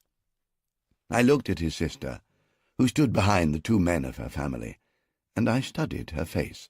She was rather pretty, with long dark hair and a bright, intelligent face, but not as pretty as either of my 2 princesses. Then again, there are very few who are. "My name is Loxias, and I am 15 years old." She anticipated my questions. She was almost the same age as my darling Tahuti. Her Egyptian was perfect, as though she had been born to it. "Can you write, Loxias?" "Yes, Lord. I am able to do so in all 3 systems, hieroglyphics, cuneiform, and Minoan script." "She keeps my accounts and writes all my correspondence." Amitheon, her father, interjected. "She is a clever girl." "Can you teach me to speak Minoan and write with Linear A?" I asked her. She thought about that for a few moments. Then she replied, "Maybe, but it will depend on your ability, Lord Taita. Minoan is not an easy language." I noted her use of my full name and title. It indicated to me that she was as clever as her father boasted she was. "Test me. Say something in Minoan," I invited her. "Very well," she agreed, and then uttered a long sentence of lisping and exotic phrases. I repeated them. I have a musician's ear for sounds, both instrumental and spoken. I am able to replicate the cadence and accent of any human speech faultlessly. In this case I had no idea what I was saying, but I said it perfectly. All three of them looked startled, and Loxias flushed with annoyance. "You are mocking me, Lord Taita. You do not need my tutelage. You speak it almost as well as I do," she accused me. "Where did you learn?" I smiled mysteriously and left her guessing. I commandeered horses from Hui's regiment, and the four of us rode south to Thebes that same day. I found comfortable accommodation for the little lost family a short walk outside the city walls, in one of the small villages on my newly granted Mekia estate. I spent several hours every day with Loxias, learning to speak and write in Minoan. Within a very few months, Loxias admitted that there was nothing more she could teach me. The pupil has outstripped the teacher. I think that probably there is much you can teach me, Lord Taita. My two princesses were not such eager or adept students as I was. In the beginning they were both adamant that they wanted nothing to do with such a stupid and uncouth language as Minoan, nor did they wish any truck with a Minoan peasant girl of humble birth. They informed me that this was their joint decision, and that it was absolutely final and irreversible, and there was nothing I could do about it. Tahuti did all the talking, and her little sister stood by and nodded her head in concurrence. I went to speak with their big brother, Pharaohs. I outlined for him the necessity of us Egyptians developing and exploiting our burgeoning relationship with Crete, and how this depended in a large measure upon the ability of the two girls to communicate with the supreme Minos and his courtiers. Then I set out in detail the plans I had for his sisters. Pharaoh sent for the two little rebels and remonstrated with them. He ended this one-sided discourse with such dire and convincing threats that even I was worried that he might carry them out. The princesses forthwith reversed their absolutely final decision, but for several days thereafter they sulked at me with a practised intensity. Their rancour was rapidly set aside when I set up a prize for the student who showed the most improvement over the previous week, as judged by their new language teacher, Loxias. The prize was always a piece of highly desirable feminine frippery, which Amatheon found for me in the bazaars of the city. Soon they were able to chatter, argue, and emote in fluent Minoan, and Loxias exceeded her brief by teaching them a number of words and expressions that were better suited to the taverns and brothels of the city slums than to the palace. Over the following months, these three little hellions delighted in shocking me with these utterances. They soon became such a closely knit trio that the princesses took Loxias to live with them in the royal harem. Ownership of Mekia estate provided me with an excuse to escape from the palace whenever the fancy took me, and to ride free and unfettered over my own lands, usually with my princesses and the ubiquitous Loxias for company. I had taught them to ride astride, which is a remarkable achievement for any Egyptian man or woman, and even more so for the sisters of Pharaoh. In addition, I made special bows for the three girls, which I carefully matched to their strength. With practice, they were able to draw the bowstring to their lips and place 2 arrows out of 3 in the target I set up for them at 100 paces. I kept alive their enthusiasm for this sport by awarding prizes and superabundant praise for the best lady archer of the day. When my people were sowing my fields with corn, the wild birds descended on us in flocks to steal the seed. I paid the girls an extravagant bounty for every bird which they brought down with an arrow. Each of them soon became a formidable huntress, able to hit the plumed pests high on the wing. Riding and shooting were skills that I knew would stand the girls in very good stead in later life. I truly revelled in the time I was able to spend with my charges, because once I was back in the palace, I was firmly under Pharaoh's dominion once more. There was seldom a day that passed without him calling me to his presence, at least once, in order for me to solve a problem, or give him my advice, or my opinion. I learned not to be put out of countenance when he rejected my counsel, only to resurrect it some little time later as his very own idea. One of the other problems that I was faced with at this time was the disposal of the treasure that I had brought to Pharaoh Tammuz from the Minoan fort at Tamiat. Pharaoh was impatient to begin utilizing it for the welfare of his subjects. I had to restrain him from paying the nation's debts with silver ingots bearing the hallmark of the supreme Minos of Crete. Great Pharaoh, you and I are both aware that the Minos has his spies in every city of our very Egypt, I pointed out to him. It would take but a short time for one of them to send a message back to Crete to inform him that every souk and tavern in Thebes was awash with silver ingots bearing the hallmark of the bull of Crete. Is what you are telling me I can never spend the bullion I have packed into my treasury over there? He pointed with his chin at his father's tomb on the far side of the Nile. In case the Minos is alerted to its existence? His tone was bitter, and his expression angry. I beg your forgiveness, royal Egypt. You are the father of the nation. The treasure belongs to you to use in any way you wish. However, we must alter its appearance so that no man alive, and in particular not the supreme Minos, will ever be able to recognize it. How will we achieve that, Taita? He was only slightly mollified. At least he was looking into my face with an expression which was once more friendly and interested. We must break the ingots down into much smaller fragments, each weighing the same amount, say half a deben. Each of these could bear the image of your royal head. He murmured. I had known that he would like the idea of his own head on the fragments. What would we call them, these silver fragments of mine, Taita?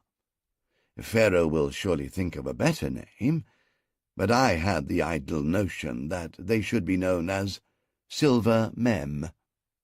He smiled with pleasure. I think that is very appropriate, Taita. Now, what image are we going to stamp on the reverse side of my silver mems, opposite my head? Of course, Pharaoh will decide that. I bowed my head and avoided his gaze. Of course I will decide that, he agreed. But you would like to make a suggestion, I can see that. I shrugged. We have been together since the moment of your birth, Majesty. Yes, Horus knows. I have heard about it from you often enough. When you relate how my first act was to piss on you, I always think I should have pissed harder and longer. I pretended that I'd not heard the last part of his remark. I have always been close behind you, loyally and faithfully.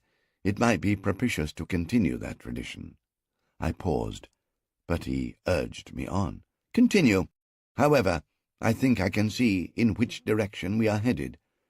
Perhaps, and I say perhaps with all humility, perhaps Pharaoh might see fit to order that the image of the wounded falcon should decorate the reverse side of his silver mem, I suggested, and he let out a shout of laughter. You never let me down, Taita. You had it all worked out from the very beginning. The wounded falcon with a broken wing is my personal hieroglyph. Under the royal auspice, and in terms of strict secrecy, I set up a mint within the precincts of the tomb of Mamos to manufacture this coinage. Coin was the new word I had conceived to describe these pieces of silver. Pharaoh accepted it without argument. This coinage was another of my achievements, which proved an extraordinary boost to the progress and prosperity of our very Egypt. Nowadays, a smoothly functioning monetary system is an essential instrument of government and commerce. It was one of my gifts to my Egypt, and one of the principal reasons why we will always be the preeminent nation of the world. Although other nations have since imitated us, the silver mem is now the coin that is recognized and accepted joyfully in every country in the world. With a nudge from me, Pharaoh changed the name of his father's tomb to the Royal Mint, thereby expunging the deleterious taint of death and interment from the place. When this was done, Pharaoh appointed me to be the governor of this institution, thereby adding substantially to all my other duties and responsibilities. However, when duty calls, I never complain. One of my first acts in my new capacity of governor was to appoint Zaras to be the guardian of the royal mint and treasury. I prevailed on Pharaoh to give him the command of a battalion of guards to assist him in carrying out these duties. Of course, this placed Zaras completely under my authority. Since Princess Tahuti had contrived her stratagem to force him to inspect her diamond ring, and thereby making her intentions clear to me, I had been very careful to keep Zaras isolated on the western bank of the Nile.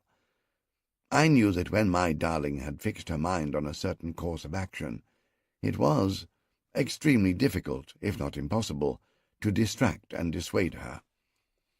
The only way that I could think of was to sever any contact between her and Zaras until I was able to work out her manifest destiny for her.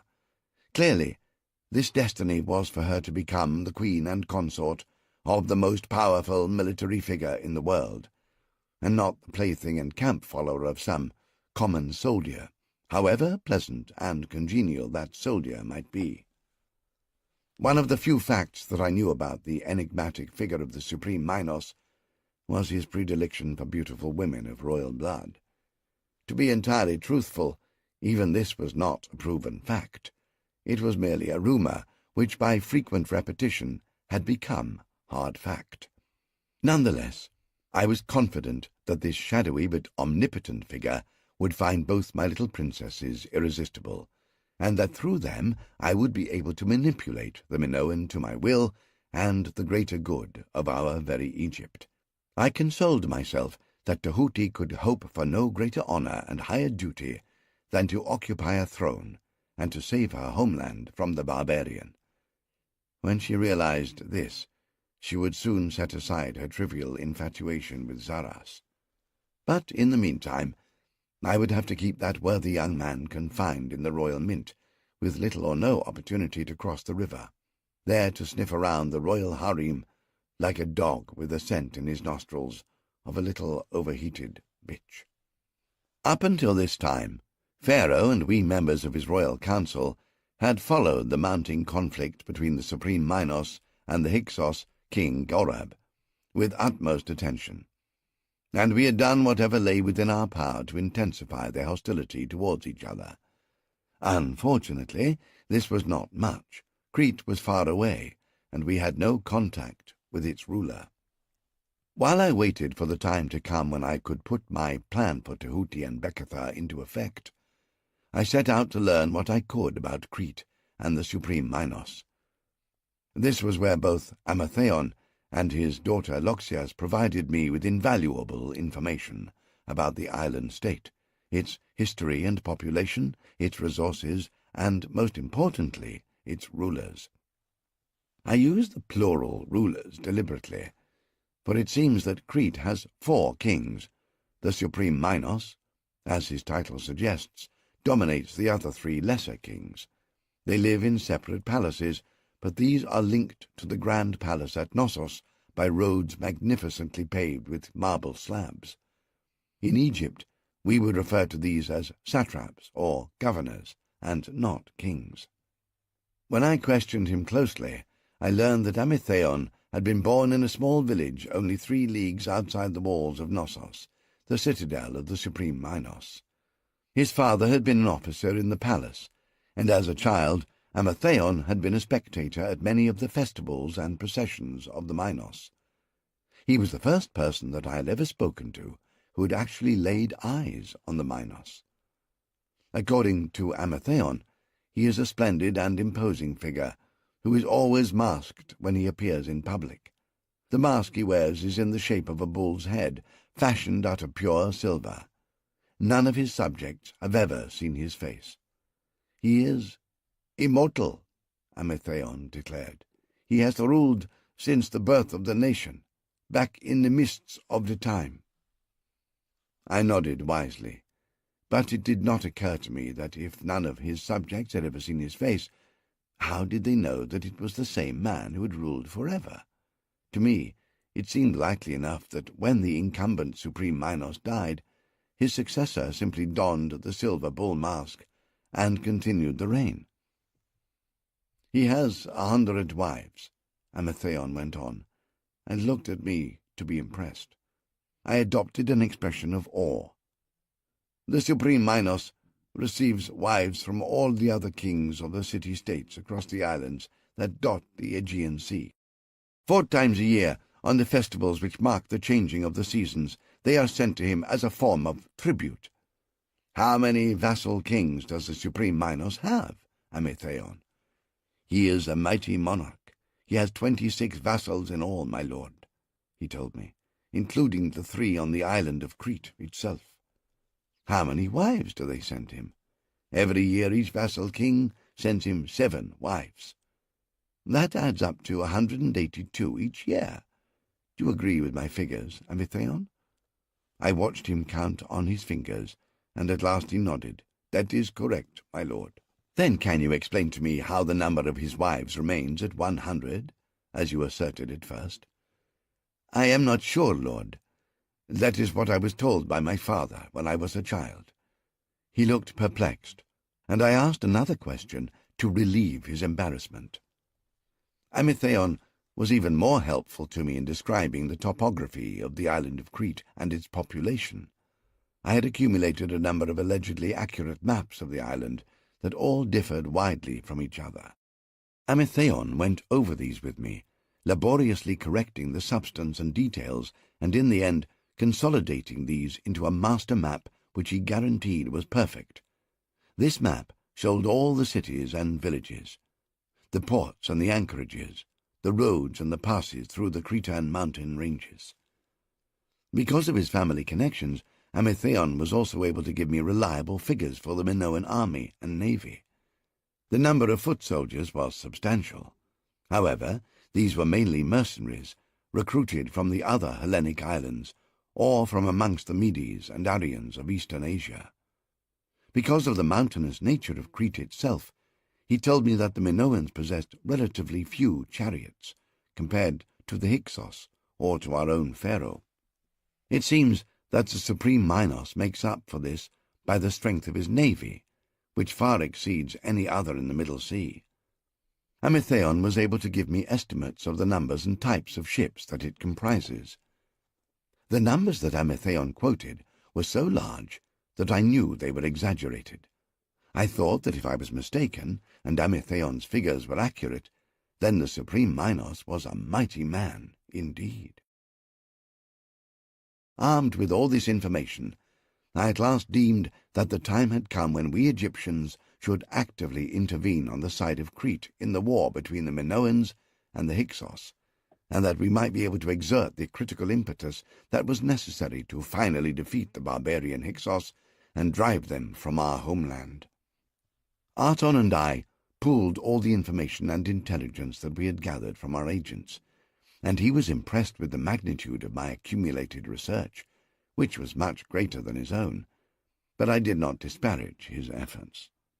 After long debate, we were agreed that the most feasible plan was for us to initiate friendly overtures with the Minoans directly, and work towards an alliance with them which would make our 2 nations the dominant power on earth, a power which the Hyksos could never hope to challenge. This was when, in my enthusiasm, I made an error. I told Arton, I recall that in the time before the Hyksos incursion into Egypt, we always maintained tenuous but mutually rewarding diplomatic contact with Crete. However, the invasion of Upper Egypt by the Hyksos has isolated our southern portion of the country. This has rendered it almost impossible for us to continue this contact with Crete.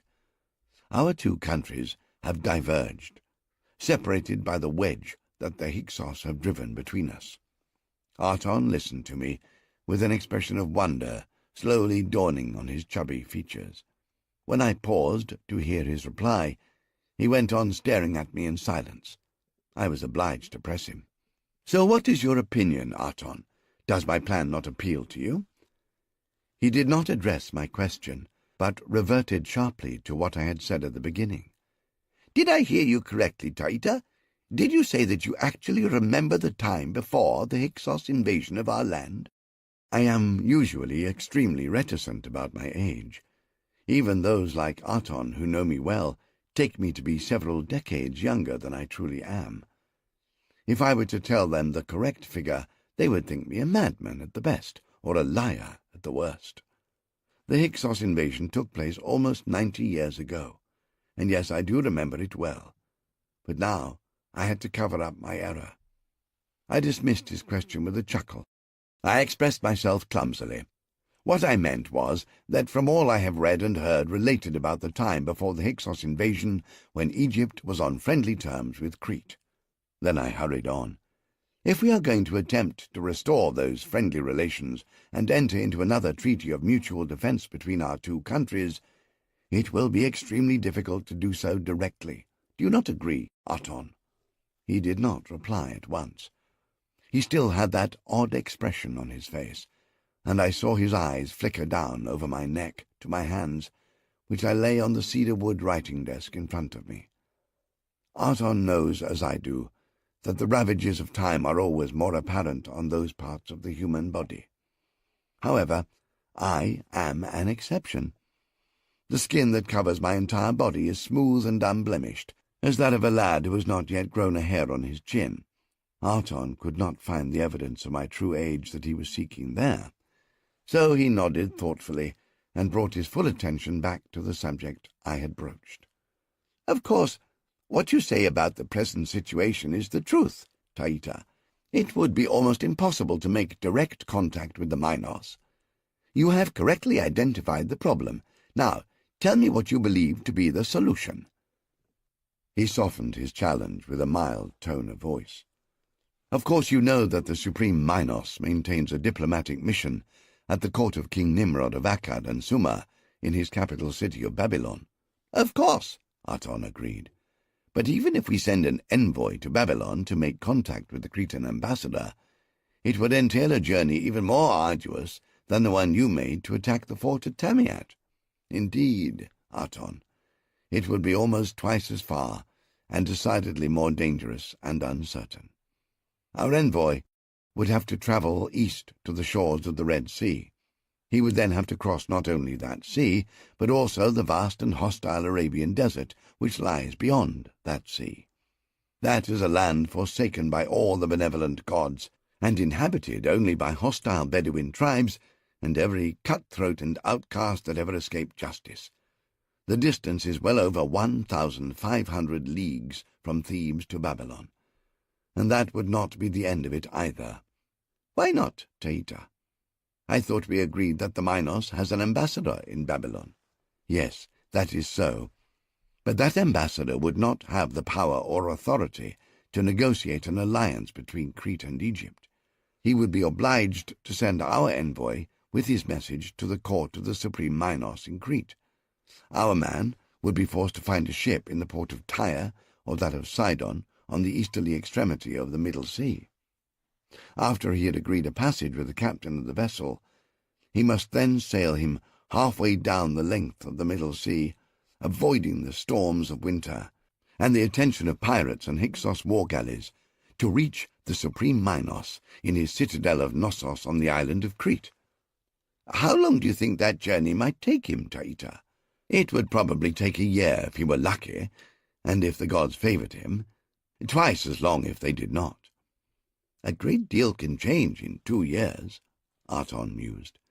Again, that would not be the end of it, I pointed out, because after the Supreme Minos had studied the message from Pharaoh and discussed it with his council, their response would have to be carried back here to Thebes by the same route.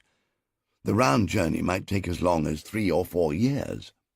"No," Aton exclaimed with finality. "We cannot afford to wait that long. King Gorab could be in Thebes by then, with 100,000 of his murderous ruffians. There must be some other solution." "I am sure you are right, my dear Aton. What did you have in mind?" I passed the problem back to him. Sometimes even my patience can be taxed by having to spoon-feed ideas to those around me, as though they were my infants. "I have not had a chance to consider the problem as you have. Perhaps you have already come to some kind of solution." He smiled ingratiatingly, and of course I relented. I often think that I am too forbearing with those who are not as sharp-witted as I am. The great Horus knows well that I get very little thanks for it.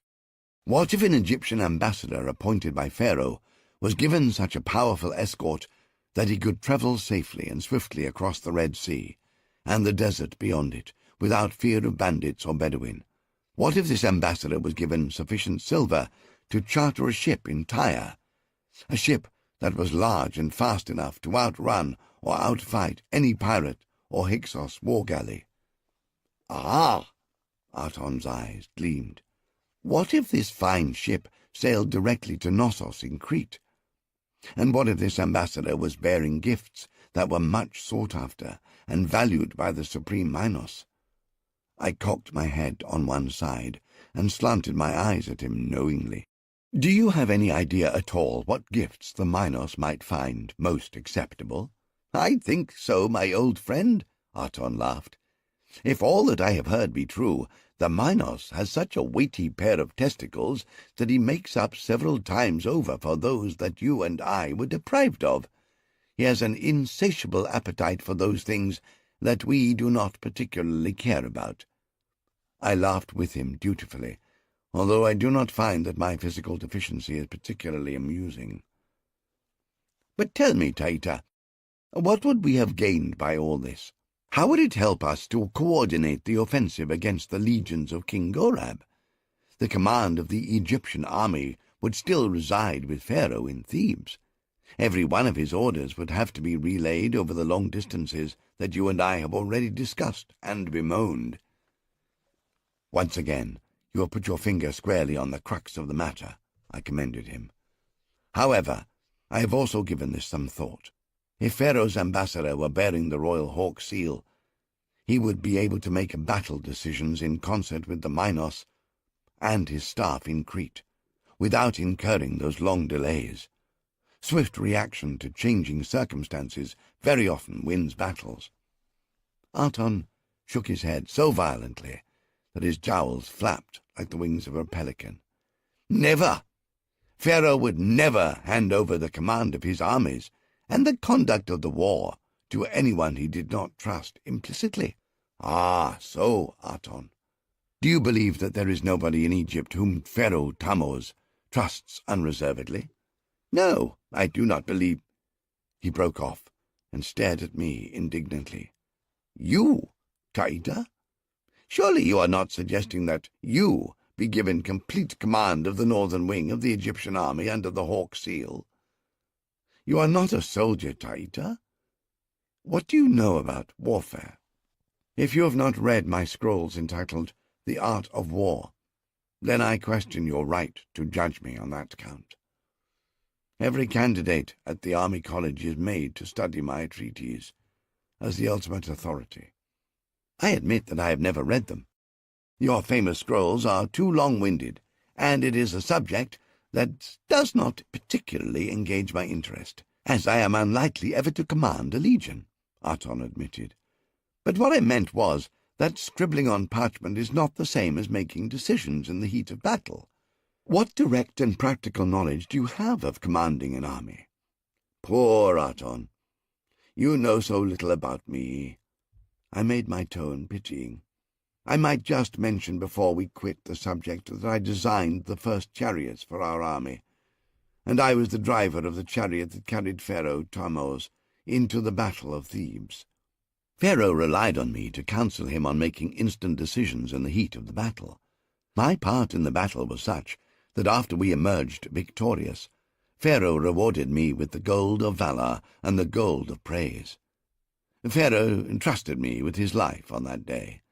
He may choose to do so again." "I did not know any of that, Taita. Forgive my presumption, old friend. You are a man of many parts." "I find it necessary from time to time to remind Aton of his place and standing in the order of things. However, I found his assistance extremely useful in drawing up the submission that I was preparing for Pharaoh Tammuz regarding the mission to Crete. Once he is pointed in the right direction, Aton has a good eye for details." Pharaoh was not so quick to disparage my abilities as Aton had been, especially in view of the success that I had so recently enjoyed at the fort of Tamiat. He was favorably disposed to give my plans to make contact with the Minos his full attention and consideration. He sat with me for 2 full days, going over every detail, searching for a flaw in my construction or for an angle that I might have overlooked. At the end of that time he conceded simply, "I can see no obvious faults in your designs, Taita. However, it is possible that Lord Kratas and his general staff might have some objections." In the presence of Pharaoh and the full council, I laid my plans before Lord Kratas. Kratas leapt to his feet and stamped around the council chamber, growing purple-faced with outrage as he listened to me. He shook his finger under my nose and slammed his huge hairy fists on the council table as he bellowed his misgivings and his premonitions of disaster to all the gods, both good and evil. Kratas is a ruffian at heart, and has the manners of an oaf. However, he is a fine warrior, if not a great one. I waited him out until his voice was hoarse and he had used up every oath, expletive, and malediction in his extensive vocabulary, and was gulping open-mouthed and wordless like a fish that had just been hauled out of the river. Then I interposed in a mild and reasonable tone, "There is one thing I failed to mention, my lord. I will need to take Hui and Remren to Crete with me. I am sure you will be able to find adequate replacements for both of them on your staff." Kratas stared at me in speechless horror, and then suddenly he began to laugh. His mirth began as a reluctant and muted chuckle, and then rose in volume to fill the chamber more amply than his curses had done just a short while previously. His legs appeared to become weakened with mirth, to the point that they were unable to bear his great weight. He staggered backwards and crashed into his chair. This piece of furniture had been especially designed to resist his bulk, and he travels everywhere with him, but now its joints squeaked in protest at the weight, and its legs buckled almost to their breaking point. He stopped laughing as suddenly as he had begun, and lifted the skirts of his tunic with both hands to wipe the tears of mirth from his face, in the process exposing his abundant manhood. Then he dropped his skirts around his knees and addressed Pharaoh in his normal speaking voice. "Majesty, on sober reflection, Taita's plan does appear to have certain merits." Only he could have thought of it, and only he could have had the balls to lay it before the council. He clutched his own forehead in mock contrition. "Forgive me, gentlemen, I think I may have chosen an inappropriate metaphor." He spoke seriously, and then he was off again in bellows of laughter. "May I take it to mean that Hui and Remren can accompany me to Crete?" I managed to keep a neutral expression despite his unfortunate allusion to my missing parts. "Take them, Taita. Your aspirations to martial glory deserve to be rewarded. Take 2 of my best men with my blessing. Perhaps they might be able to save you from yourself, balls or no balls, although I seriously doubt that anybody is capable of doing that." The preparations for the journey to Babylon took almost 2 months to complete. My overriding concern was for the safety and comfort of the princesses and their entourage. They required 83 slaves and servants to see to their immediate needs. These included cooks, kitchen maids, chambermaids, wardrobe mistresses, beauticians, hairdressers, masseuses, musicians, and other entertainers. In addition, the girls insisted on taking with them a fortune-teller and 3 priestesses of Hathor, the goddess of joy, love, and motherhood, to take care of their spiritual needs. Their big brother indulged their extravagances, against my best advice, denying them nothing. Pharaoh's treasury was awash with treasure, and he poured out his coinage without stinting a silver coin of it. After the many enforced parsimonious years of his reign, I think he was enjoying this wild extravagance even more than his sisters were. Thus encouraged, my girls decided that they also needed handlers for the assortment of pet cats and monkeys and birds, hunting dogs and falcons, which they were taking with them. These were over and above the grooms and stable hands they needed to tend to the 20 horses which they had selected from the royal stables. From my point of view, it was essential that the girls be superbly dressed and looking their very best while they were in Crete, under the scrutiny of the supreme Minos and his court. Pharaoh concurred with me, and the finest seamstresses in Egypt were put to work cutting and sewing the magnificent wardrobes that I had designed for each of the princesses. The girls and I trawled the shops in the souks of Thebes and were able to fill several large cabinets with dazzling jewellery, the better to beguile the Minos and impress him and his ministers with the wealth and importance of our kingdom.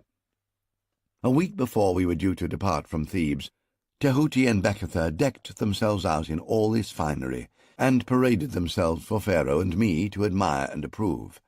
I was satisfied that no man, be he king or commoner, would be able to resist their beauty. At this stage in the preparations, the two girls had been rendered almost hysterical with excitement by the preparations and by the descriptions that Loxias had given them of the island of Crete. Neither of them had ever seen the sea or sailed upon it. They had never seen tall mountains and dense groves of tall trees. They had never seen mountains that poured out smoke and flame. They kept Loxias and me up late on most nights, questioning us and demanding detailed description of these wonders. The Royal Mint on the West Bank worked through the final days and nights, converting 100 of the large Cretan ingots into wagon-loads of the silver mem coinage that would cover the expenses of the journey and sustain us while we were in Crete, and in the other foreign lands which we would visit along the way. The military escort that was to accompany our caravan as far as Babylon was made up of 2 mounted battalions of the Blue Crocodile Guards. This was the most renowned formation in the Egyptian army. Pharaoh had every man decked out in a newly forged suit of full armour, with crested helmet, cuirass, and greaves. They carried recurved war bows, spears, swords, and shields. The cost of producing all these weapons and armour exceeded 2,000 deben of silver. However, their splendid appearance must impress all who looked upon them. "It's a small price to pay for the survival of our very Egypt," he shrugged when I taxed him with the cost. "It is no good complaining to me now. All this was your idea, Taita." I could not argue with him. The preparations for the journey were going so smoothly that I should have known they would not continue the same way, especially not if Princess Tahuti was so deeply involved in them as she made herself. I had planned on leaving Thebes on the last day of the month of Epiphi, which has always been a fortunate month for me. However, when I presented a pot of my fresh stools to my favourite soothsayer for divination, she inspected my offering and then cautioned me that the date I had chosen was inauspicious and that I should avoid it assiduously. She advised me to delay the commencement of the journey to the first day of Misor. I have always found her divinations to be trustworthy. Reluctantly I accepted this advice, and posted a warning to all those who were to accompany the caravan, including, of course, the princesses, of the delay in our departure. Within the hour the 2 of them came storming into my quarters in the palace, without invitation or warning. Tahuti was leading the onslaught, but, as usual, Bekatha was resolutely backing up her big sister. "Oh, you promised, Taita! How can you be so cruel as to spoil our fun, Taita? We've been looking forward to this for ages. Don't you love us any more?" I am no weakling. At most times I am able to exert my iron will, but not against my princesses. When they attack in concert, no man dare withstand them, not even me. The following morning, early, I crossed the Nile in the dawn and rode along the canal to the Royal Mint. I was going there to warn Zaras of the revised date of our departure as demanded by the royal princesses, and to make certain that Zaras would deliver the last 10 sacks of silver mem coins to the royal storehouse at the palace before we left. The total amount of the silver that we were carrying with us exceeded 10 lakhs, enough to build a fleet of warships and pay for an army of mercenaries. I still had misgivings about ignoring the advice of my soothsayer and placing such a huge treasure in jeopardy. When I entered the Royal Mint, it was as hot and noisy as a smithy. The flames of the forges were roaring, and the din of the hammers numbed my ears. I spotted Zaras across the workshop floor. He was stripped to his tunic and swinging a bronze hammer from high above his own head. His muscled arms were glossy with sweat, and sweat ran down his cheeks and dripped from his chin. It was typical of the lad that he would not stand by idle while there was work to be done. Despite his exalted military rank, he had thrown himself wholeheartedly into the menial labour of minting coinage. I watched him with pleasure. I had not seen him for some weeks, and I had almost forgotten how fond I had grown of him during our shared expedition to Tamiat. I even experienced a sharp pang of regret that I dared not have him at my right hand on the long journey that lay ahead of us to Babylon and Knossos.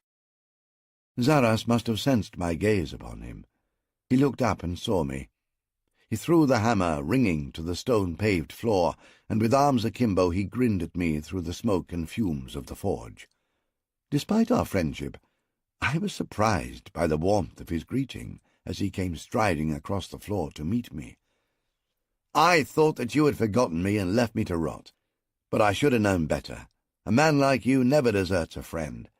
I have polished my armor and sharpened my sword. I'm ready to go along with you as soon as you give the order to march." I was nonplussed, and it took all my self-control not to blurt out my denial, or in some other crass manner to reveal my confusion. "I expected no less of you," I told him, and I hoped my smile was convincing. "But how did you know?" I let my voice trail off before I disclosed the fact that I had not the vaguest idea what he was talking about. "This very morning an orderly from the War Council brought the order to me, but of course I knew that you must have asked for me." He laughed again, and I was reminded of what a pleasant and unforced sound it was. "I have no other friend in high places." "Whose seal was on the order, Zaras?" "I hesitate to speak the name aloud, but—" He glanced around in a secretive manner before he reached into the pouch that hung on his hip and brought out a small scroll of papyrus. Handling it with care and deep respect, he passed it to me. I started as I recognized the royal cartouche with which the scroll was sealed. "Pharaoh?" I was astonished that Pharaoh would concern himself with such a trivial matter. "None other." Zaras watched solemnly as I unrolled the scroll. The order was curt and explicit. "Immediately place yourself under the direct command of Lord Taita. He will issue you further orders, which you will obey unquestioningly on peril of death." "Where are we going, Taita?" Zaras dropped his voice to an eager whisper. "And what are we going to do when we get there? I'm sure there'll be some hard fighting. Am I not right?" "I will answer that question when the time is right to do so. At this moment I can say no more." I shook my head sternly. "But hold yourself in readiness." He gave me the clenched fist salute, but although he had managed to extinguish his grin, his eyes still sparkled. I dealt with the matter of the coinage, which I had come to discuss with him in a perfunctory manner, and then hurried back to the palace. I wanted desperately to speak to Pharaoh and have him rescind his order to Zaras. However, even I cannot burst in upon the royal presence unannounced or uninvited. There is a strict royal protocol to be observed if one requires an audience. I went directly to the antechamber of the royal apartments, where several dozen of the royal scribes squatted, cross-legged, before their writing easels, dashing away busily with their brushes, writing out his messages and commands. The head scribe recognized me at once and hurried to my bidding, but he was unable to help me. Pharaoh departed from the palace at dawn this morning. He left no word of when he might return. I know he would want to speak to you if he were here. Perhaps you might wish to wait on his return, Lord Taita?" I was about to refuse this suggestion, when suddenly I heard the unmistakable pharaonical tones echoing down the corridors of power. Pharaoh marched into the antechamber, followed by a swarm of officials and dignitaries. As soon as he saw me, he turned aside and clapped a hand on my shoulder. "I am glad that you are here. Once again you have anticipated my wishes, Taita. I was about to send for you. Come along with me." With his hand still on my shoulder, he led me into his inner chamber and immediately involved me in deep discussion of a number of complicated issues. Then, as abruptly as he had welcomed me, he dismissed me and switched his attention to the scrolls that were spread out on the low table in front of him. "I beg 1 moment more of your time, Mem." He lifted his head and scowled inquiringly at me. "The matter of Captain Zaras and his orders." "Who?" Pharaoh looked slightly bemused. "What orders?" "Zaras. Captain Zaras, who went with me to Tamiat." "Oh, him," he responded. "Yes, you want him to accompany you on the mission to Crete. I do not understand why you needed my permission to appoint him, or why you did not speak to me directly if you thought it was necessary. It is not like you at all to ask my sister to intercede for you." He looked down at his scrolls. "Anyway, it's done now, and I hope you're satisfied, Taita." Of course, I had my suspicions as to who was at the bottom of the business, but I had underestimated the gall and deviousness of my princess. This was the first time she had interfered directly in the workings of the military chain of command. Now I was faced with making an instantaneous decision, to capitulate cravenly, or to find myself forced into a confrontation with Princess Tehuti, who never had any qualms about employing all her superior royal force and any other subterfuge in order to have her own way. I bowed my head. "You are magnanimous, Royal Egypt, and I am grateful." I accepted the inevitable. Once all our preparations were completed, and our caravan was ready to set out from Thebes, I asked Lord Aton to release a carrier pigeon. This bird had been hatched in the loft maintained by the Egyptian ambassador in Babylon, and it knew where its nest was. In the message that the bird carried, I asked our ambassador to inform King Nimrod of Akkad and Sumer that the royal princesses were on a diplomatic mission to his capital city, and that Pharaoh Tammuz would be extremely grateful if His Majesty King Nimrod would extend a cordial welcome to the royal ladies. 4 days later, another pigeon arrived in the royal loft in Thebes, having made the return journey from Babylon, with a message from King Nimrod relayed by the Egyptian ambassador in that city. The king reaffirmed his commitment to the alliance between the two nations and expressed his pleasure at the prospect of welcoming the royal ladies to his palace, where he hoped they would enjoy his hospitality during an extended visit. As soon as we received this message, I sent Zaras ahead of the royal caravan with a strong military escort to sweep the caravan road that led from Thebes down to the nearest shores of the Red Sea. My excuse was that I wanted him to make certain that there were no brigands or footpads laying in ambuscade along the way. My true motive was to keep him well out of reach of my darling Tehuti. I am not certain how Tehuti came to learn about my attempt to circumvent her. She has her spies everywhere, and the royal harem is a hotbed of intrigue and rumour-mongering. I had given Zaras his orders to take command of the vanguard that very morning, and now I was sitting in my garden beside the fish-pool, enjoying the cup of wine with which I am wont to greet the fall of night and to celebrate the passing of the day, with all its achievements and successes, and its occasional failures. She came up behind me as silently as a shadow, and covered my eyes with her cool, smooth hands, and she whispered in my ear, "Guess who it is?" "I have no idea who it is, Your Royal Highness."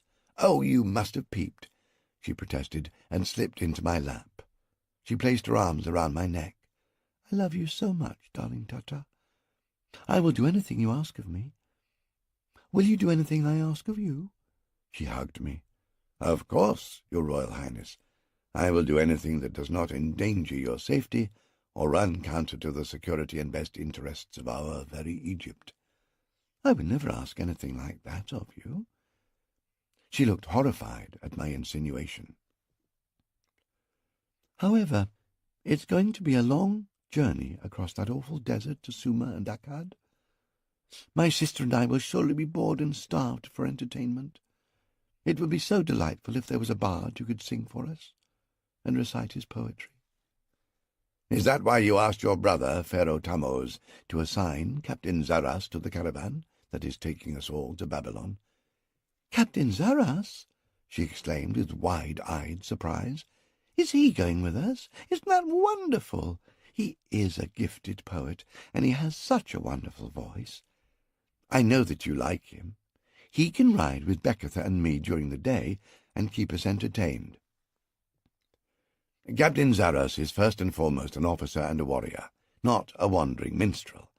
We already have with us a company of professional musicians, actors and actresses, jesters, jugglers, dancers, acrobats, and trained animals, including a performing bear. Zaras will be in command of the vanguard at the head of our caravan. He will be sweeping the route and providing protection for all of us, in particular for you and your little sister."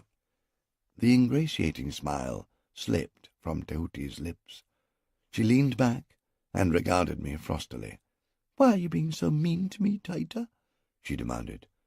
I was Taita now, the sure warning of royal disapproval.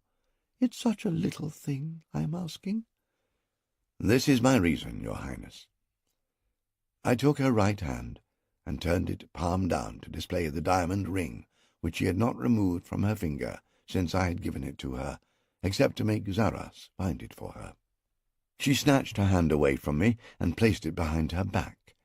We regarded each other in silence. She'd laid out the battle lines and drawn her metaphorical dagger. She stood up and walked away from me, gracefully swinging her hips, without looking back or uttering another word. On the first day of the month of Misor, Zaras, at the head of his advance guards, reached the port of Sagafar on the near shore of the Red Sea.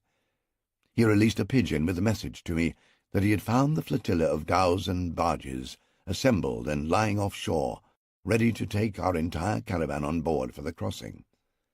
With this reassurance, I gave the order to march. Pharaoh rode with me at the head of the caravan as we climbed the escarpment of the Nile. When we reached the high ground, we all dismounted. The princesses were seated on cushioned stools, one on each side of Pharaoh. All the councillors and senior officers present formed a circle around the royal trio. The Pharaoh summoned me forward, and I knelt at his feet. He stood over me and addressed the audience.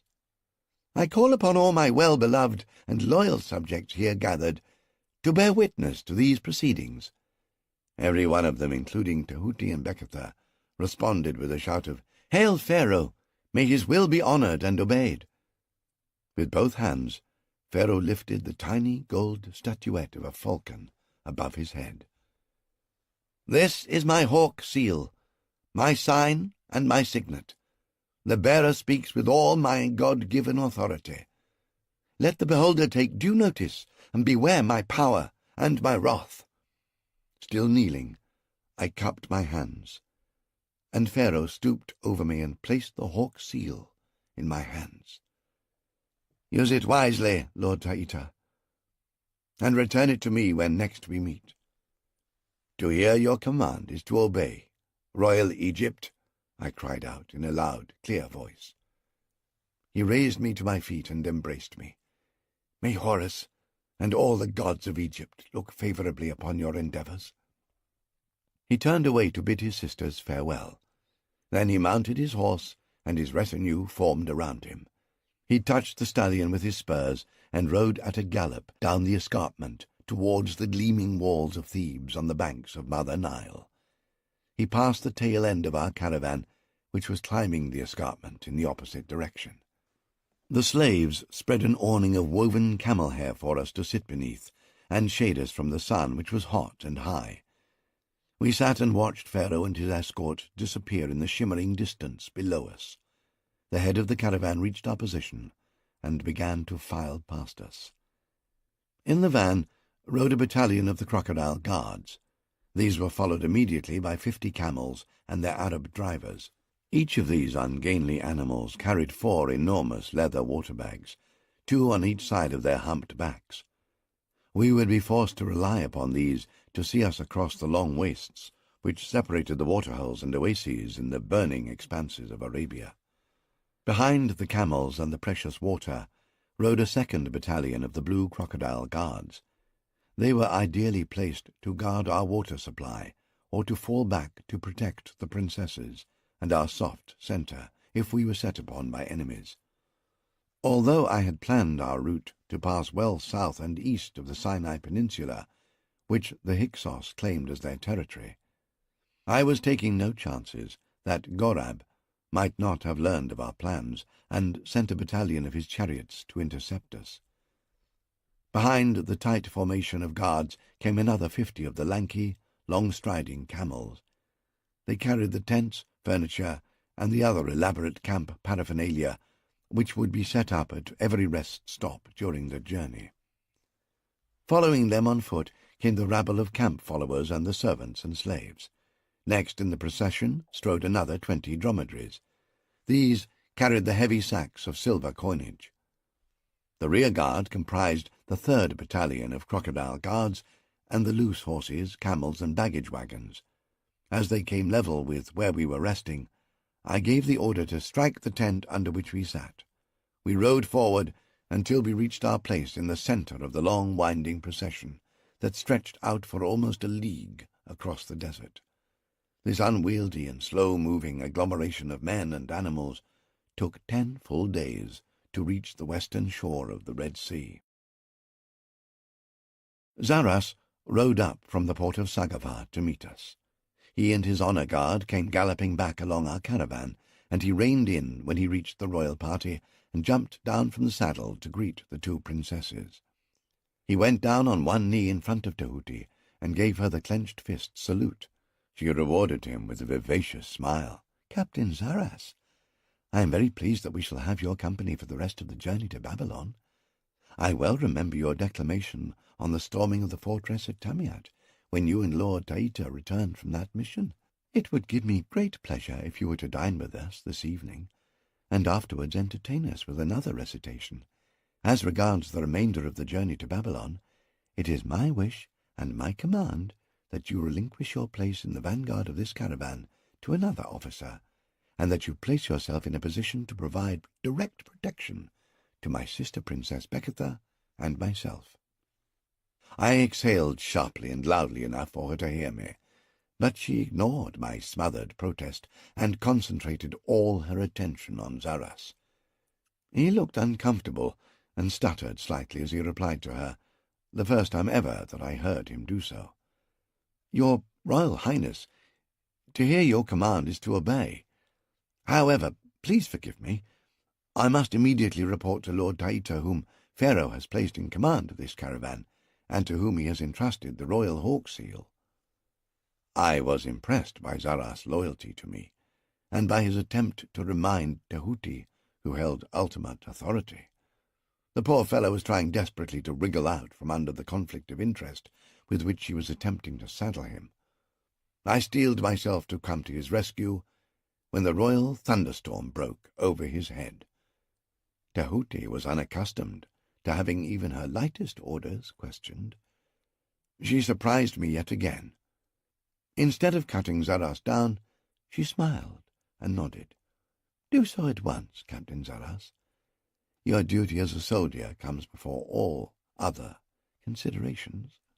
Zaras fell in beside me, and I deliberately hung back to keep us just out of earshot of the princesses, while we rode down towards the rim of the escarpment, below which lay the straggling buildings of Sagafar at the edge of the sea.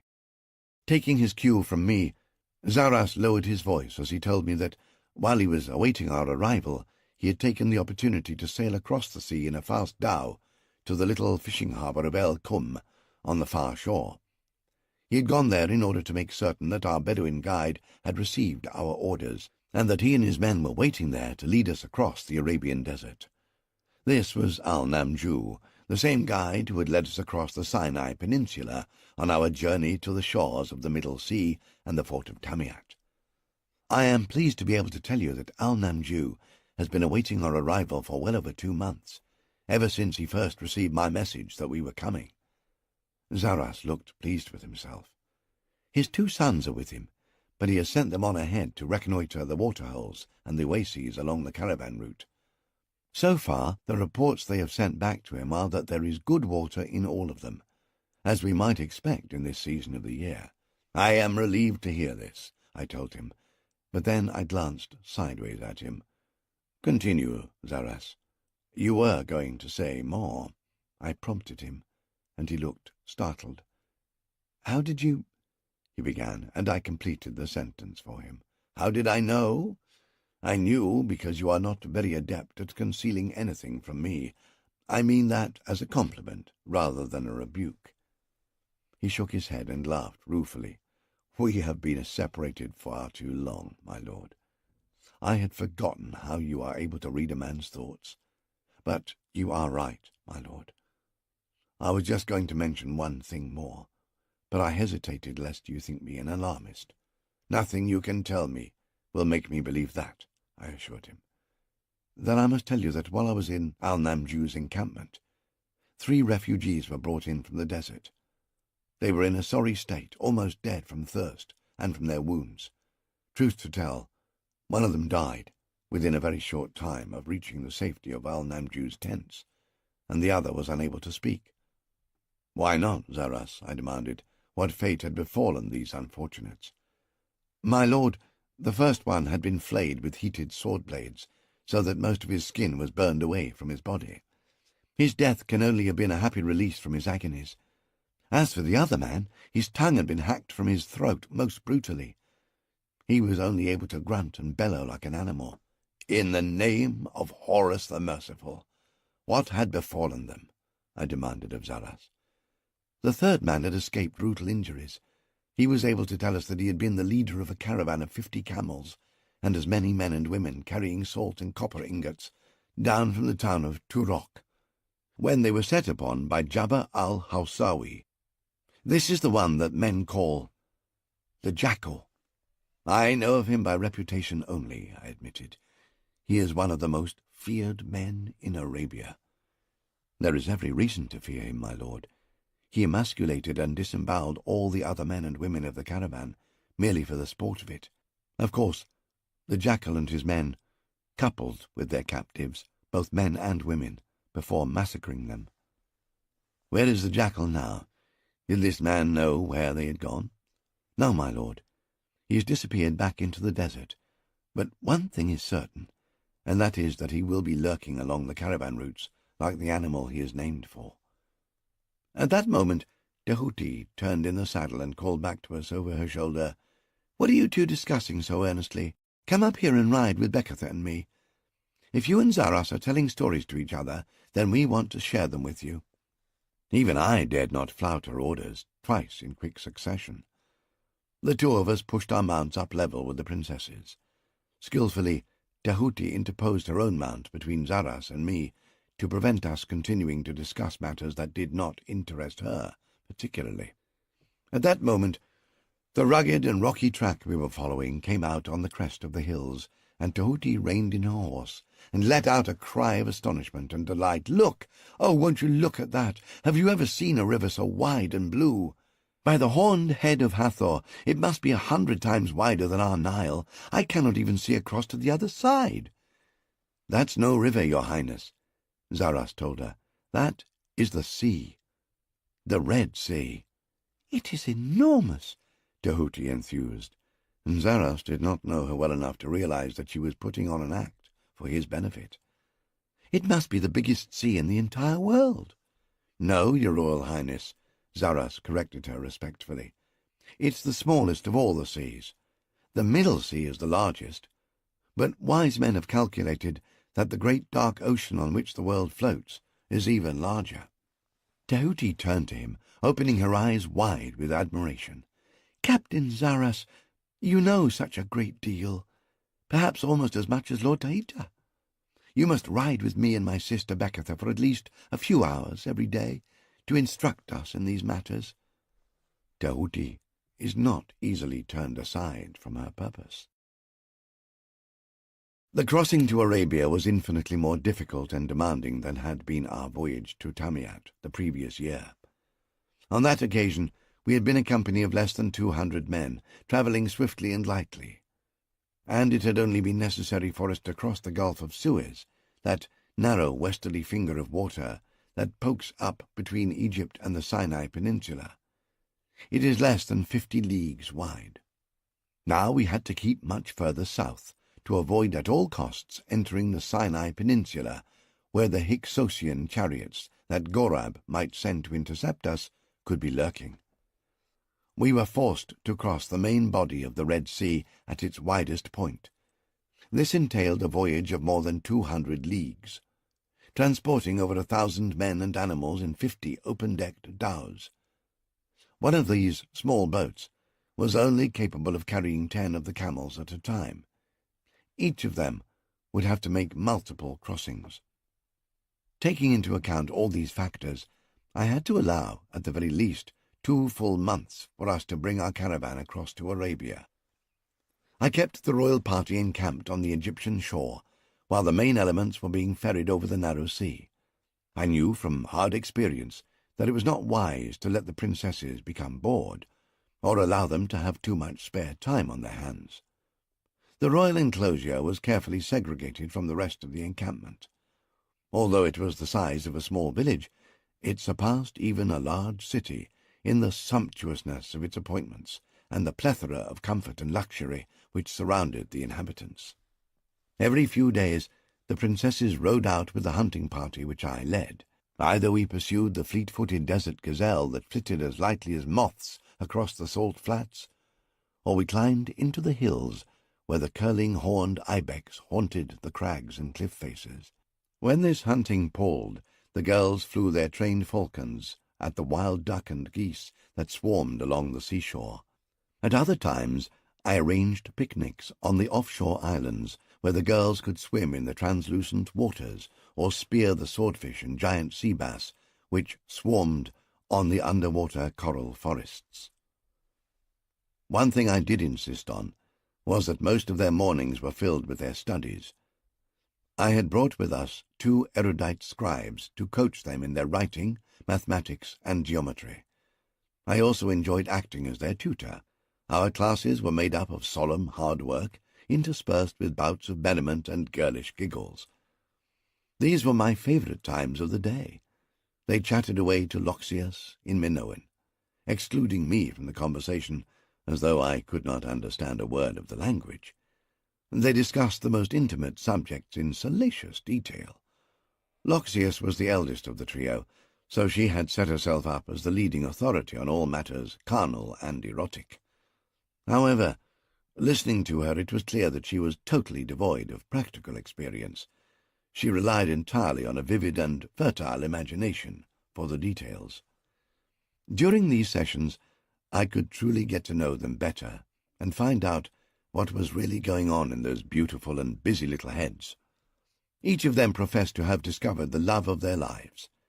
Loxias had decided on Lord Remrem.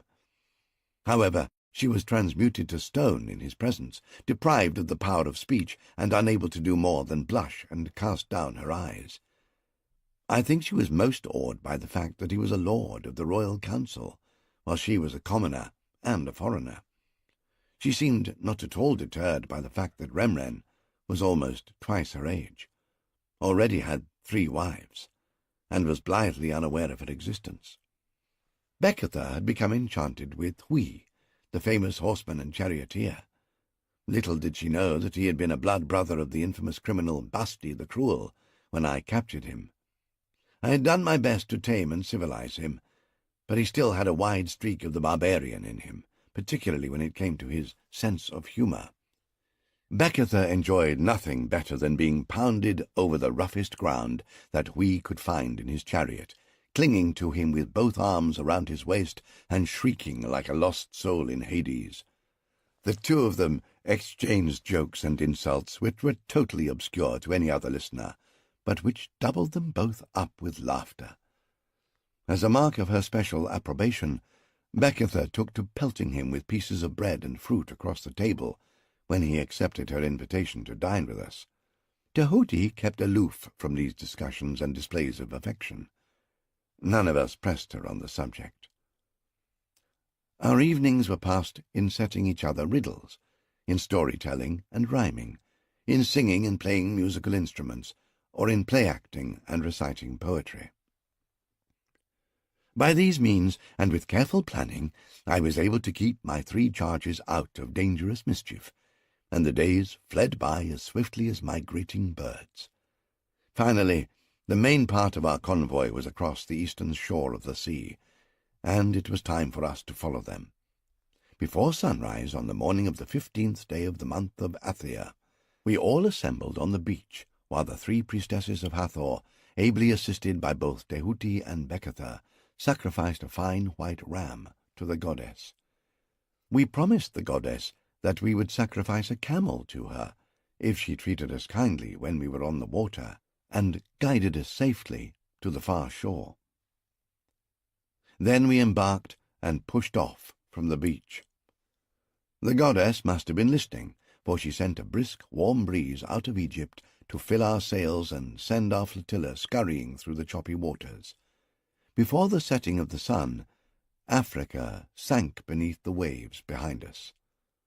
As darkness fell, every ship hoisted an oil lamp to the top of her mast, to enable us to keep each other in sight. Steering by the stars, we maintained our easterly course. As the dawn broke, we raised the distant shoreline of Arabia like a row of rotten shark's teeth, brooding black against the fresh blue sky of the morning sky. We steered for them all day, and the sun was still a hand's breadth above the horizon, when 50 men of the crocodile guards waded out to seize the hulls of our dhows and drag them high and dry up the beach. The girls were able to step out onto Asian soil without wetting their dainty little feet. The royal encampment, with all its delights, was already laid out above the high water mark, ready to receive them. I had ordered it so. However, we dared not dally here, for every day we used up huge quantities of the precious sweet water. The main convoy of the baggage train had left many days ahead of us. By this time they must have covered more than 100 leagues. On the 2nd day after our arrival in Arabia, we mounted the horses and riding camels and set out after them. As soon as we moved away from the moderating influence of the sea, the high sun soon became too fierce to allow us to travel during the middle of the day. From then onwards, we began each march in the late afternoon when the sun had lost a little of its stinging malice. We travelled on through the night, stopping only for an hour around midnight to water the horses and the camels from the cache that the main caravan had left for us to find. Then we journeyed on after the sunrise. When the heat became unbearable, we erected the tents and lay sweating in their shade, until the sun sank low enough to allow us to repeat the cycle. After 15 days and nights, we finally caught up with the main column of the caravan. By this time, the leather water bags were more than half empty, with merely a few gallons of slimy green and foul-tasting water sloshing about in the bottom of them. I was forced to cut the daily ration down to 4 mugs a day a man. We had now entered the desert proper. The dunes rolled away before us in endless profusion, our horses showing signs of distress. When they were carrying even a lightweight rider, the soft sand made the going extremely onerous for them. I turned them loose to join the herd of remounts at the head of the caravan, and I selected the finest racing camels as replacements for the girls and the rest of our party. Al-Namju assured me that the next water lay only a few days' march ahead of us, so I took the girls, together with Zaras and his escort of picked men, and we rode ahead of the main column to find the promised waterhole. Al-Namju gave me Harun, his eldest son, to guide us. We were able to travel much faster than the main body. We rode hard through the night, and in the first flush of dawn Harun reined in on the top of another monstrous dune of brick-red-coloured sand, and he pointed ahead. Before us stretched a high cliff of striated rock. The horizontal layers were of contrasting but vivid colours, varying from honey gold and chalky white to shades of red and blue and black. Some of the softer layers had been wind-eroded more deeply than those above and below them. These formed overhanging galleries and deep elongated caverns, almost as though they had been designed by a demented architect. "This place is called the Maya Cave," Harun told us. I was able to translate this from the Arabic as meaning the water cave. Harun led us up under the vertical rock wall, at the base of which opened a low-roofed lateral fissure. It was just high enough for a tall man to enter without bending, but it was more than 100 paces wide, and so deep and shaded that I could not see how far it undercut the cliff. "The water lies in the depths of this cave," Harun told us. The princesses and Loxias urged their camels to kneel, and then they jumped down from the carved wooden saddles. I led the three of them into the opening, while Zaras held his men back to give us space to ourselves. The stone floor dropped away gradually under our feet, and as we descended the daylight faded and the air grew cooler, until the contrast in temperature to that of the direct heat of the sun outside made us shiver. By now I could smell the water and hear it dripping somewhere ahead of us. My throat clenched with thirst. I tried to swallow, but there was little saliva in my mouth. The girls tugged at my hands and dragged me down to the bottom of the incline. A large pool lay before us, the surface gleaming with the reflected light from the cave entrance. That same light created the illusion that the water itself was black as cuttlefish ink. None of us hesitated, but with gleeful cries we plunged into it, still wearing our tunics and sandals. I knelt until the water reached to my chin. I looked down at my own body and saw that the water, far from being black, was clear as the diamond I had given to Tehuti. I filled my mouth and sighed with pleasure. I have drunk the finest wine from the cellars of Pharaoh's palace in Thebes, but none of it could match this divine and arcane spring. The girls were in the centre of the pool, splashing me and one another, gasping and squealing at the cold. Encouraged by the uproar, Zaras and his men came charging down the sloping floor. They were shouting and laughing as they too flung themselves into the dark water.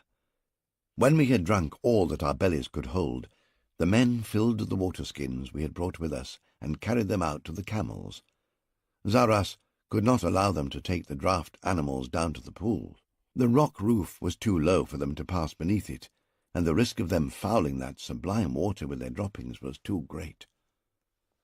Harun confirmed my own estimate that the main caravan was at least 3 days behind us at this stage. This did not worry me unduly, for the girls were tired out by the journey, and this would give them a chance to rest and fully regain their strength. What really concerned me was our vulnerability in this place.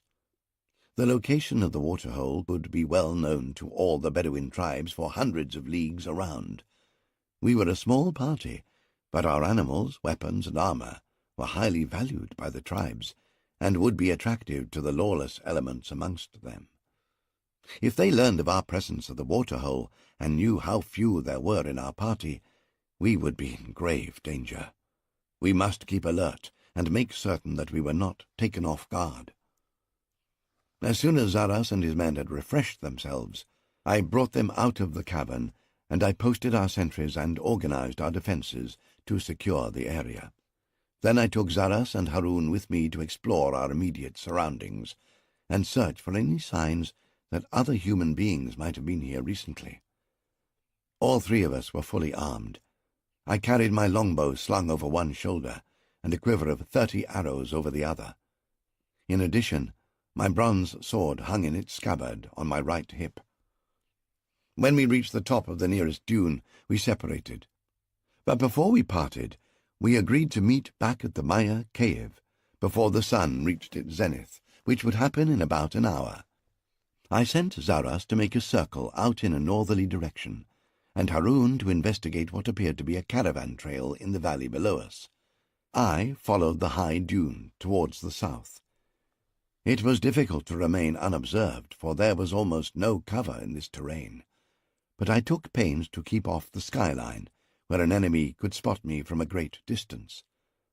I soon found myself enchanted by this landscape that was barren and bleak, but at the same time was hauntingly beautiful. It was an infinity of dunes that were as mutable as the swells of a tranquil sea, smooth and pliant as the body of a beautiful woman, devoid of hard edges, malleable and sculptured. The peaks of these waves of sand were being gnawed at by the wind, changing shape before my eyes. Footprints and hoofprints would become indistinguishable from each very quickly, and would disappear completely soon after that. As I moved through it, I found nothing in this other world to indicate to me that man or beast had ever existed here, until suddenly I noticed a small piece of sun-bleached bone protruding from the sand at my feet.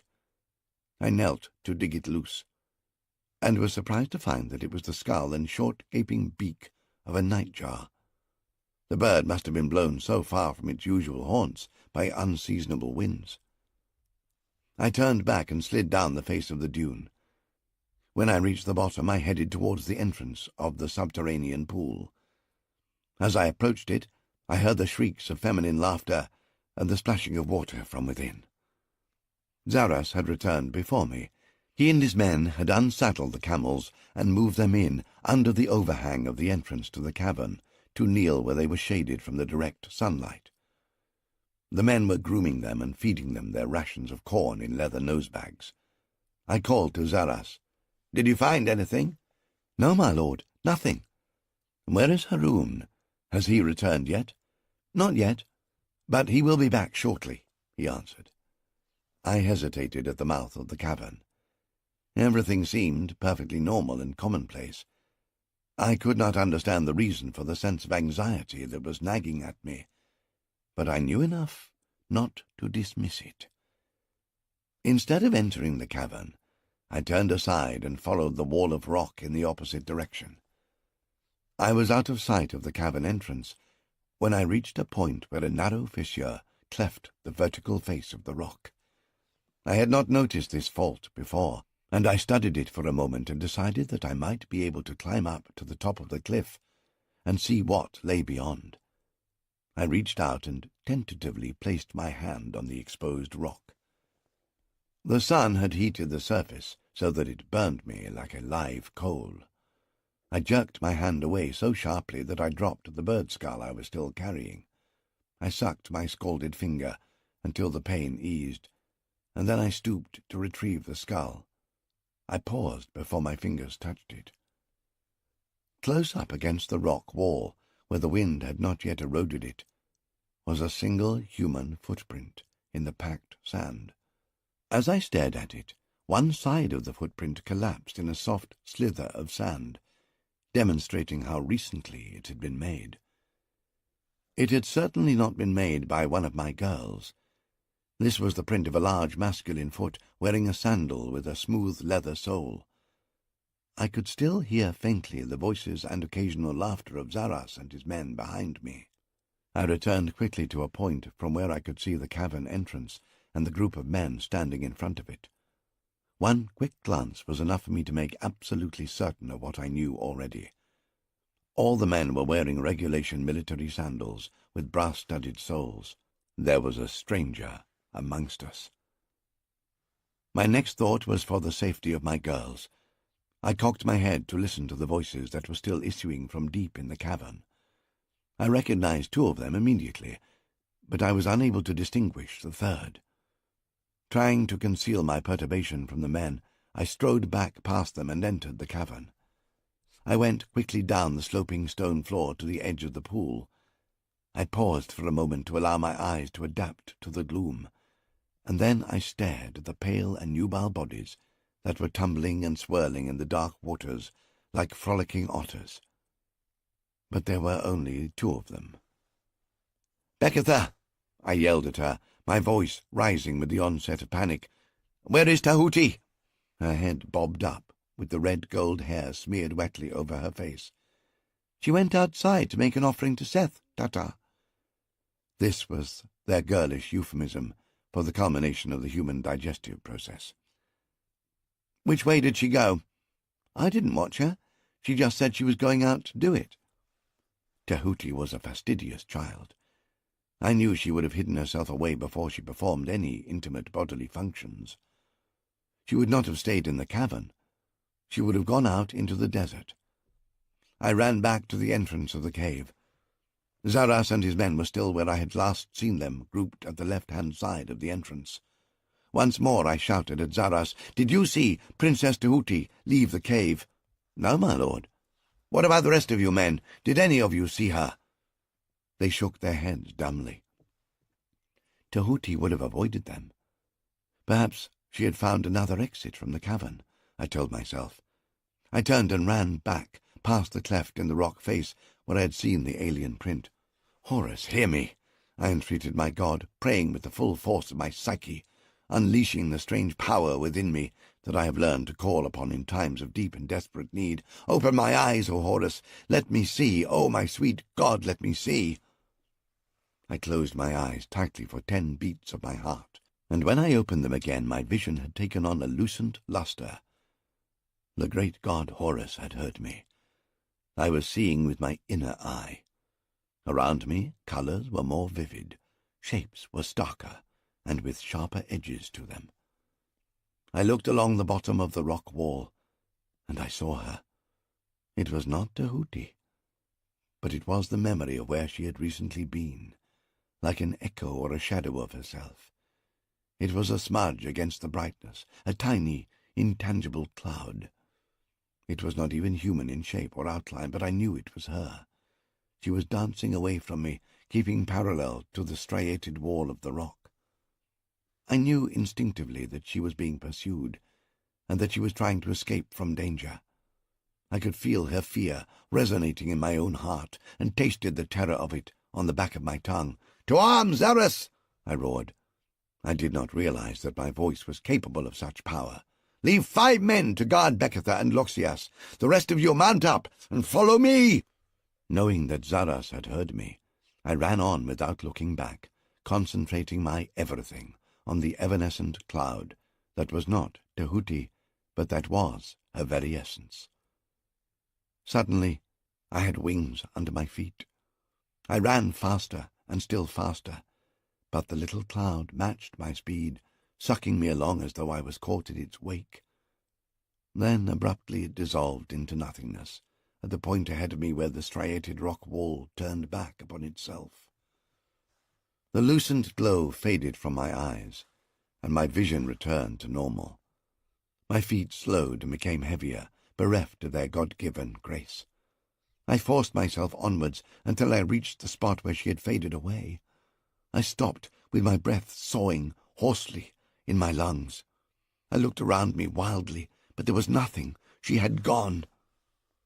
Then I looked down at the earth beneath me, and I saw that although my vision of her had faded away, she had left the veritable prints of her bare feet in the sand, where they were protected from the wind. I raised my eyes to follow them, and I saw that only a short distance ahead they had been obliterated once again. But this time not by the wind, rather the sand had been churned by the feet of men wearing smooth-soled sandals. I could not tell how many there were of them, but I guessed that there were a dozen or more. It was clear to me that Tahuti had been pursued by these men. When they had overtaken and seized her, she had put up a fight. I saw where and how she had struggled.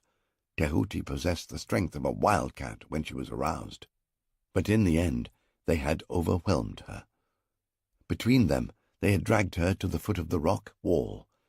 Here I saw there was another of the fissures in the face of the cliff. But this one was wider than, and not as steep as, the first one. It was more like a staircase than a chimney. I knew that I could climb it easily, but the camels would have to find another way to reach the top of the cliff. I looked back and saw Zaras leading the first camel along the base of the cliff towards me. As he reached me, he shouted urgently, "What is happening, Taita? What do you want us to do?" Tahuti has been taken. They must have been lying in wait for her here. She wandered off on her own, and they took her. I pointed up the cleft in the cliff. They have dragged her up there, where our camels can't follow. Who are these men? Where do they come from? I know not, Zaras. Ask no more pointless questions. Ride on along the base of the cliff until you can find a way to climb it. I am going straight up after them. I'll send half my men to follow you up and support you. Then I'll take the others around with me and meet you at the top of the cliff. I did not answer him, but saved my breath for the climb that confronted me. I climbed steadily, husbanding my strength. I could hear Zaras' men coming up behind me. Although all of them were much younger than me, I drew ahead of them steadily. Halfway to the top of the wall, I heard voices from above. I paused for a few seconds to listen. I do not speak the Arabian language perfectly, but I understood enough to follow the gist of it. The men above me were Bedouin, and they were urging each other to greater speed. Then, faintly, I heard Tahuti scream. I would know that voice anywhere, and in any circumstances. "Take courage, Tahuti!" I threw my head back and shouted up at her. "I am coming! Zaras also is coming with all our men!" The sound of her voice was a goad to me. I flew at the climb again, with renewed strength and determination. Then, above me, I heard the whinny of a horse, the stamp of hooves, and the jingle of harness. The men who had her were mounting up. Tahuti cried out again, but the sense of her words was lost in the shouting of the Arabs as they mounted, and then the cracking of the whiplashes as they urged their mounts into a gallop. Horses snorted, and then their hooves thudded on the soft sands. I realized then why these bandits had left their horses at the top of the cliff. They knew that they would be able to return to them swiftly, whereas we would lose time in finding another way to bring our camels around the impassable cliff. I hurled myself up the last few yards of the climb and tumbled over the lip of the cliff. I paused there to take in the situation. In front of me was a rabble of some 30 or 40 Arab riders, dressed in dusty burnous and keffiyeh headdress. By this time they had all managed to mount their horses, and most of them were already racing away from where I stood, urging their mounts on with wild yells, shouting at each other triumphantly. One of the bandits was still wrestling with Tahuti. He had thrown her over the front of his saddle, and as I watched, he mounted up behind her. He was a big, powerful-looking brute with a curling dark beard. He answered closely to the description that I had received from Al-Namju of the bandit Al-Hawsawi, the Jackal, but I could not be certain this was him. Tahuti was kicking out at him and screaming, but he held her down easily on the saddle with one arm, pinning both of hers. I saw that her tunic and her hair were still wet from the pool. Her damp curls dangled and danced about her head. She glanced back and saw me on the lip of the cliff, and her face lit with a pathetic gleam of hope. I could read her lips as she mouthed my name. "Taita, please help me." With his free hand on the reins, her captor soared the stallion's head around, and then booted the animal into full flight out across the rock-strewn plain, speeding away from me. Once he looked back under his arm, and he grinned at me jubilantly. Now I was certain that he was the Jackal. Fleetingly I wondered how he had known that we were coming to this Maya cave in the striated cliff. His gang closed up around him in a tight mass. I could not count their numbers. Watching them go, I was almost overwhelmed with the wave of savage but helpless rage that swept over me and threatened to smother me. Swiftly I gathered my numbed wits and slipped the recurved warbow from my shoulder. In 3 swift movements I had rebraced the bowstring, and I was reaching back to take an arrow from my quiver. The range was opening swiftly. I knew that within seconds both Tahuti and her captor would be beyond bowshot. I took my stance, left shoulder leading the target, and I raised my eyes above the distant horizon, judging the angle of loft that I must give my arrow to reach out to the Jackal.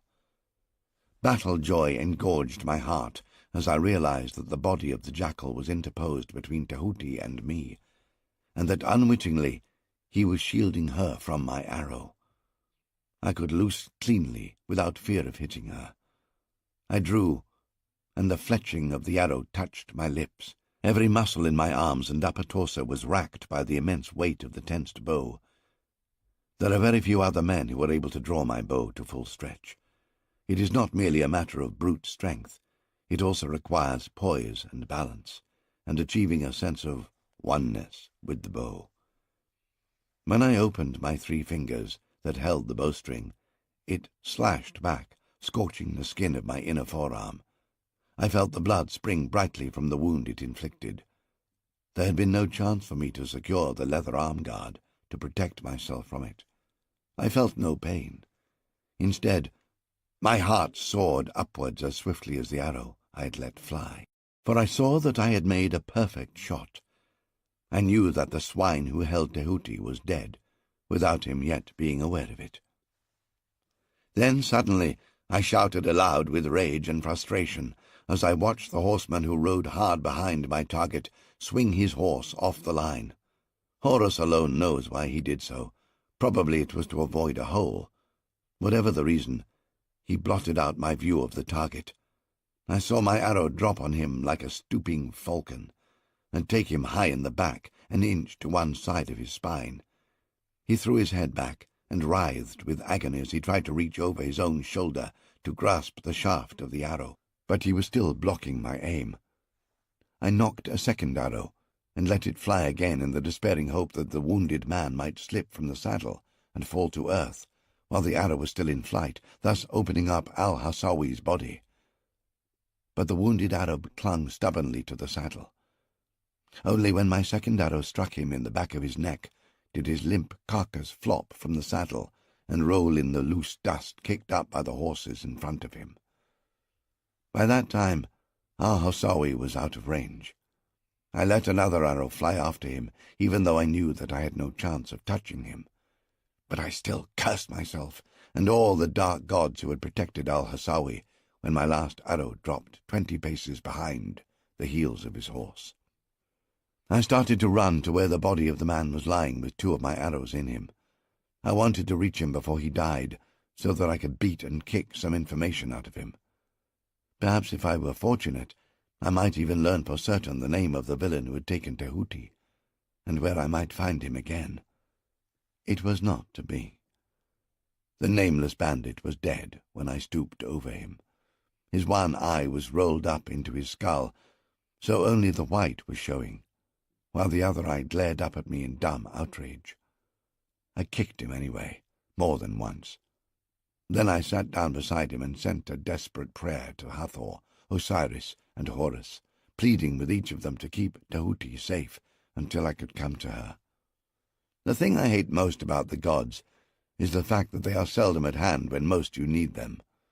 So while I waited for Zaras to find me, I turned my hand to cutting my arrows out of the corpse of the bandit I had brought down.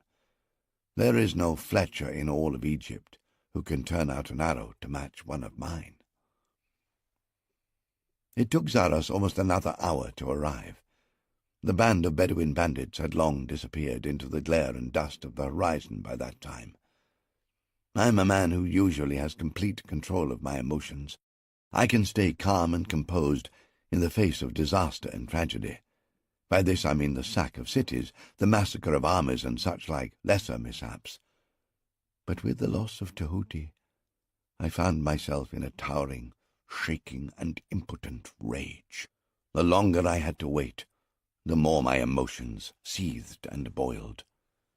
The men that Zaras had sent to climb the cliff after me became the target for my fury. I raved at them, excoriating them for being so tardy and ineffectual. I accused them of cowardice and deliberate procrastination when I needed their assistance. When I finally picked out the dust of Zaras' camels approaching along the upper rim of the striated rock wall, I could not contain myself an instant longer. I started to run back to meet him. I was shouting at him to hurry whilst he was still beyond earshot. However, when he came close enough for me to read the expression on his face, the realization dawned on me that his distress equaled and possibly outstripped my own. As loudly and as bitterly as I was screaming at him to hurry, even louder he was imploring me to tell him where Tahuti was, and if she was still alive. It was then that I realized that it was not some casual and transient infatuation that gripped these two young people. This was the same grand and immaculate passion that I had cherished for Tahuti's mother, Queen Lostris. I could see that Zara's anguish for the loss of Tahuti was as devastating as mine had once been for her mother. In the moment, I recognized this fact. I knew also that the world had changed for all three of us. I watched Zaras bringing his men towards me as fast as the camels could gallop. These were all magnificent beasts. Over a short distance, the Bedouin horses would be able to outrun my camels, but they could not maintain that pace for more than 2 or 3 hours. On the other hand, my camels could run all day long over sandy and treacherous ground. My camels had recently drunk their fill of water. They would not have to drink again for 10 or more days. In these conditions of thirst, heat, and heavy going in the sand, the horses would be down by sunrise tomorrow, while my camels could still be running a week from today. I had my orders for Zaras ready when he came up to where I stood. He had an armed man on the back of every camel. Very swiftly, I had half of them dismounted and on their way back to the cavern on foot to stand guard over the other 2 girls. Of course, Bekatha's safety outweighed that of Loxias 100-fold, but nonetheless I had grown fond of the little Cretan lass. Zaras had shown the good sense to have each of the camels loaded with full water-skins. This accounted for his delayed arrival. Now half the saddles were empty, and I would be able to rotate the riders at regular intervals. I was also pleased to see that Zaras had brought our head guide, Al-Namju, with him. Nobody knew the ground better than he did. As we mounted up, with each rider leading a spare camel on a guide rope behind him, and the water-skins bulging and gurgling reassuringly, I was prepared to wager a bag of silver mem that I would catch up with Al-Hawsawi before noon on the morrow. The wind had dropped to a soft breeze, but it was still too hot to give us much relief. At the very least, it no longer had the strength to obliterate the jackal's spoor until I had the chance to read it. I kept the camels moving at a pace that I judged carefully. I calculated the passage of time by the angle of the sun, and 3 hours later I could already see that we had gained substantially on our quarry. We stopped briefly to rotate our mounts, and I allowed the men to each drink 2 mugs of water before we started off again. We were not pushing hard yet, but keeping to a swinging trot that the camels made look so relaxed and easy. Another 2 hours, and I received proof positive that we were wearing down the fugitives. We came upon one of the jackal's horses, broken down and limping slowly along the tracks, left by its herd mates. I was grimly satisfied with our progress, and I told Zaras that I hoped we might even catch them before nightfall. This opinion proved premature. An hour after I had expressed it, we came to the first split. I held up my hand to signal my cohort to halt. Then I confirmed this with a verbal command to Zaras. Let the men dismount and stretch their legs. They can each drink 2 mugs of water, but they must stay back and take care not to confuse the tracks until I have read them. Splitting the chase was an old Bedouin ploy that consisted of dividing their numbers into 2 equal groups. Then each group would take off in a separate direction. In this instance it was doubly effective, in that it would be impossible for us to decide which of the 2 groups had taken Tahuti with them. We would be forced to split our own forces to follow both of theirs. I dismounted and handed the reins of my camel to Zaras to hold for me. I went forward on foot, stepping gingerly, until I reached the point at which the gang had split. I saw that they had not dismounted to do so. Thus I was unable to pick up Tahuti's footprints. I squatted down and once again called on my gods for help. Great Horus, let me see. Open these weak, blind eyes and show me the way, I beg you. Open my eyes, beloved Hathor, and I will make you a blood sacrifice to delight your heart. I closed my eyes and listened to my heart beat 20 times before I opened them again. I looked around carefully, but my eyesight was unaltered. The desert was the same. There was no translucent glow lighting the brutal sands, no dancing shadows to lead me on. Then I heard a voice, and I cocked my head to listen to it. But it was only the wind, soughing through the dunes. I turned my head slowly to allow the wind to brush my ear. I heard her then, softly but distinctly. "Let Hathor show you the way." It was the voice of Tehuti. I looked about me quickly, expecting to find her at my shoulder, but she was not there. I closed my eyes and waited for the little miracle I knew would come. Silently, I bowed my head and closed my eyes in atonement to the goddess Hathor for the recent derogatory thoughts I had directed at her. "We need you now, sweet Hathor. Tehuti and I need you." Then a scene from years ago began to replay itself behind my closed eyelids. Tehuti and I were once again in the small reed boat, drifting on the sacred waters of the Nile. She was smiling with delight and holding up the gift which I had just given her to celebrate the red flowering of her womanhood. It was a lovely jewel into which I had worked all my love and all my skill. On a fine chain was suspended a tiny golden head of Hathor, the horned goddess of love and virginity. Still smiling, Tehuti passed the gold chain around her neck, and with both hands secured the clasp behind her. The golden head dangled down into the valley of silken skin between her breasts, and the image of the goddess smiled at me enigmatically. "I shall wear it always, Taita." I recalled Tehuti's exact words. "Every time I feel it against my skin, I shall think of you, and my love for you will grow stronger." She had kept her promise. Whenever we were reunited after even a brief absence, she showed me the charm, dangling it on the gold chain and then touching it to her lips. Why I had thought of that now, when time and speed were so critical, I could not fathom, and I tried to put it out of my mind. The memory persisted. Then, with a sudden stab of excitement, it occurred to me that the jewel would by now be imbued with Tehuti's essential ethos. I would be able to detect it as unerringly as if she were here in the flesh. Then the voice in the wind confirmed what I had already sensed. "Find Hathor, and you will find me." When I jumped to my feet, I was still standing at the point at which Al-Hossawi's gang had split. I saw that one group of 10 had turned away towards the north. I decided to follow them first.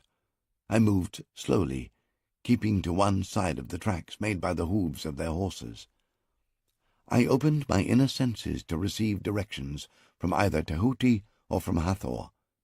I felt nothing. I kept walking, and then I felt an emotion stir within me. It was a sense of frustration and loneliness which grew stronger with every step I took. I turned back towards the point from which I had started, and the unpleasant sensation subsided gradually, and then evaporated when I reached the splitting point again. The second group of bandits had turned away towards the south. I followed their tracks. Almost immediately, I felt a lift of my spirits. I grew more elated with every few paces I took, and then I felt a small, warm hand take my own and squeeze it.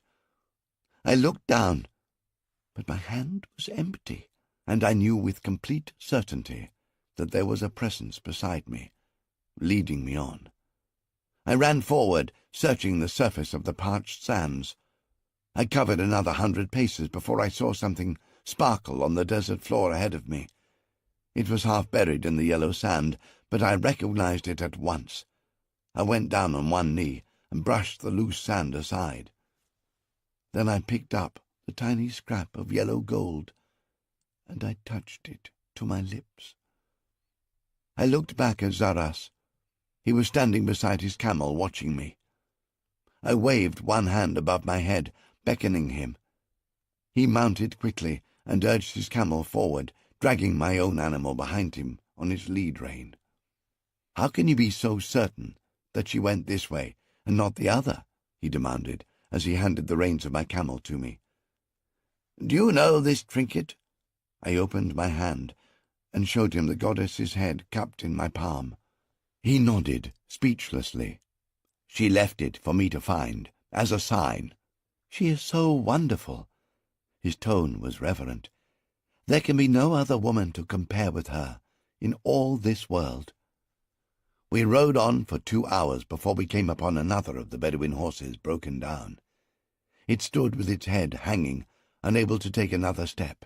Its rider had flogged it mercilessly before he abandoned it. Its hind quarters were lacerated by the whiplash, and the blood had congealed black and shiny on the wounds. "Give it water," I ordered, and Zaras himself dismounted to fill a leather bucket from the water-skin that his camel carried. At the same time, I also dismounted and took up a position behind the animal's shoulder. I drew my sword. Zaras placed the bucket of water in front of the unfortunate beast, and it dipped its muzzle into it. I allowed it to suck a few mouthfuls before I lifted my sword with both hands above my head. The animal was still drinking when I brought the blade down with all my weight and strength behind it. Decapitated cleanly, the head sprang from the stump of the neck. The carcass dropped to its knees, with blood pumping from the severed blood vessels. Then it toppled over sideways. "Don't waste the water," I warned Zaras, as I wiped my blade clean on the horse's shoulder, and then ran it back into its scabbard.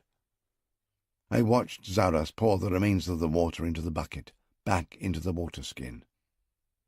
I needed a few moments to regain my composure. I was suffering almost as much as the horse had done before my mercy stroke. I detest unnecessary cruelty and suffering in all its forms, and the horse had been savagely abused. However, I prevented my true feelings from showing. If they had known how I felt, my men would probably have thought me eccentric and lost a little of their respect for me. By the time the sun touched the horizon, we had passed another 3 downed horses, and I could see, by the increased bite of the tracks in the sand, that some of the fugitive Arabs were doubled up in the saddle, behind their companions. Others were reduced to walking, clinging on to the stirrup leathers of their companions to keep themselves on their feet. We gained more rapidly on them with every hour that passed. I kept my cohort moving after the sun had set. At last the full moon came up to light our way. It was so silvery bright that it threw a shadow in each of the hoof marks that the Arab horses had imprinted in the sand. I could pick them out from afar. Hathor is the moon goddess, so I knew that this was her answer to my prayers. We moved forward at a pace that I judged was twice that of the chase. The camels responded willingly. We passed 2 more fallen horses beside the trail, but I saw that they were beyond suffering and did not waste more time attending to them. Then I came upon a human figure lying directly in our path. There was something familiar about it. This time I halted my camel and forced it to kneel. "Take care, Taita," Zaras called to me anxiously. "This could be a trap. He may be playing dead. Perhaps he is holding a knife ready in his hand." I heeded his warning and drew my sword. But when I stood over the human form, it stirred, lifted its head painfully, and looked up at me. The moonlight played on the man's face, and I recognized him. I stared at him, so astonished at first I was unable to speak. "What is it, Taita? What ails you?" Zaras shouted at me. "Do you know this man?" I did not reply directly to his queries. "Send Al-Namju to me," I ordered, without looking back at Zaras. The man at my feet was whimpering with terror as he stared up at me. Then he covered the lower half of his face with the tattered keffiyeh headdress that was knotted around his throat, and turned his head away from me. I heard Zaras calling Al-Namju to come forward, and then the sound of his camel being forced to kneel behind me. "Come here to me, Al-Namju." My tone was harsh. I heard the crunching of his footsteps in the sand as he came to stand beside me. I did not look around at him. "I am here, master," he answered softly. "Do you recognize this person?" I touched the man lying at my feet with the toe of my sandal. "No, lord. I cannot see his face," Al-Namju murmured softly. But by the tremor in his voice, I knew he was lying. I reached down and grabbed the corner of the keffiyeh headdress and ripped it off the man's face. I heard Al-Namju gasp. "You see his face now," I told him. "Who is he?" There was a drawn-out silence, and the supine figure buried his face in the crook of his arm, and he began to sob in broken gusts. He was unable to look up at us. "Tell me, Al-Namju, who is this piece of stinking pig shit?" The figure of speech I had chosen to describe him was evidence of my outrage and distress. "He is my son, Harun," the old man whispered. "And why is your son weeping, Al-Namju?" "He is weeping because he has betrayed the trust you and I placed in him, Lord." "How did he betray our trust, old man?" "He told Al-Hassawi, the jackal, where he could find us. He led him to the cavern pool to lie in wait for us." "What is the fitting punishment for such treachery, Al-Namju?" "The punishment is death. You must kill Harun, Lord." "No, old man." I drew my sword. "I will not kill him. He is your son. You must kill him." "I cannot kill my own son, master." He recoiled from me. "It would be the darkest and vilest deed imaginable. My son and I would be doomed to the dark otherworld of Seth for all eternity." "Kill him, and I will pray for your soul. You know that I am a man of power. You know that I am an intercessor with the gods. It is always possible that they will hearken to my prayers. You will have to take your chances on that." "Please, beloved master, spare me this terrible duty." Now he was also weeping, but silently. I could see the tears sparkling on his beard, silver in the moonlight. He fell to his knees and kissed my feet. "To die by his father's hand is the only fitting punishment for him." I denied his entreaties. "Stand up, Al-Namju. Kill him, or I will kill your two younger sons, Talal and Musa, first. Then I will kill Harun. And finally I will kill you. There will be no male line in your house. There will be nobody to pray for your shade." He came to his feet shakily, and I placed the hilt of my sword in his hands. He stared into my eyes, and he saw that my determination was hard as any diamond. He dropped his eyes in resignation. "Do it," I insisted, and with both hands he wiped the tears from his own face. Then he raised his chin determinedly and grasped the hilt of the sword that I was offering him. He stepped past me and stood over Harun. "Do it," I repeated, and he lifted the sword and struck once, twice, and a third time. Then he dropped my sword and collapsed on top of the corpse of his eldest son. He hugged the cloven head to his chest, and the yellow brains oozed out between his fingers. He began the keening wail of mourning. I picked up my sword and wiped the blade on the corpse. Then I went back to my camel and mounted up. I left Al-Namju to come to terms with his loss, and I took up the trail of the jackal once more. My sense of compassion does not encompass all of mankind. My magnanimity does not cover all the sins committed against me.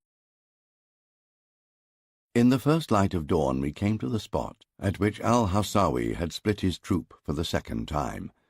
This was an act of desperation. By now he must be certain that his first split had not thrown me off his tail. I dismounted and studied the tracks to make an estimate of the Bedouin numbers. There were 6 horses in one group and 4 in the second. Every horse was carrying 2 riders. That added up to 20 in total. In addition, there were 5 men walking. I raised my eyes to follow the spoor left by the larger troop, which had turned off towards the north, and my heart pounded as I saw the small and dainty footprints that I knew so well following them. They had taken Tahuti with them.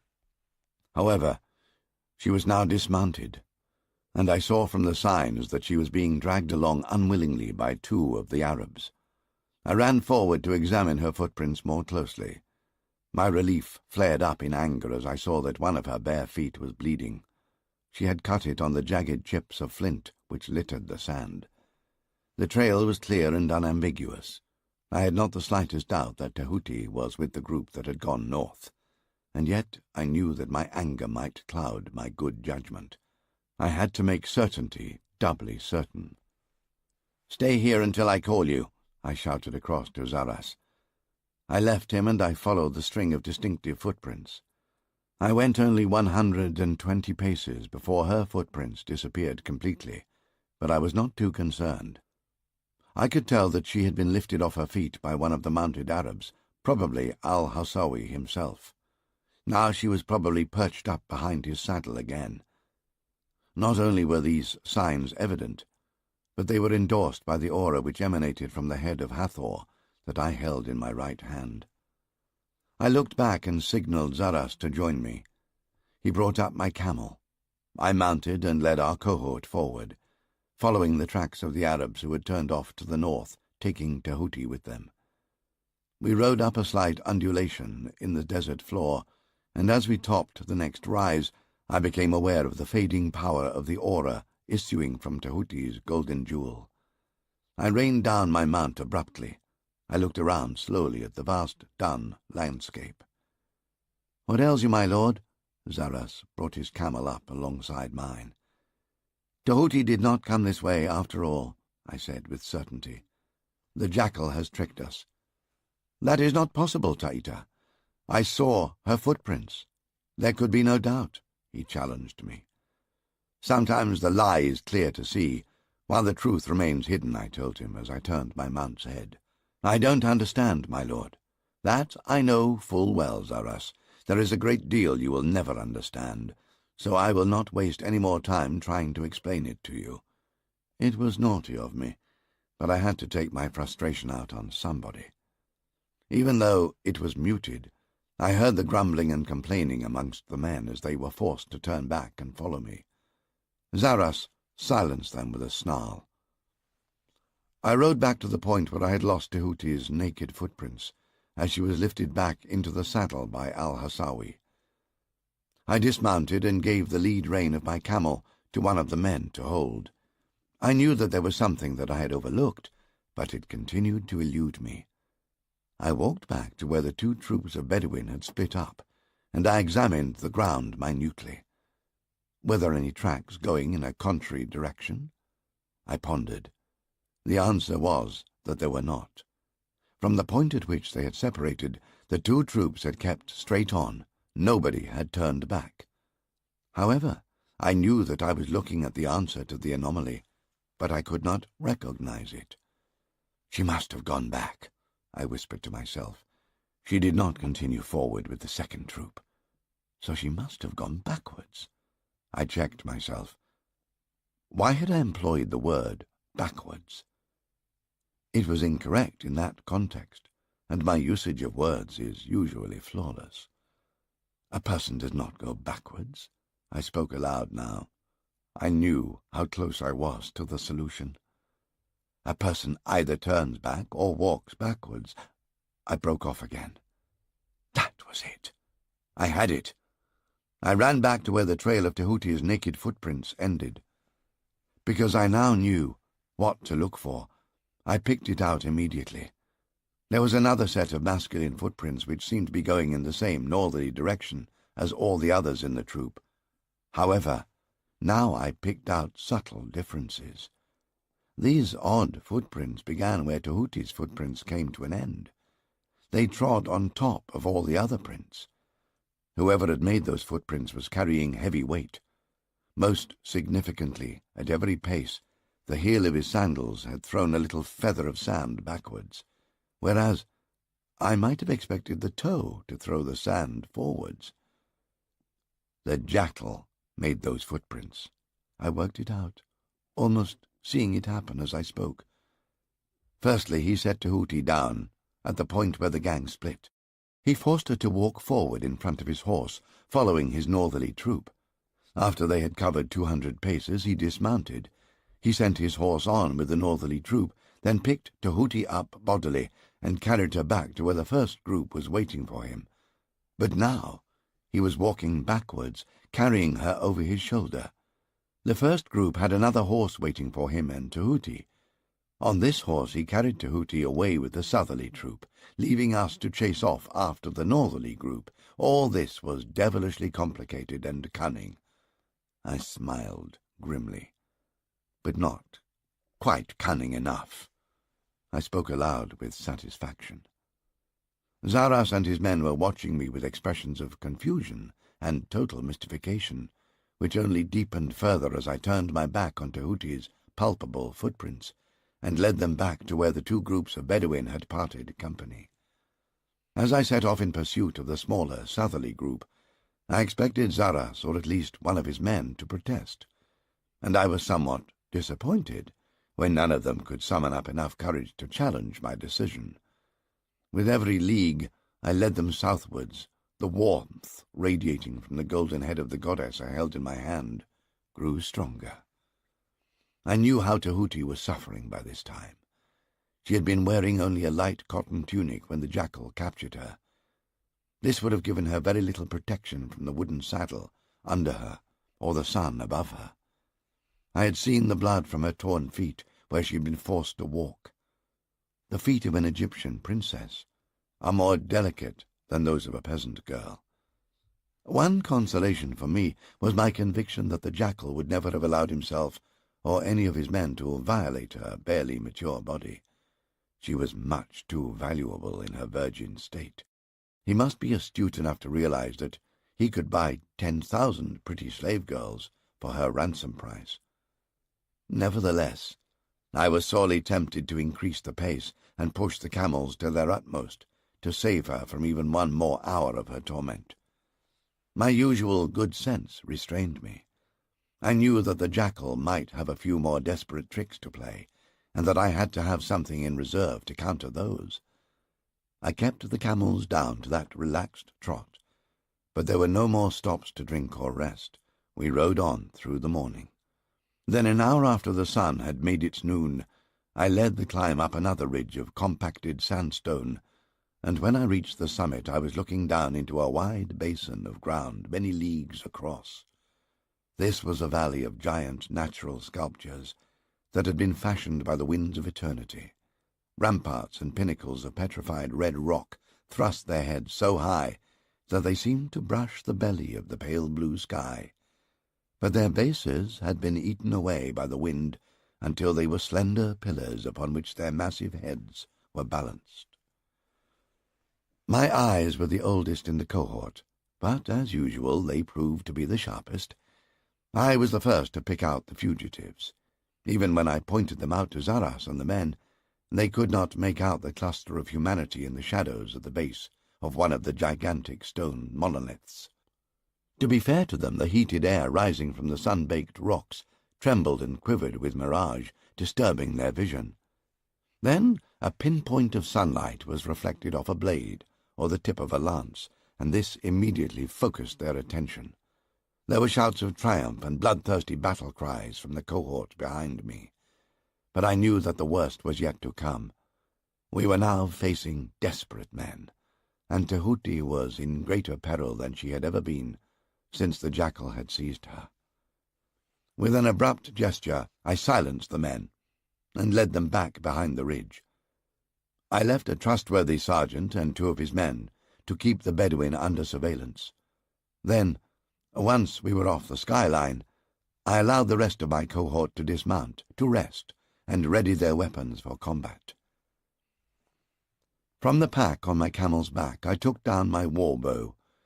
in its leather carrying bag, and my arrow quiver. I carried these with me when I led Zaras aside. I found a seat on a slab of sandstone, and I beckoned Zaras to sit beside me. All their horses are down. They cannot run any further. The jackal has chosen his ground on which to make his last stand, I began, and then I went on to explain exactly what he had to do if we were to extricate Tahuti, unhurt, from the jackal's clutches. When I finished, I made him repeat my instructions, so that there could be no misunderstanding. While we were talking, I re-braced my bow with a new bowstring. Then from the quiver I selected 3 arrows, which appeared at first glance to be perfect. These I rolled between my hands to detect the slightest distortion. When they passed my stringent scrutiny, I tucked them under my belt. I left the arrows which I had rejected in the quiver, which I strapped to my back. It was unlikely that I would get a chance to shoot more than a single arrow, and that would have to be at extreme range. If another opportunity presented itself, I would not have a moment to waste in making my arrow selection. "I am ready, Zaras." I stood up and slapped his shoulder. "Are you?" He jumped to his feet. "Yes, Taita. I am ready to die for the princess." It was a melodramatic declaration, but I was moved by his sincerity. Young love has a peculiar splendor all of its own. "I think both Princess Tahuti and I would prefer you to remain alive," I remarked dryly, and I led him back to join the waiting cohort. While Zaras was giving them their orders, I appropriated the crocodile-skin cuirass and bronze helmet from one of the guardsmen, and donned them to conceal my distinctive robes and long flowing hair. I did not wish to stand out from amongst my men. When our preparations were completed, we remounted, and, crossing back over the ridge, we started down into the valley of sandstone monoliths, walking the camels sedately towards the place where the jackal and his men were waiting for us. I took this last opportunity to adjust the leather guard over my left forearm, to protect myself from the lash of the bowstring. The wound that I had already inflicted on myself was still open and weeping. Zaras was leading the cohort. Our men were bunched up in close order, 20 paces behind him. I was no longer riding in the van beside Zaras. Inconspicuous in my borrowed armor, I hung back on the extreme left flank of the second rank. I concealed my war bow under the saddle-cloth of my camel, where it could not be seen by the enemy until I raised it. Zaras rode well out in front of our formation, where he could focus the jackal's attention upon himself. He had reversed his sword, holding it high with the hilt uppermost. This was the universal sign of truce. I knew that the jackal would be expecting this invitation to parley, for we were locked in a stalemate. He could not escape, all his horses were down, and his men were played out. On the other hand, we could not charge in to finish it while he still had a knife to Tehuti's throat. I had to rely on Zaras to get me within certain bowshot of the jackal without triggering his murderous reaction. As we closed, I was able to study the ground more effectively. From my reading of their spoor, I knew that the number of al-Hassawi's men had been whittled down by splitting and by the hostile desert to 15 survivors. I had 56 guardsmen, including Zaras. All of them were relatively fresh and in fighting condition. There could only be one outcome if it came down to a fight to the finish. They would all die, but then so would Princess Tahuti. Al-Hassawi had chosen with care his final position under the towering loom of the sandstone monolith. The rock secured both his flanks, but it gave him an additional advantage. The shelving sandstone roof that extended out over his position limited the range of even my great war bow. I could not stand off at a distance and loft my arrow high enough to kill the jackal without my arrow first striking the roof of rock above his head. I had to get into closer quarters and shoot on a much flatter trajectory. However, the red rock was also the jackal's prison wall. It cut off any line of retreat. He had to negotiate, an exchange with us, the lives of his men and himself for that of my princess. Led by Zaras, we rode slowly towards where the jackal was waiting at bay. Now I was able to see that the horses of the Bedouin had all succumbed to the thirst and the harsh conditions. The Arabs had dragged the last few carcasses into a half-circle, facing outwards towards us. Behind this makeshift and pathetically inadequate stockade, the survivors now crouched. Just the tops of their heads were showing, together with the tips of the lances and curved scimitar blades which they presented to us. As we closed with them, I could see that there were at least 3 of the Arabs holding bows with arrows nocked, ready to let them fly at us. But the Bedouin are not archers of any consequence. Their bows are feeble, with half the range of the mighty recurved weapon that was clamped under the saddle-cloth beneath my knee, ready to my hand. Now everything depended on how close these meagre fortifications Zaras was able to bring me, before al-Hassawi called a halt to our approach. I was judging the shortening range with every pace my camel took under me. We reached the critical point from which I knew that I could lower my trajectory and reach any of the Arabs with my arrow without fear of hitting the stone roof that hung over their heads. I grunted with relief. Every pace forward that my camel took from here onwards placed me in a stronger position. The guardsman riding in the rank ahead of me was screening me as I reached down and took my grip on the warbow. Then, without glancing down, I selected an arrow from those on my belt with my free hand. I laid it across the top end of the hand grip of my bow and held it there with the forefinger of my left hand. My camel carried me forward, another 5 slow and stately paces, before a man came to his feet in the center of the Bedouin line and faced us. He threw back the hood of his burnous to uncover his face, and he roared at us in Arabic, "Stop! Come no closer!" The echoes of his voice boomed off the roof of sandstone above him. I recognized him at once as the black-bearded brute I had last seen 3 days previously, throwing Tahuti onto his saddle as he leered at me under his upraised arm. This was confirmed for me immediately, as he shouted again, "I am al-Hassawi, war chief of the Bedouin. All men fear my might." He reached down, and from behind the carcass of his horse, where he had concealed her, he lifted Tahuti to her feet. Now he held her so that we could see and recognize her face. His left arm was locked around her throat from behind, choking her, so she dare not struggle or cry out. In his right hand he held his naked sword. Tahuti's body screened his as he glared at us over her shoulder. Al-Hassawi had stripped Tahuti of every stitch of her clothing. I knew he had done this to humiliate her, and to demonstrate how completely he dominated her. Her limbs seemed slender and childlike when compared to the massive, hairy arm which he had clamped around her throat. The skin of her naked form was opalescent as mother of pearl. Her eyes were so huge with fear that they seemed to fill her face. Zaras leapt down from the back of his camel, and still proffering his reversed sword, he started walking slowly towards where al-Hassawi was holding Tahuti. He lifted the visor of his helmet, revealing his identity, just as al-Hassawi had done. As she recognized Zaras, I saw the terror fade from Tahuti's eyes, to be replaced by the fierce light of courage and hope. Her lips moved as they formed his name, but the sound of it was throttled by the thick arm around her throat. I was proud of her then, as proud as I had ever been of her mother. But I closed my mind to all these distracting thoughts and memories. My eyes measured the range, and my mind calculated the loft and drift of my arrow in flight.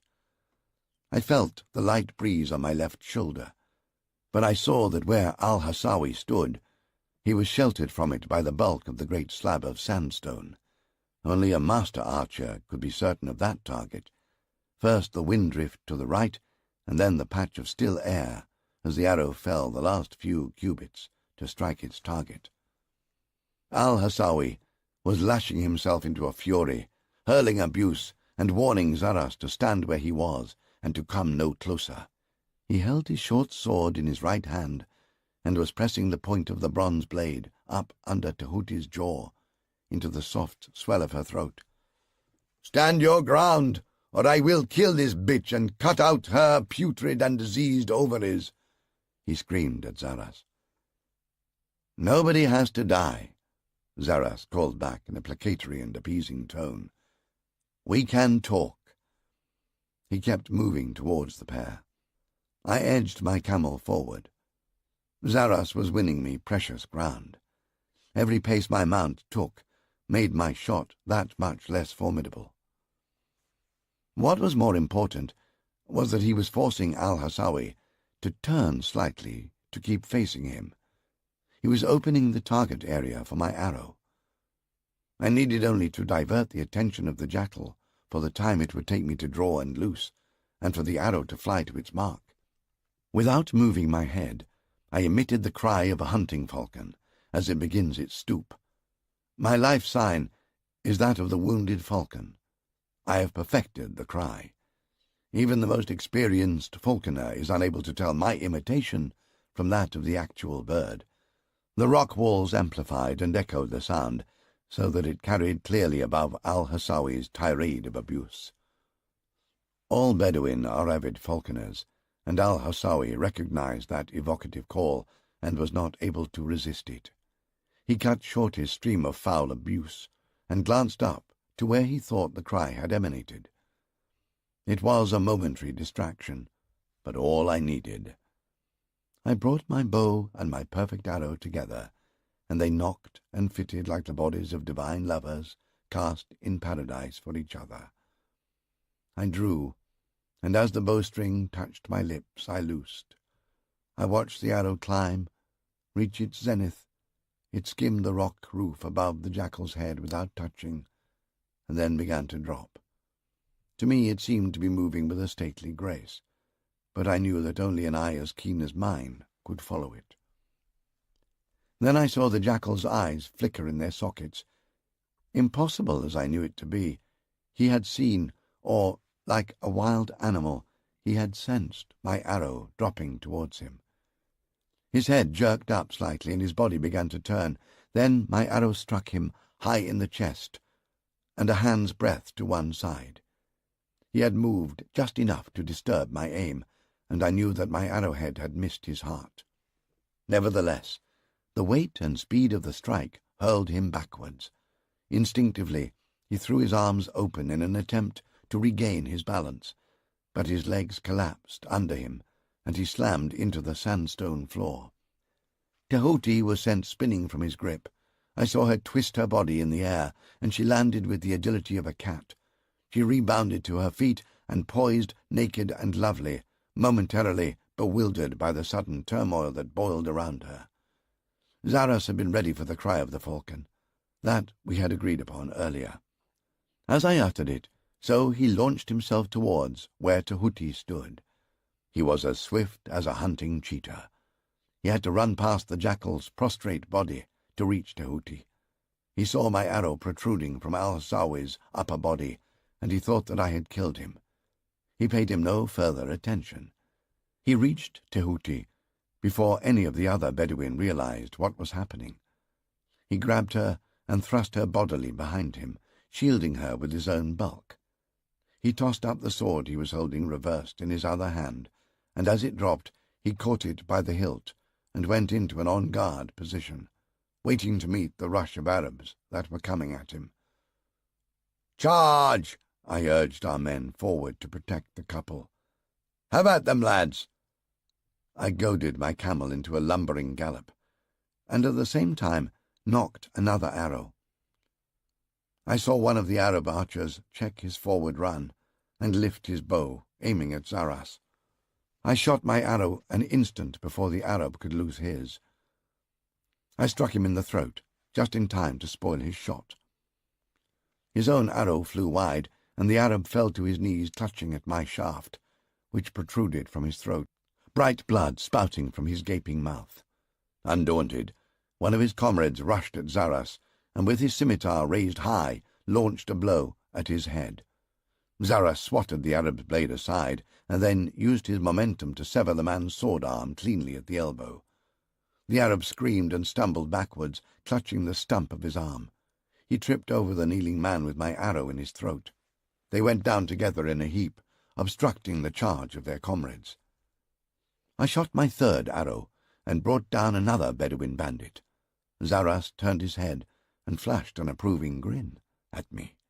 Incredulously, I realized that the young idiot was actually enjoying himself. "Come back here," I shouted at him. "Bring Tehuti to safety." He lifted her off her feet as though she was a small child, and he slung her over his left shoulder. "Put me down," she yelled at him, and kicked her legs wildly to be free. He ignored her protests and started back to meet us as we raced forward to cover his retreat. Al-Hassawi still lay where my arrow had brought him down. All of us had switched our attention from him to the charging Bedouin. I was as guilty as any of them. I knew that the jackal had managed to duck my heart shot, and that he was probably still alive. But I thought that at least I had crippled him, and that he was no longer a menace to any of us. His inert body was spread-eagled, and his sword was trapped under him. Zaras had been forced to run past him to reach Tehuti. Now he was retreating and backing up towards him again. All Zaras' attention was concentrated on the Arabs, who were menacing him. Suddenly, Al-Hassawi rolled over and sat up. Now he had his sword in his right hand, but he did not have the strength to come to his feet. "On guard, Zaras!" I yelled at him as I groped for another arrow, but the closed lid of my quiver thwarted me. "Behind you, Zaras! Beware the jackal!" Perhaps my voice was drowned out by the hubbub of battle, or perhaps he did not understand my warning. He took another step backwards, which brought him into range of Al-Hassawi's blade. With an incoherent shout of despair, the jackal lunged at him. The thrust was from below and behind. The blow lacked power, but Al-Hassawi's point was sharp enough to pierce Zaras' leather skirt and go between his sturdy young legs. Al-Hassawi tried feebly to pull his blade free of Zaras' clinging flesh, but he did not have the strength to do so. He fell backwards and supported himself on his elbows. As he panted hoarsely for breath, the shaft of my arrow, which protruded from his chest, twitched in time to his breathing, and a trickle of blood ran from the corner of his mouth. Zaras' entire body buckled and then stiffened into rigidity. His sword fell from his right hand and lay at his feet. Tehuti wriggled out from the grip of his left arm and landed on her feet. "Go to Taita," I heard him gasp to her through the pain. "I am killed. Taita will defend you." He doubled over and clutched at his lower belly, where he could feel the sword blade deep inside him. Tehuti ignored his instruction. She stood transfixed beside him. It seemed to me that at first she was unable to comprehend what had happened, until she looked down and saw the haft of the jackal's sword protruding from under Zaras' skirt, and the blood dribbling down from between his legs. Zaras fell forward onto his knees. He bowed his head until his forehead touched the ground. Standing over him, Tehuti's face twisted into a mask of anger, and she screamed at Al-Hassawi, "You have killed Zaras! You have killed my man!" She snatched up Zaras' sword from where he had dropped it. She turned on the jackal with strength that was out of all proportion to the delicacy of her body, and a fury out of keeping with her femininity. She drove the point of the sword into the jackal's throat. His breath hissed from his severed windpipe, and he grasped the naked blade with both hands, as though to prevent her stabbing him again. With frenzied strength, Tehuti ripped the blade from his throat. As it slid through Al-Hassawi's clutching fingers, the razor-sharp edge sliced them down to the bone. Tehuti stood over him and thrust again and again into his chest, between his ribs and into his vitals. My men swept past where Tehuti stood, driving the surviving Bedouin ahead of them, leaning out from the saddle to run them through with their long cavalry lances. I let them go. I reined in my camel beside Tahuti and swung down from the saddle.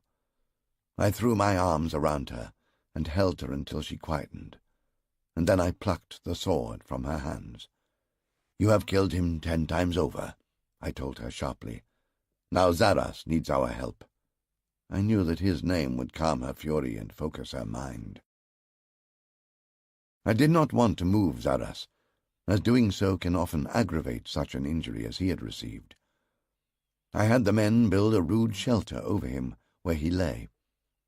While we were doing this, I ordered the sergeant of the guards to collect the cleanest and least blood-stained robes from the Arab corpses and bring them to me. I used these to protect Tahuti from the sun and from the fascinated scrutiny of the men. Then I ordered them to drag the dead Arab horses and the corpses of the jackal and his men a league downwind and dump them in the desert. In this heat, they would begin putrefying within the hour. The last I ever saw of the jackal, he was being towed naked behind a camel with a slip knot around his ankles and his head bumping over the stony ground. His arms extended over his head towards me were flapping as if in farewell. I had brought with me my medical pack and a small supply of herbs and drugs. These go with me always and everywhere, almost as though they are part of my own body. But I knew before even I began to examine Zaras' wound that they were inadequate for the task that lay ahead of me. I had no trained assistant to help me. The rough guardsmen with me were all highly proficient at taking human life, but abysmally ignorant when it came to saving and succoring it. The only one that I had whom I could trust was Tahuti. She had helped me care for injured horses and other domestic animals, but I still looked upon her as a child. I did not want her to watch Zaras die, as he was bound to do. But I had no choice. "You will have to help me care for him, Princess," I told her, as I prepared a draught of the juice of the red shepen flower that was powerful enough to stun an ox. "Yes," she responded quietly, but with such fixed determination that I was reminded forcibly of her mother. "Just tell me what you want me to do, and I will do it." "First of all, make certain he drinks all of this." I handed her the copper cup, brimming with the narcotic. She placed his head in her lap. She held the vessel to his lips and pinched his nostrils closed so that he was forced to gulp it down. In the meantime, I laid out my surgical instruments. When the pupils of Zaras' eyes dilated and he fell into a stupor induced by the drug, we removed his armor and his underbreeches. Then we laid him mother naked on his stomach on a bed of saddle blankets. Of course, I had seen Zaras naked before, but as always, I was impressed by his magnificent physique. I felt a deep pang of regret that so soon we would have to consign this masterpiece of nature to the earth. I separated his legs so that I could reach the entry point of the jackal's blade. Of course, the blade was still sealing the wound. I know others who claim to be surgeons who would have ripped it out without a care or a thought, sealing their patient's fate in the instant. While I studied the angle and depth of the blade's entry, I saw that the sword thrust had missed his masculine parts entirely. This was a state of affairs about which I had mixed feelings. I silently rejoiced for the sake of Zaras and Tahuti. However, on my own account, I was not so sanguine. Perhaps it would have been preferable if these basic organs of Zaras had been rendered harmless by the cutting edge of the sword. If that had happened, then many of those problems which I foresaw looming ahead of me might have been eliminated at a single stroke. I thrust such unworthy thoughts aside and gave my full attention to the removal of the blade. It had passed through his left buttock. If it had then struck the cradle of heavy pelvic bone, it might have gone no further. This had not happened.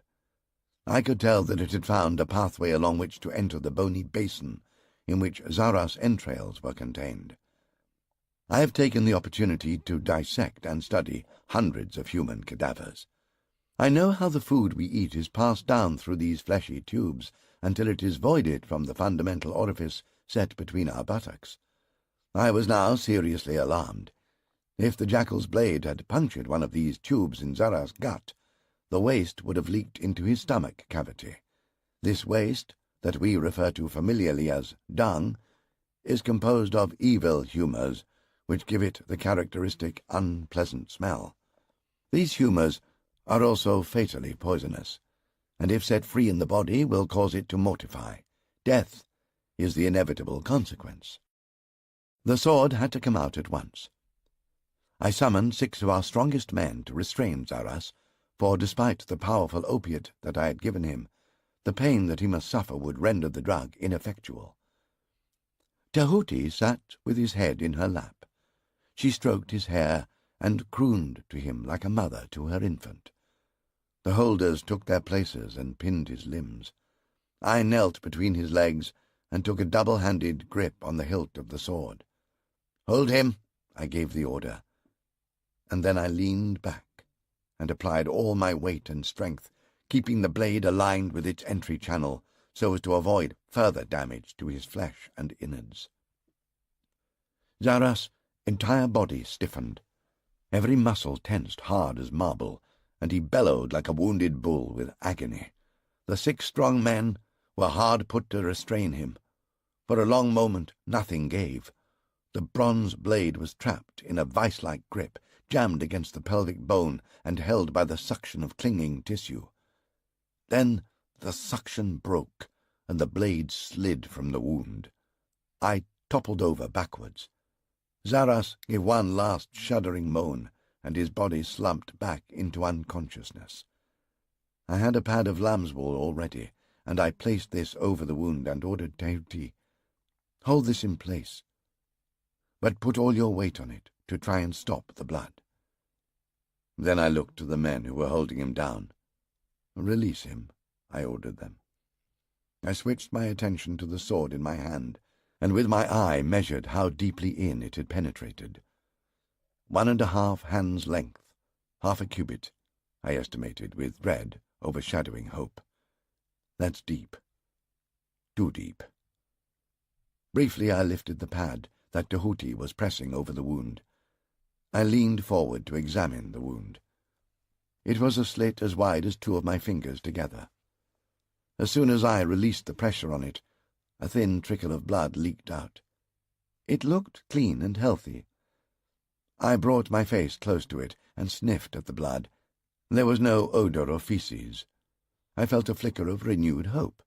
Was it possible that the razor-sharp bronze had not sliced open his guts? Tahuti was watching me intensely. "What are you doing, Taita?" "I am trying to estimate our chances." I bound the pad of lamb's wool in place to cover the entry wound, and I dribbled distillate of wine over it to subdue the evil humours. Then I moved around behind Zaras and placed one of my hands on each of his buttocks. I steeled myself and then drew them apart. I let out a soft sigh of relief. His fundament was clean and tight. There was one more test I needed to make. I placed my hand on the small of his back and pressed down hard.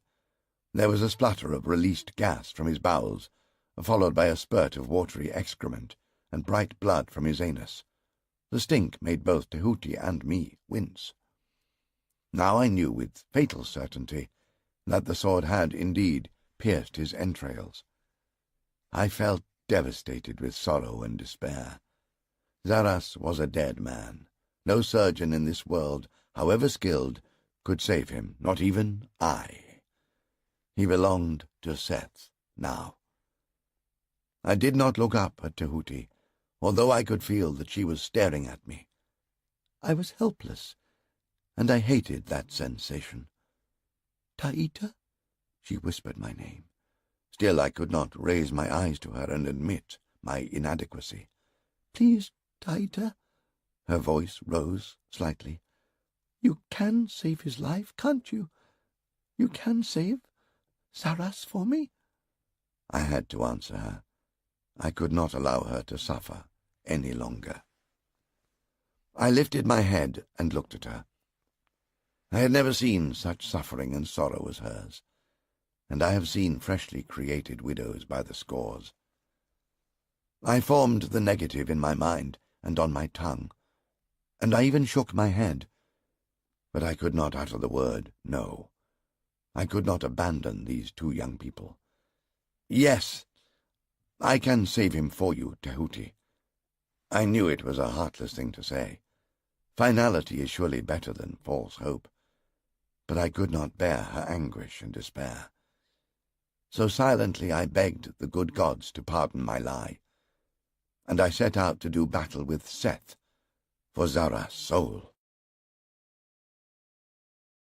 All I knew for certain was that I had to work swiftly. No human body can survive such long drawn-out anguish. I had no other guidelines to follow. There was no other surgeon in this world who had ever dared to go where I was preparing to venture. I had one remaining flask of the red shepen that might be sufficient to keep Zaras unconscious for an hour at the longest. I would need all of it. I would have to open the stomach cavity and find where Zaras' entrails had been punctured. I would have to repair the sword cuts by sewing them together. Then I would have to flush out the evil humours that had escaped from his bowels into his stomach cavity. Fortunately, like all of us, Zaras had eaten little since leaving the Maya cave. We were short of food, and I had rationed our stores strictly. His gut would not be full of waste. I had infusions of willow bark and cedar sap, but insufficient quantities for the task of flushing out the poisons. The most efficacious of all was distillate of wine. I had only one small water skin full of this. Both Tahuti and I washed our hands in a single small bowl of this precious liquid. I had long ago discovered that heat will reduce, if not destroy, the humours. On my instructions, 2 of my men set a large pot of water on the fire. When the water was boiling furiously, I dangled my bronze surgical razors, needles, and catgut sutures into it. I forced another large dose of the red shepen down Zaras' gullet, while Tahuti sponged his belly with the distillate of wine. Then my hefty guardsmen pinned Zaras down once more. I placed a doubled leather pad between his teeth so that they would not crack and shatter when his jaws clamped down in a seizure of agony. All was in readiness. I could find no other excuse to delay longer. I made the first long cut through the wall of his belly, from just below his belly button to the crest of his pubic bone. Zaras howled through his leather gag, and he whipped his head from side to side. I showed Tahuti how to hold the wound open by hooking her fingers into each side of my long incision and pulling the lips apart. I was now able to get both my hands into the cavity of his belly as deep as my wrists. I had a picture in my mind of the course that the sword blade had taken as it was driven into his belly, and I worked along this route. Almost at once I found a perforation as long as my little finger in the slippery rope of his guts. The stinking debris of digested food was oozing from the aperture. I sewed it closed with catgut and neat regular stitches of my curved bronze needle. Then I took the rubbery snake of the gut and squeezed it in my 2 hands to make certain that there were no leaks. My suture was watertight, but the pressure forced the brown and turbid filth to squirt from 3 other cuts deeper in his bowels. I sewed these smaller cuts closed, working with a delicate balance of speed to efficacy. I could see that Zaras was beginning to weaken under this extreme treatment that I was forced to inflict upon him. By the time I was satisfied that I had not overlooked any other damage that the blade had caused, both Tahuti and I were inured to the fecal stench. Nonetheless, it was a constant reminder to me how vital it was to wash out all the humours from his body before I closed his gaping stomach cavity. Anything that stank so atrociously must be evil. With Tahuti still holding his stomach open, I took mouthfuls of the distillate of wine and squirted it through my pursed lips into the recesses and convolutions of his bowels.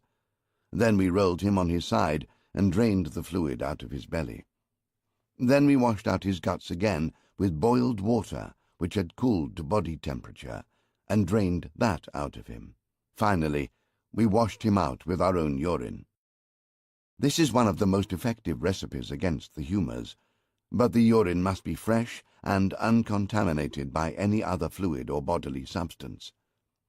Ideally, it should come directly from a healthy bladder, without contacting the external sexual parts of the donor, the penis and foreskin of the male or female labia.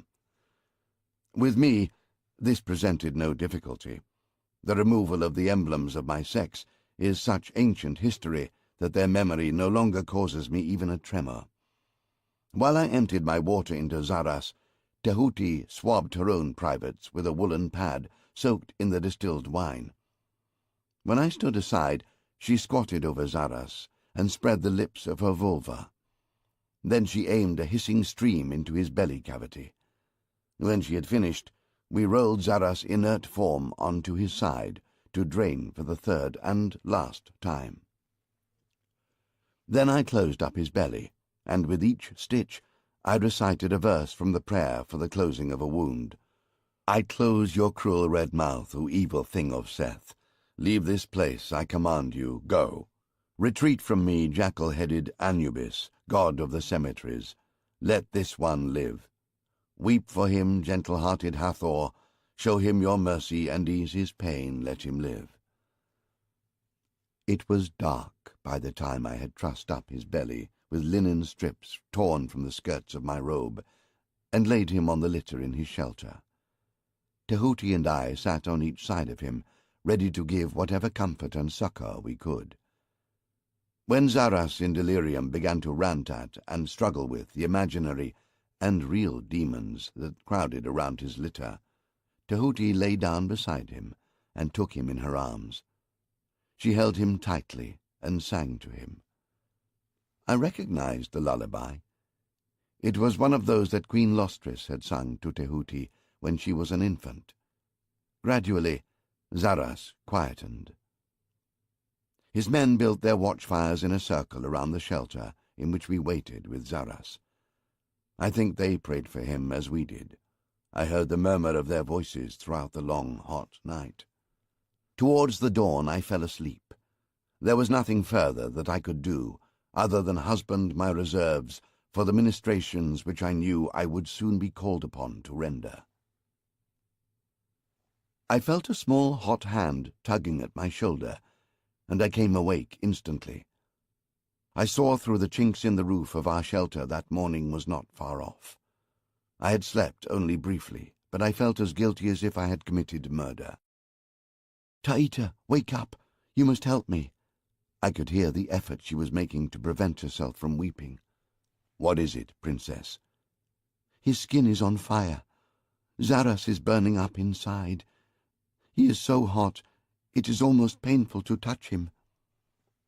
I had a cedarwood taper to hand. I thrust the tip of it into the dying coals of the fire and blew upon it. When it burst into flames, I lit the oil lamp at the head of the litter, and I bent over Zaras. His face was flushed and shining with sweat. His eyes were open but unseeing with delirium. When we tried to hold him still and quieten him, he lashed out at us.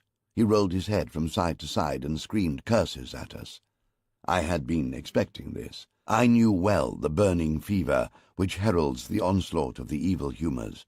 I had seen many cases that exhibited almost exactly the same symptoms. They had all ended in the death of the patient, but I had prepared my first line of defence.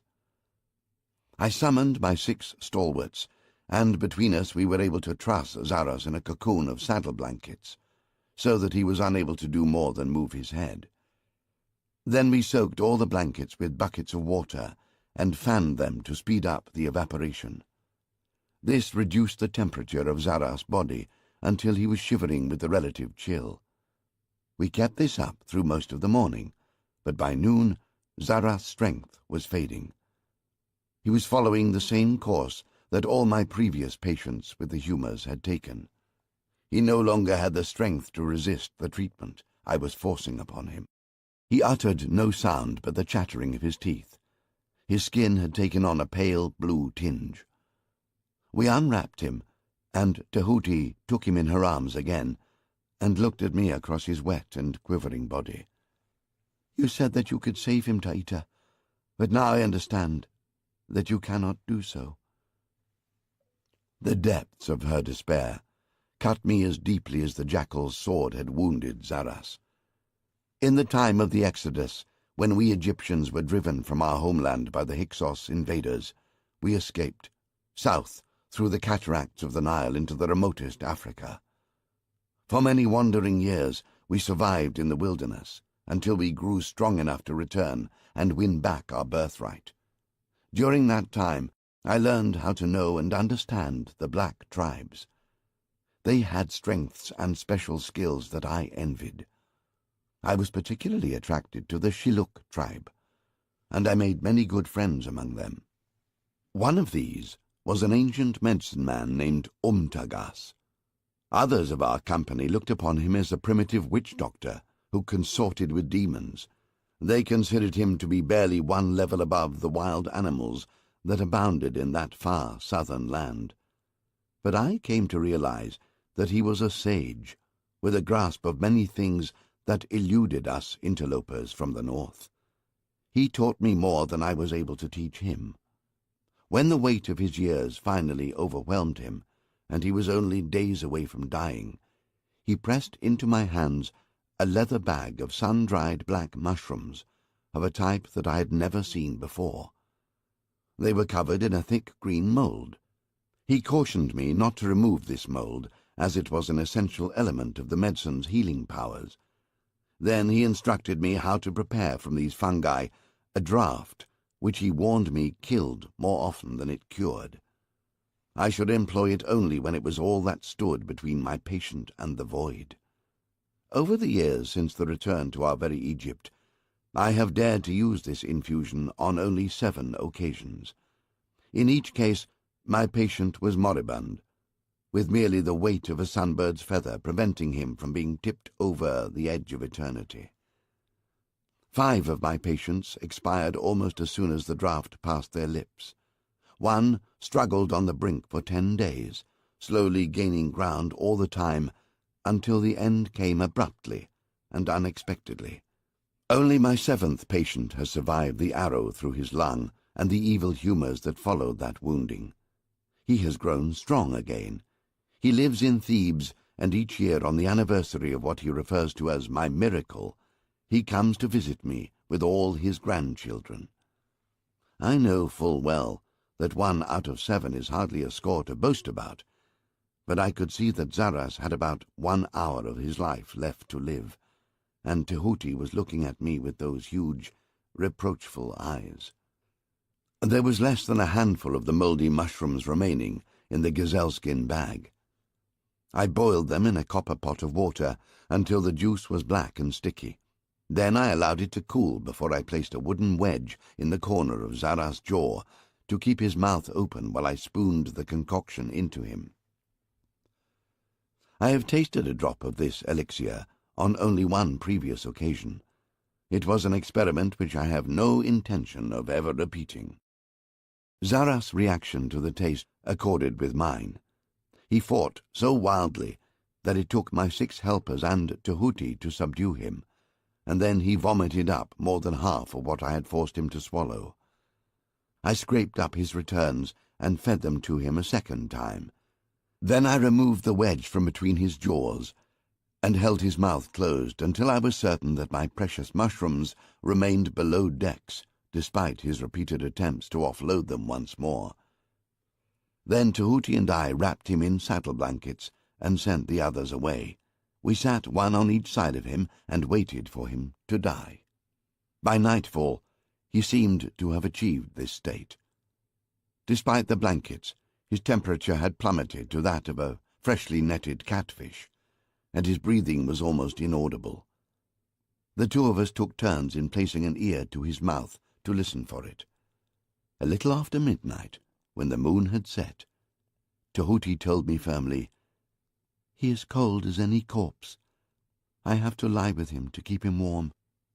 She removed the blood-stained and ill-fitting clothes that I had collected for her from the carcasses of the Bedouin and climbed under the blanket with Zaras. Neither of us had slept for the last 3 days, but we did not sleep now, and we did not talk. There was nothing left for us to say to each other. We had given up hope. The graveyard hour came upon us, the darkest hour of the night. There was an aperture in the roof of our shelter where 2 blankets had been roughly joined. I looked up and saw that in it, the great red wandering star which we know is the Eye of Seth was perfectly framed. The evil god was looking in upon us. My spirit quailed. I knew that Zaras had lost the battle, and that Seth had come to take him. Then a strange and wonderful thing happened. The light of the star was snuffed out in an instant. My heart jumped against my ribs. I could not fathom the omen, but I knew it must be good. I rose silently to my feet so as not to alarm Tahuti where she was huddled in the litter with Zaras. I ducked through the entrance to our shelter, and I lifted my head to look up at the night sky. The entire firmament blazed with the glow of countless stars, except in the spot directly above my head, where a moment earlier I had seen the red Eye of Seth staring down at me. Now, the eye had been obscured. A tiny dark cloud covered it. It was the only cloud in the sky. It was no larger than my fist, but the malignant god Seth had been blinded by it. Then I heard voices. They came not from the starry sky above me, but from the rude shelter which I had just left. "Where am I?" whispered the voice of Zaras. "And why does my belly ache so abominably?" Then the voice I knew so well answered him immediately. "Don't try to stand up, Zaras, you silly man. You must lie still. You have been sorely wounded." "Princess Tahuti, you are in my bed." Zaras' voice rose with shock and trepidation. "And you are without clothing. If Taita finds us like this, he will kill the both of us." "Not this time, Zaras," I assured him, as I ducked back into the shelter with my heart singing, and knelt beside the litter on which the couple lay. "But the next time, I will do so for certain." As soon as the daylight was strong enough, I examined Zaras minutely. His skin had cooled, so that it was the same temperature as my hand. The vivid inflammation had faded from the punctures of the stitches I had placed in the great wound in his belly. I sniffed the scabs, and they were clean. Zaras was thirsty, and Tahuti brought him a large bowl of water. He drank it and asked for more. I was elated. This was a certain sign that he was on the mend. However, it was also a reminder that the water skins were almost empty, and that the nearest fresh water was at the cavern, where we had left Bekatha and the rest of our company. We must start the return immediately. Although Zaras protested that he was able to walk, or at the very least to ride a camel, I ignored this bravado, and I designed and assembled a drag litter for him. This was composed of 2 long lances, with saddle-cloth stretched between them. This I attached to each side of a camel saddle, with the tips of the lance poles dragging behind the beast. We laid Zaras on his stretcher. Tahuti insisted on riding on his camel. She sat facing backwards so she could watch over him. When the ground was uneven and rocky, she jumped down and climbed into the litter with Zaras, to hold him and cushion him from being shaken too roughly. During the course of our journey, she fussed over him and bullied him shamelessly, and although he protested, I could tell he was reveling in her attentions. On the afternoon of the 3rd day, he insisted on climbing out of his litter and walking beside it for a short stretch, doubled over and hobbling along like an old man. He supported himself with one hand on the litter. Tahuti took his other arm to balance him and encourage him. She chattered to him, making silly little jokes and telling him what a clever boy he was. When she made him laugh, he had to stop to clutch his belly with both hands, but that didn't seem to place a limit on his capacity for mirth. When we stopped to rest, I examined Zaras' stitches anxiously, and was relieved to find that they were intact. I administered the last mouthful of the red shepan, which remained in the flask, and he slept like an infant. On the following day he was stronger, and he walked further and faster. I knew that for him, Tahuti's company was more therapeutic than mine, so I moved forward to the vanguard of our column. Although I kept discreetly out of earshot, I was able to follow their conversation. Both of them were still totally oblivious to my skills as a lip reader, so they spoke to each other without restraint. Some of their humour was ribald and indelicate for a young lady of such high birth, but I let them enjoy the moment, for none of us knew when they might share another. There was one exchange between them that has stayed with me to this day, although they must have thought that they were the only persons in the world to have been party to it. The rate of our progress had been limited by Zara's condition, so our return to the Maya cave was much slower than our pursuit of the jackal and his gang of bandits had been. On the 5th day, we had still not reached our destination. I had sent 5 fast camels ahead to fetch water for us, but they had still not yet returned. Almost all the water skins were empty, and we had very little food remaining. I had been obliged to reduce the daily ration to 3 small mugs of water and half a loaf of hard bread per man. Naturally, this restriction did not apply to the princess. It was her royal right to eat and drink whatever she wished from our well-nigh exhausted stores. I kept a few items in reserve for her exclusive use, half a round of cheese and an even lesser amount of salted dry beef. However, despite my urging, she refused to take advantage of my largesse, and she restricted herself to the general ration. Then on the evening of the 4th day, I saw her surreptitiously slip a thick slice of hard cheese and another of the dry beef from the sleeve of her robe, and try to persuade Zaras to accept them. "You are wounded, Zaras. We must husband your strength." "I'm just a common soldier, Your Highness," he protested. "You are too condescending towards me.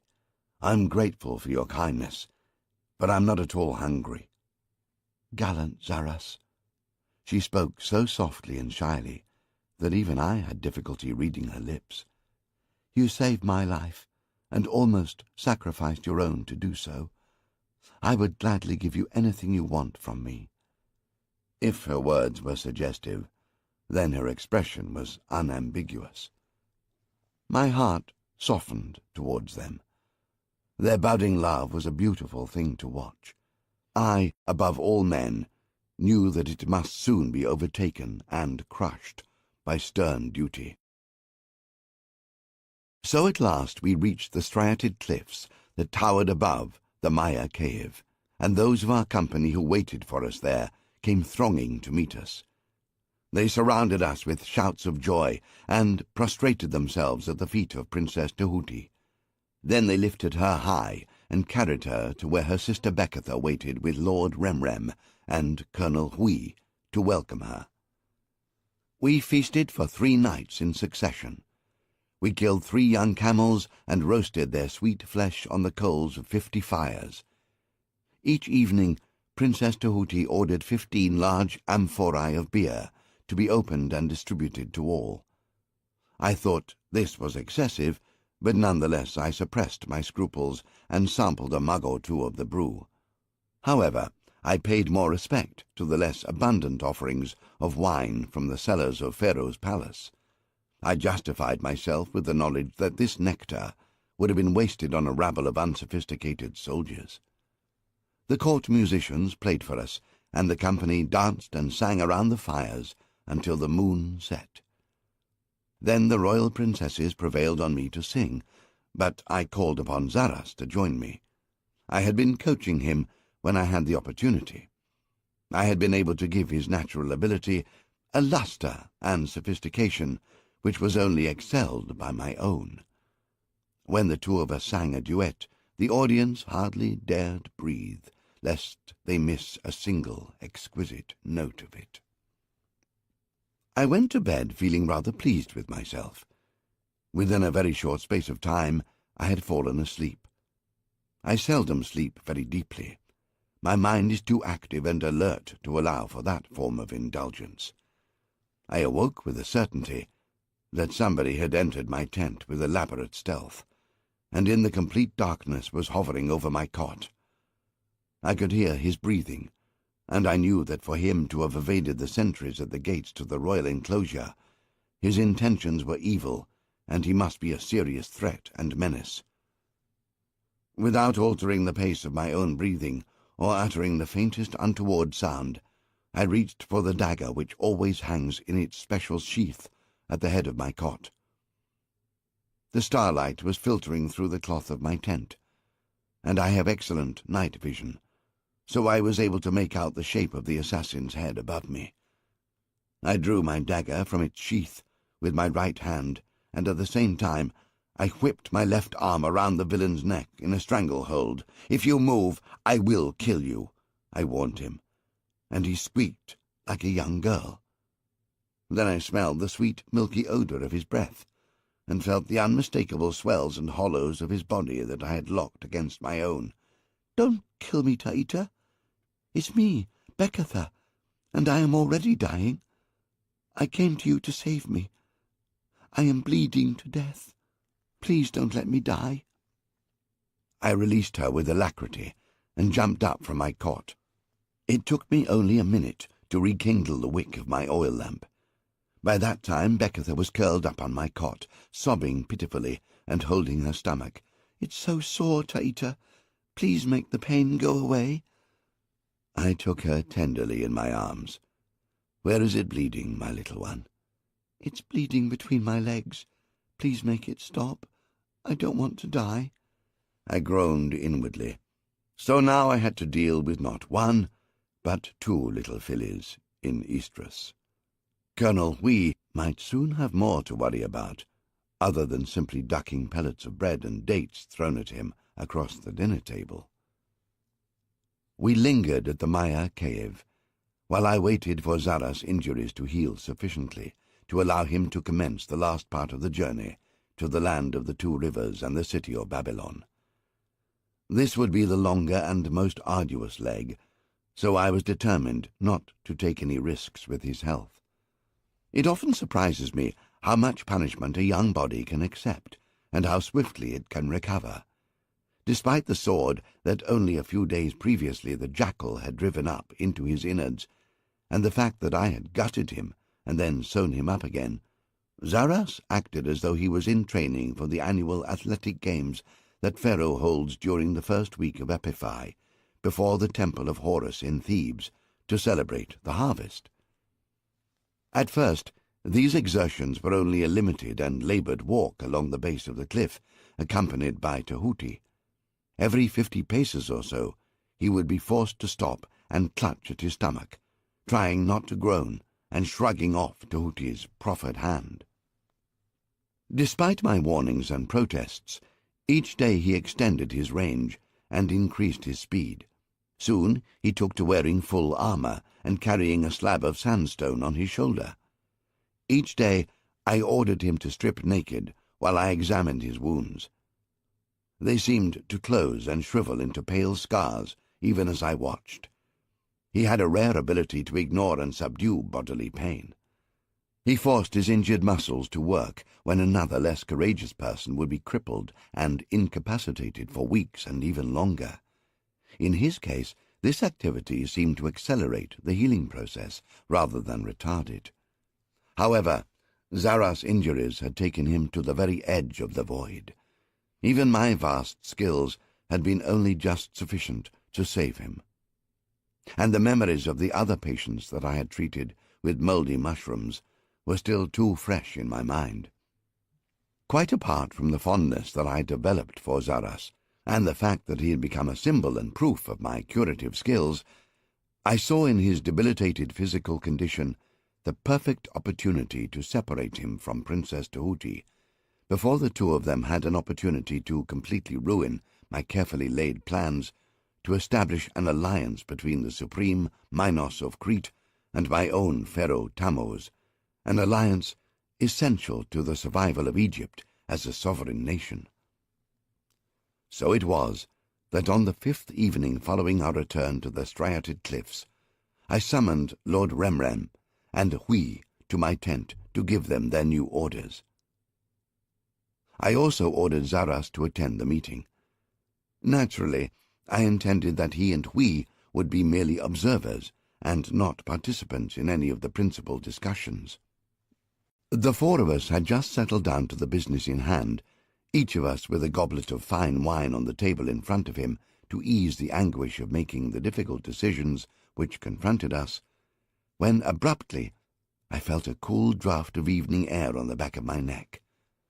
I turned quickly, expecting to discover an eavesdropper to our deliberations, but to my consternation, Princess Tahuti floated through the entrance to the tent on a wave of her particular perfume. "Do not let me interrupt your deliberations, my lords. Please ignore me entirely. I shall say not a single word. I shall sit so quietly you will soon forget my presence entirely." To make herself entirely unobtrusive, she was wearing a splendid dress of rare golden gossamer silk, which I had purchased for her at great expense in the souk at Thebes. At the time, she had willingly agreed with my stricture not to wear it until we arrived in Crete, and she was presented to the supreme Minos for the first time. Perhaps she had forgotten our pact. On her feet she wore slippers of silver. At her throat hung the Hathor necklace, and another of sparkling coloured stones, mainly sapphires and emeralds. Her hair was a glossy miracle, exceeded only by her smile. She was as lovely as I had ever seen her.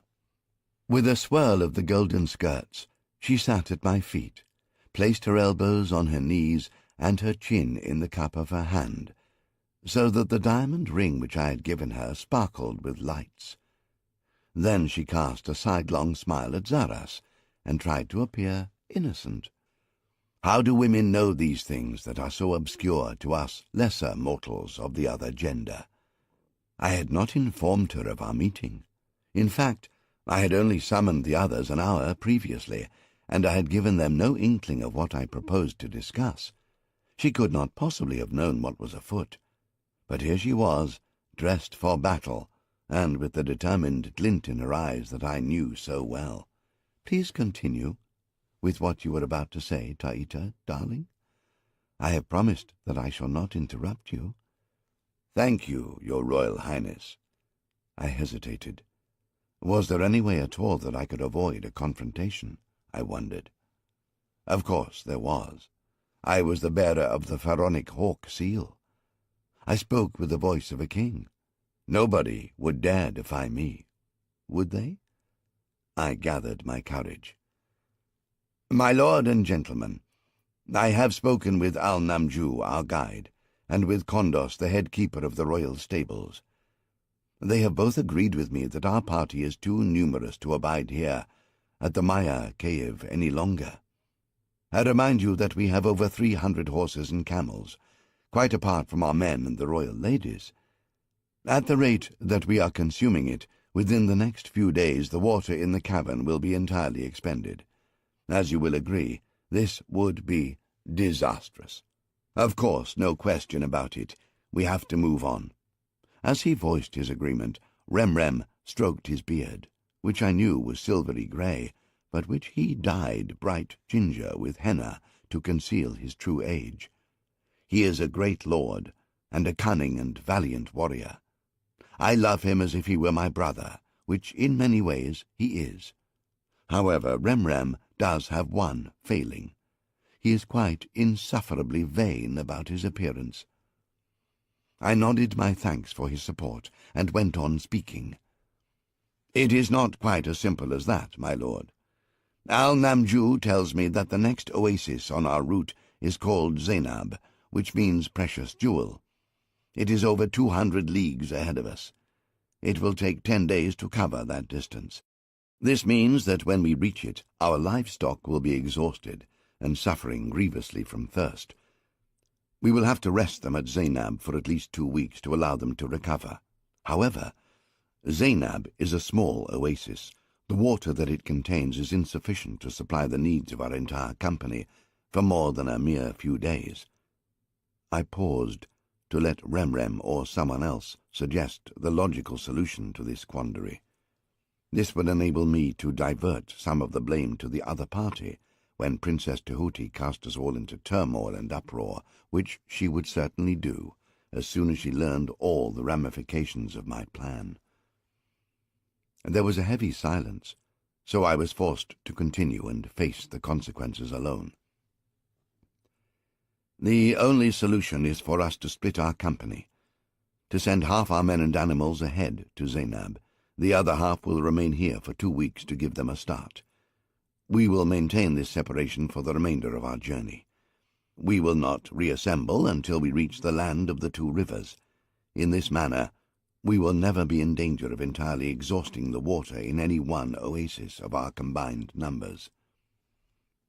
There was a silence as they all considered this. "As ever, your plan has much merit, Taita," Remrem spoke at last in his great rumbling voice. "And if I know you at all, you will already have decided on the division of our forces." I smiled and bowed my head slightly in acquiescence. "You, my lord Remrem, will take command of the vanguard. This will comprise half the men and all the camels. In addition, you will take under your care the royal ladies, Princess Bekatha and Princess Tahuti. Naturally, the Cretan girl Loxias will go with them as their lady-in-waiting." "I am obliged to you, Lord Taita. Your confidence in me is most gratifying."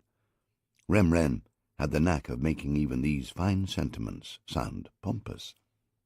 I drew a deep breath and went on, "When I follow you 2 weeks later, I will bring up the horses. I will also keep Captain Zaras and Colonel Hui with me in the second party. I will need Hui to manage the horses." I looked at him, and he nodded.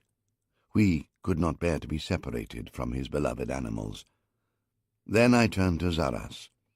2 weeks from now, you should be sufficiently recovered from your wounds to travel safely." My plan was little short of genius. The princesses would go ahead with Remrem. I would keep Zaras and Hui with me. With a single stroke I had separated the girls from the boys, and arranged that both Zaras and all my livestock arrived in Babylon, well-watered and in fine fettle. Most importantly, I had ensured that my princesses would also arrive intact and untapped. I did not want to look at Tahuti. I hoped that I had left her with no space in which to maneuver, so that she would capitulate gracefully. "No." Her voice was soft but distinct.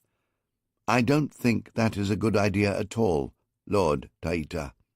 Once more I had become Lord Taita, and not Darling Taita. I knew that I had been over-optimistic. I reached into my sleeve and took hold of the royal hawk seal, which I always carried with me. I needed all the authority I could muster. "I am so very sorry to hear that, Your Royal Highness. I was certain that you would see the necessity of making these arrangements, as Lord Remrem did so readily." I produced the hawk seal from my sleeve and rubbed it between my fingers absent-mindedly. "Oh, you are offering that bauble to me?" Without waiting for my answer, she reached up and took it from my hand. I was so surprised that I relinquished it without protest. "Is it true what they say, Lord Taita?"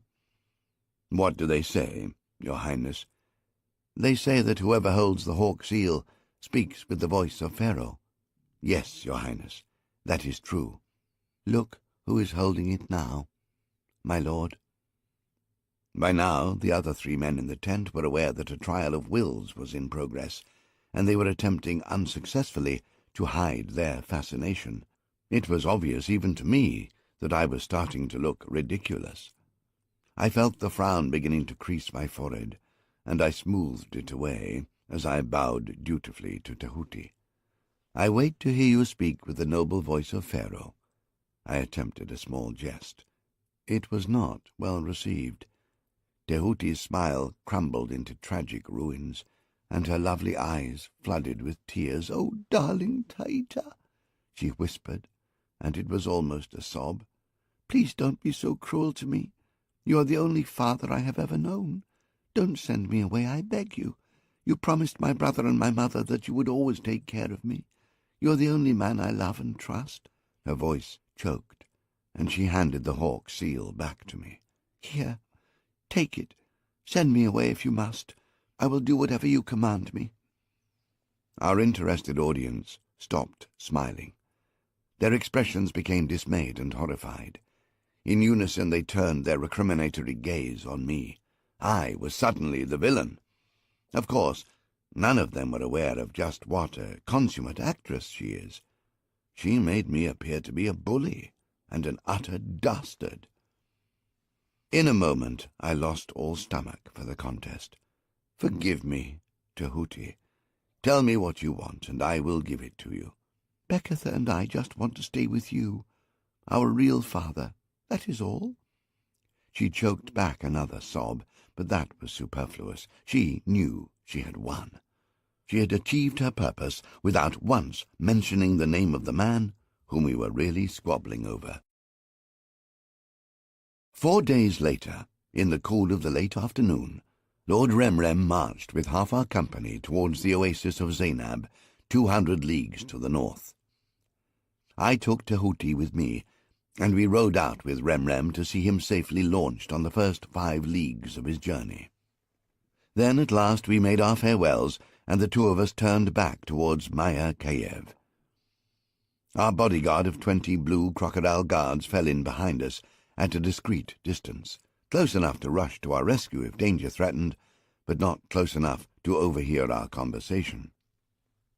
Before we left the Maya Kayev, we had invited Princess Bekatha to ride with us, but to my astonishment she had declined, with the excuse that she wished to complete the scroll of hieroglyphics which I had set as part of her lessons.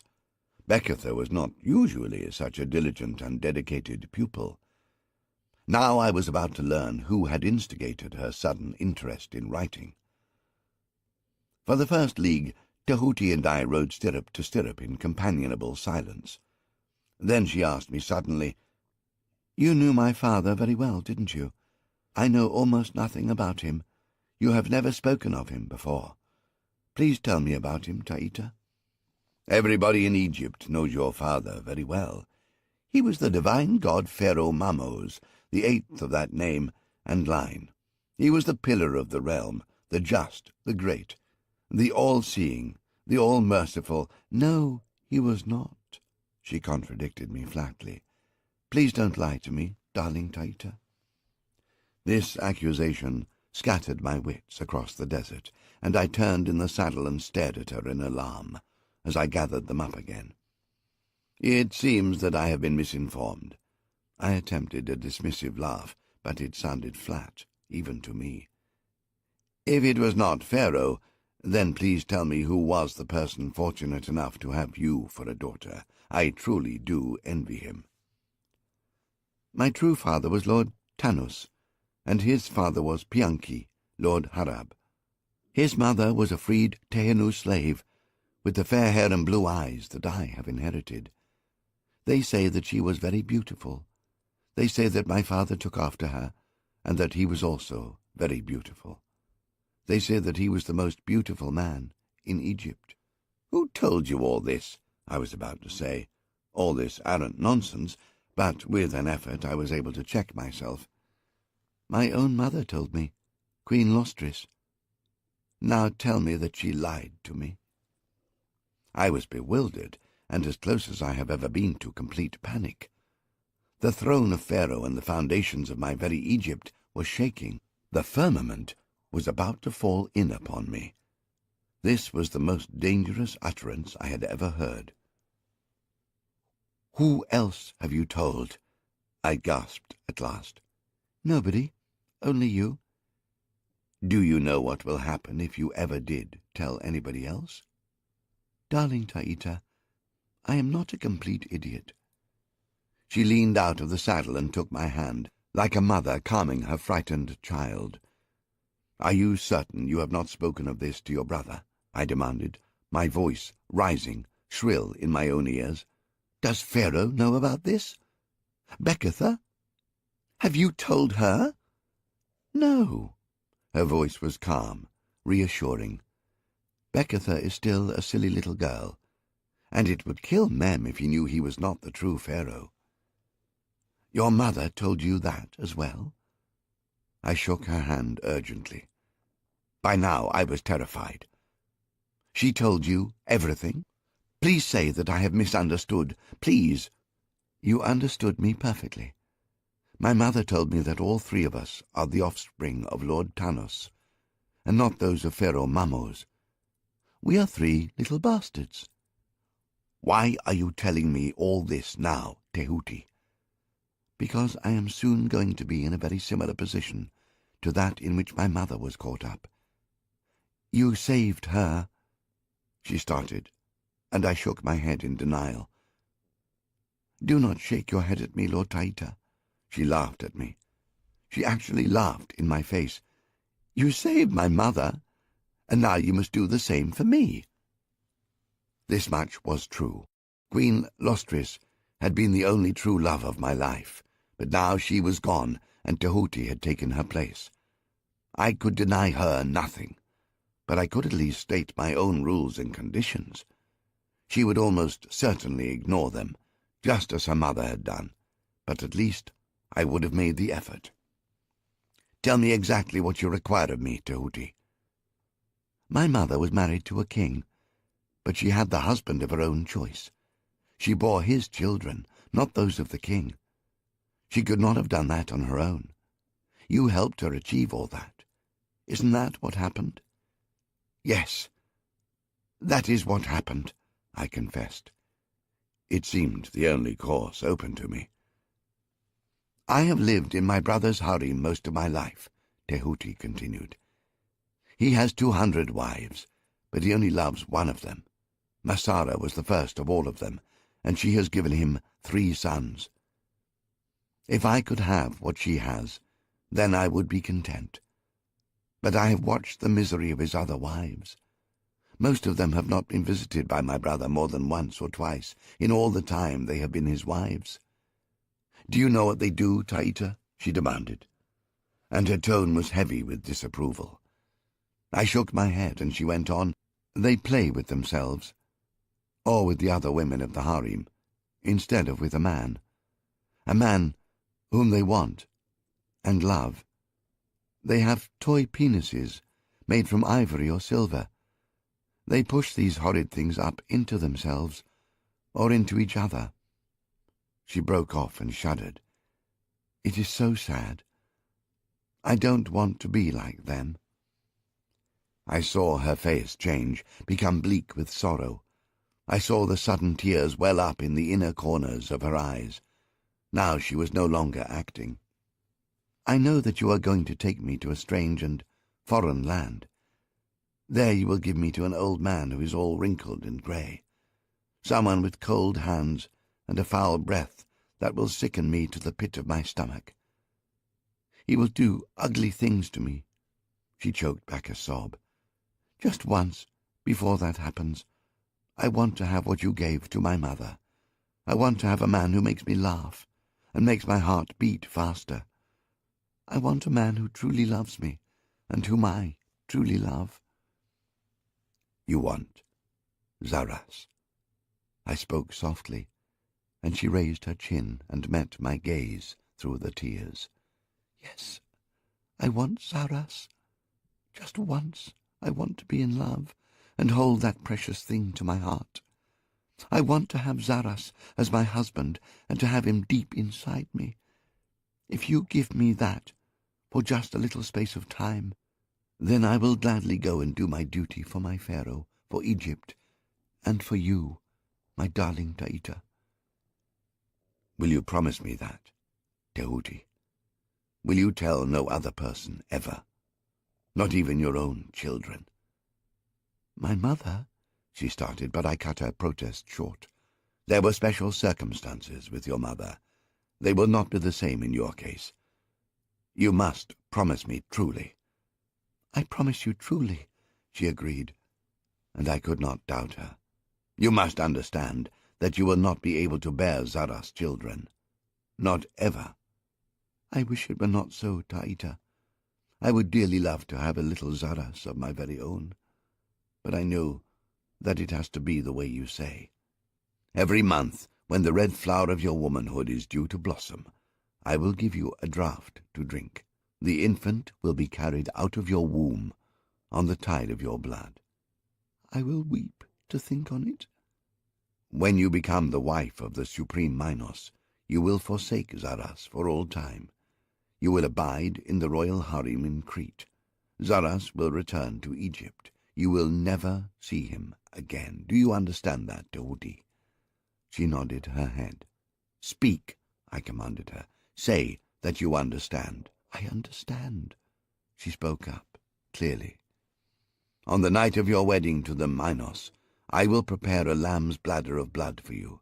It will burst when he takes you to his bed. It will convince him of your virginity and your chastity. I understand, she whispered. You will tell nobody, I insisted, not even Bekatha, especially not Bekatha. Her little sister was an inveterate chatterbox and famously unable to keep a secret. I will tell nobody, she agreed, not even my little sister. Do you understand what danger you will be in, Tahuti? The Minos will have the power of life and death over you. It is foolhardy to cheat a king. You must take the utmost care, never to be discovered. I understand. I know that you are taking the same risk as I am. I love you all the more for that. Of course, it was madness. But I have done many mad things in my life. My only consolation was that I still had a tiny breathing space in which to make my preparations. Zaras' wounds placed a restraint upon him. He was not yet in a condition to embark upon the wilder excesses of love. However, he was healing swiftly.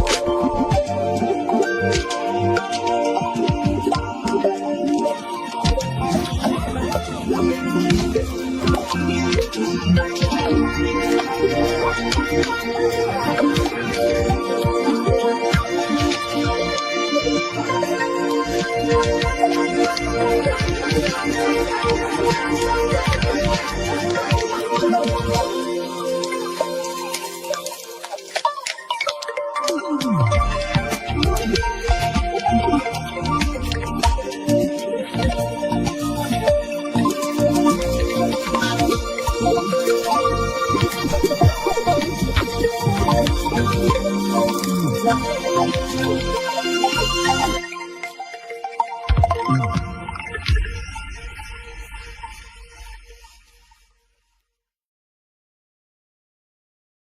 days later, Zaras came to me and asked permission to speak. "Since when do you have to ask my permission? Lack of it has never held you back before." He looked embarrassed. "Princess Tahuti wants me to teach her the manual of arms and to instruct her in the use of the sword. I told her that I would need to have your permission to do this." "That was probably not wise, Zaras. What Her Royal Highness wants, Her Royal Highness usually gets." "I meant no disrespect," he hurried to assure me, and I laughed at his distress. "The princess is an excellent archer," I pointed out. "She is very quick, she has sharp eyes and good strong arms, so I have little doubt that she will make a good sword fighter. It is a skill that could stand her in good stead at some time in the future. Who knows? It might even save her life one day." I'm not sure why I said that. In the event, it turned out to be one of the great understatements of my life. "Do you have any objection to doing as she requests of you, Zaras?" "Not the least objection, my lord," Zaras assured me hurriedly. "On the contrary, I would consider it to be a great honor and privilege." "Then get on with it. I will be very interested to see what you can make of her." I thought no more of it, which statement is not the literal truth. I thought of very little else. I agonized a great deal over Zaras and Tahuti in the weeks that followed. Zaras grew stronger every day. If he was hard on his men, he was utterly ruthless with himself. From sunrise each morning until noon, he led his men on a foot race over the roughest terrain. I ran with them. I have been blessed with extraordinary strength and powers of endurance, and I am able to match men half my age or even younger. In the beginning, I could see how Zaras suffered, and was impressed with how he was able to conceal his distress from everybody but me. But within days, he was matching me stride for stride, leading his men in the battalion's marching song and laughing freely at my jokes and sallies. I approved his industry and his constant search for self-improvement. On the other hand, there is a limit to all things. Behavior that is acceptable in the common people is not always suitable to the dignity of the upper strata of our society. When, without consulting me, Zaras decided that on the future morning runs every man must carry a bag of sand equal to a quarter of their own body weight, I realized that I had been neglecting other, more important duties. Instead of mindlessly charging through the desert, trying to compete with a gang of young hooligans, I had to tutor my princesses in the sciences of mathematics and astrology, and I had to write the final chapters of my treatise on the genealogy of the gods. As far as I am concerned, mind must always take precedence over muscle. While we lingered at Maya Cave, to allow Lord Remrem and his party to precede us to Zainab Oasis, I had time to read and plan ahead for our arrival in Babylon. Time passed pleasantly, if not swiftly. For others in our company there were more spectacular and explosive events. Chief amongst these was the termination of the friendship between Beketha and Colonel Hui. At Beketha's insistence, Hui was giving her riding lessons each evening. Under his tutelage, she was fast becoming an intrepid equestrian. She had always been fearless, and her balance and her seat in the saddle surpassed that of most of Hui's troopers. These fine gentlemen had always been charioteers by nature, and most of them preferred to be behind a horse rather than on top of it. On the other hand, Beketha loved to ride high and handsome as I had taught her. She was always able to get the very best out of her mount. She loved to show off her skills, and she always performed at her best when she had an audience. One evening, Hui was coaching her in the game of spheres. The sphere was a large and weighty ball composed of strips of woven rawhide. The opposing teams were made up of 4 riders each, and the object was to carry the sphere between 2 upright stakes at the end of a marked ground, while the opposing team endeavored to prevent that from happening. It was a rough and raucous contest, usually watched and cheered on by a large crowd. This particular evening, Wee was making Becketha practice leaning out from the saddle to pick up a sphere which was rolling and bouncing over the sandy ground ahead of her horse. As usual, there was an audience of some 50 off-duty guardsmen and other loafers lining the field to watch the sport. Becketha came down the field at full gallop. She had both hands free of the reins and was guiding her mount with her knees. Wee was standing on the sideline, holding the sphere and waiting for her. As she came up, he threw the sphere out ahead of her. She leaned from the saddle to make the pickup. All her weight was on her near side stirrup. In my informed and critical judgment, I thought it was a most elegant and athletic performance. The crowd roared their encouragement, and I joined in with them. Becketha seemed almost elfin on the back of the enormous animal, but still she was able to reach down far enough to grasp one of the 4 leather handles of the rolling sphere. Triumphantly, she began to lift her prize. Then her stirrup leather snapped, and to my consternation, Becketha sailed clear of the saddle. I began to run before she hit the ground. I was sure she was killed, or at least seriously injured. Wee was just as quick, and he was closer to her than I was, as she was unhorsed. To my delighted relief, Becketha bounded to her feet again and stood there quivering with mortification and rage. She had landed in a mound of fresh horse manure. This had broken her fall and probably saved her life, but it had done little for her appearance and nothing at all for her dignity. She was besmeared from the top of her fiery curls downwards with loose green dung. Wee came up short before he reached her, and he stood staring at her. I could see that he had not the faintest idea what he should do next. Before I could reach him to mollify Becketha and resolve the crisis, Wee did the one thing most certain to escalate it. He laughed. Becketha responded in the only way that was natural to her. She slipped the leash on her famous temper. She was still clutching the sphere in her right hand. She hurled it at his head. Wee was not expecting to be attacked, and he was taken off guard. The range was point-blank, the sphere was heavy, and the sun-dried leather was hard as bone. It hit him on the bridge of his prominent nose, and the blood spurted in a jet. Even that was insufficient to appease Becketha's wounded pride. She stooped, and in one swift movement gathered up a double handful of horse dung from the pile in which she was standing. Then she charged straight at Wee and slapped both handfuls onto his injured nose.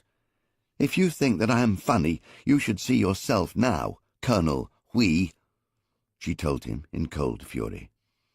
Then she spun around and marched from the field, heading for the royal compound. No one else in the crowd of spectators dared to laugh, not even I. Wee was never again invited to dine at the royal table. He never again enjoyed the distinction of being bombarded with foodstuffs or of giving riding lessons to royalty. A few days later, I overheard a conversation between Becketha and Loxias. It was in Minoan, and they were in the tent in the royal compound, which I had set aside as the girls' classroom. I was standing outside the back of the tent, admiring the view of the multicolored cliffs above the encampment. Of course, I was not deliberately eavesdropping on my pupils, but sometimes when I paused briefly at this particular spot before entering the tent, I did inadvertently overhear interesting exchanges between them. "Have you forgiven Colonel Wee yet?" I heard Loxias ask, and Becketha answered vehemently, "I shall never forgive him. He is an oaf and a barbarian. When I am Queen of Crete, I shall probably have him beheaded. That would be amusing. Will you invite me to watch?" "I was not jesting, Loxias. I really mean it. But you told me in Tahuti that he was the only man in the world for you." "I've changed my mind." Becketha's tone was lofty. "What would I want with an ugly old man with no manners and 40 wives just as ugly as he is?" "He isn't so old, Becketha, and he is rather handsome. I know for a fact that he has only 5 wives in Thebes, and some of them are quite pretty." "He is ancient," Becketha replied firmly. He is probably even older than Taita, and he does not strike me as rather handsome with a broken nose and horseshit all over his face. His 5 wives can have him. I don't want anything more to do with him ever again." I excused Beketha's robust choice of words, and her derogatory reference to my age. At least one of my immediate problems had been resolved for me. It was no longer necessary for me to stand guard over Beketha's virginity, in addition to that of her big sister. I allowed myself to be overtaken with a fit of coughing, and the voices within the tent stilled. When I stooped in through the opening, the 2 young ladies' heads were bowed over their writing tablets. They were both most laudably absorbed in the task that I had set them of copying a scroll of Egyptian history from the authoritative version which I had written myself some years previously, and translating it into the Cretan language. Beketha barely glanced up at me when I paused beside her. "I am very impressed with your industry and the perfection of your hieroglyphics, Your Highness. But why is your sister not with you?" "Oh, she's too busy out there," she pointed with her brush. "She told me that she would come to join us later." Then she returned her full attention to the scroll she was working on. I had been aware of the chanting of the guardsmen coming from the improvised drill ground on the edge of our encampment, but this was so commonplace that I had paid no mind to it. Now that Beketha had piqued my curiosity, I left the tent and went out to investigate. There was a swarm of grooms, entertainers, servants, slaves, and other non-combatants lining the drill ground. They were so absorbed that I had to prod them with my staff before they opened the way for me to pass through.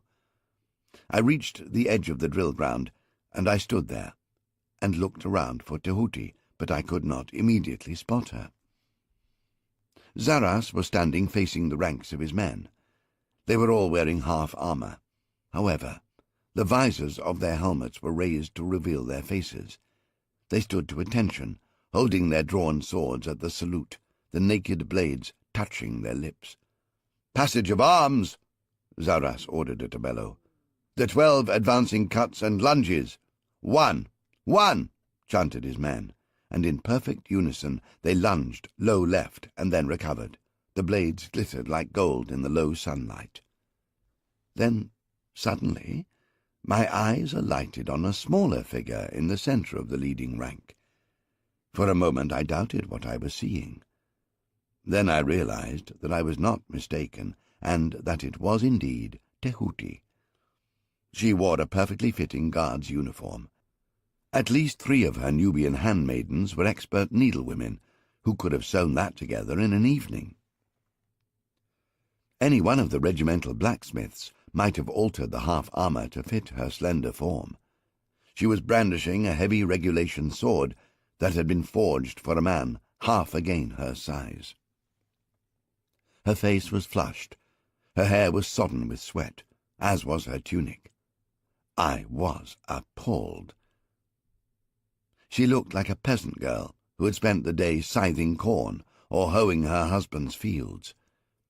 She was surrounded by a gang of rough soldiers, and she was behaving as though she felt no shame for her appearance or respect for her rank and exalted station.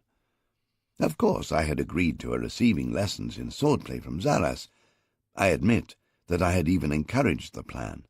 However, I had taken it for granted that those lessons would have taken place in private and well screened from the common horde. The good gods will readily attest that I am no snob, but there should be limits to royal condescension. My first impulse was to rush out onto the drill ground, seize Tehuti by the scruff of her neck, drag her back into the privacy of the royal compound, and insist in the strongest terms that in future she was more suitably attired and that her behaviour was more seemly when she was under public scrutiny. Then my good sense prevailed. I knew that she would not hesitate to defy me in front of an entire regiment, and to dilute the respect and awe in which they hold me.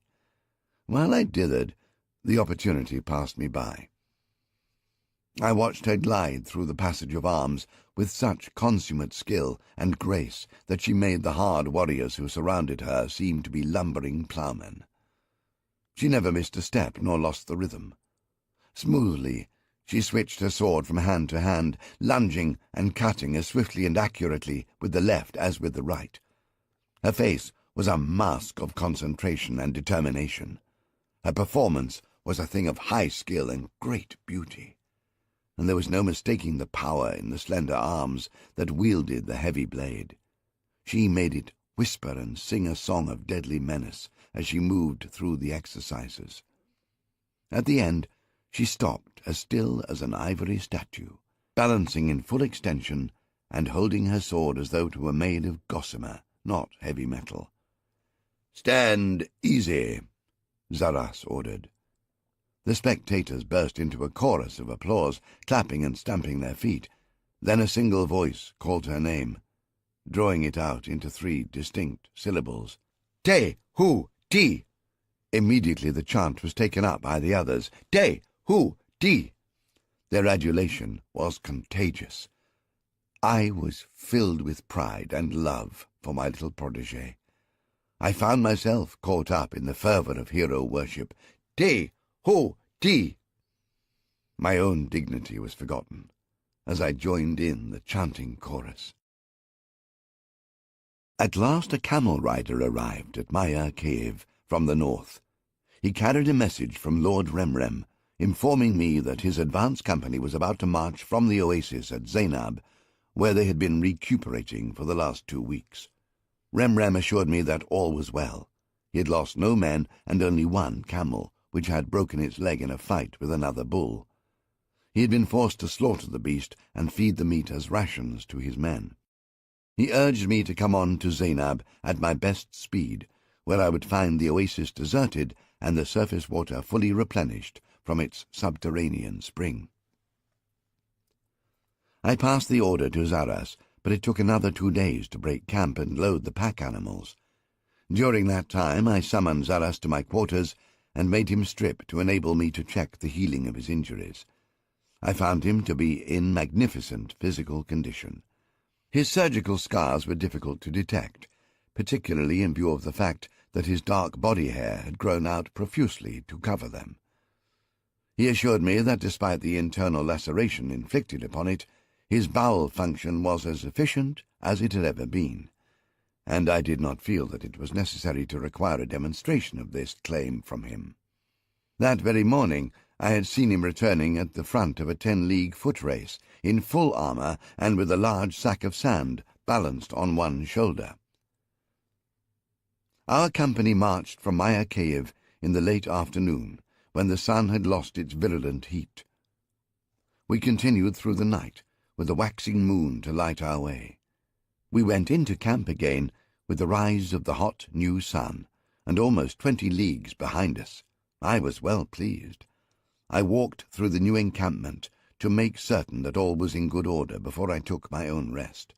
It always surprises me how a few kind words from me are treasured by even the lowliest members of our entourage. One often forgets how one is revered by others, less talented than oneself. However, on this occasion my equanimity was shattered by the uproar that greeted me when I returned to the royal compound. In fact, I became aware of it while I was still some distance away. The weeping, the wails of despair, the cries of bitter remonstrations, all carried clearly on the desert air. I broke into a run, convinced that tragedy and death had struck in our midst. When I entered the compound, I found that the royal handmaidens and servants were almost witless with terror. They were unable to respond to my urgent questions. I became so impatient with their stupidity that I seized one of the Nubian handmaidens by the shoulders and tried to shake some sense into her. This proved to be unwise. The simple uproar surrounding me became total bedlam.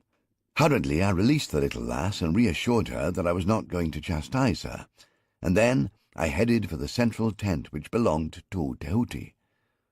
When I entered, I had to push my way through the throng of loudly lamenting femininity to reach my princess, who was lying on her cot. She was on her stomach, with her face buried in her arms. Her entire body was racked with sobs. As soon as she heard my voice, she jumped off the cot and threw herself into my arms. "What is it, my little one? Has somebody died?" What terrible tragedy has overtaken you?" "My ring. I have lost my ring, and I am certain that somebody has stolen it." "What ring?" For a moment I was mystified. She held up her left hand with all her fingers extended stiffly. "My ring is gone, the ring you gave me, the magical diamond ring that you brought me from the fortress at Tamiat." "Calm yourself. We will find it for you." I was relieved at the mild nature of the calamity. "But what if you can't find it? It's the one thing I love most in the entire world. I will kill myself if it is lost." "Firstly, get all these women out of here, and then we can talk about it calmly and sensibly."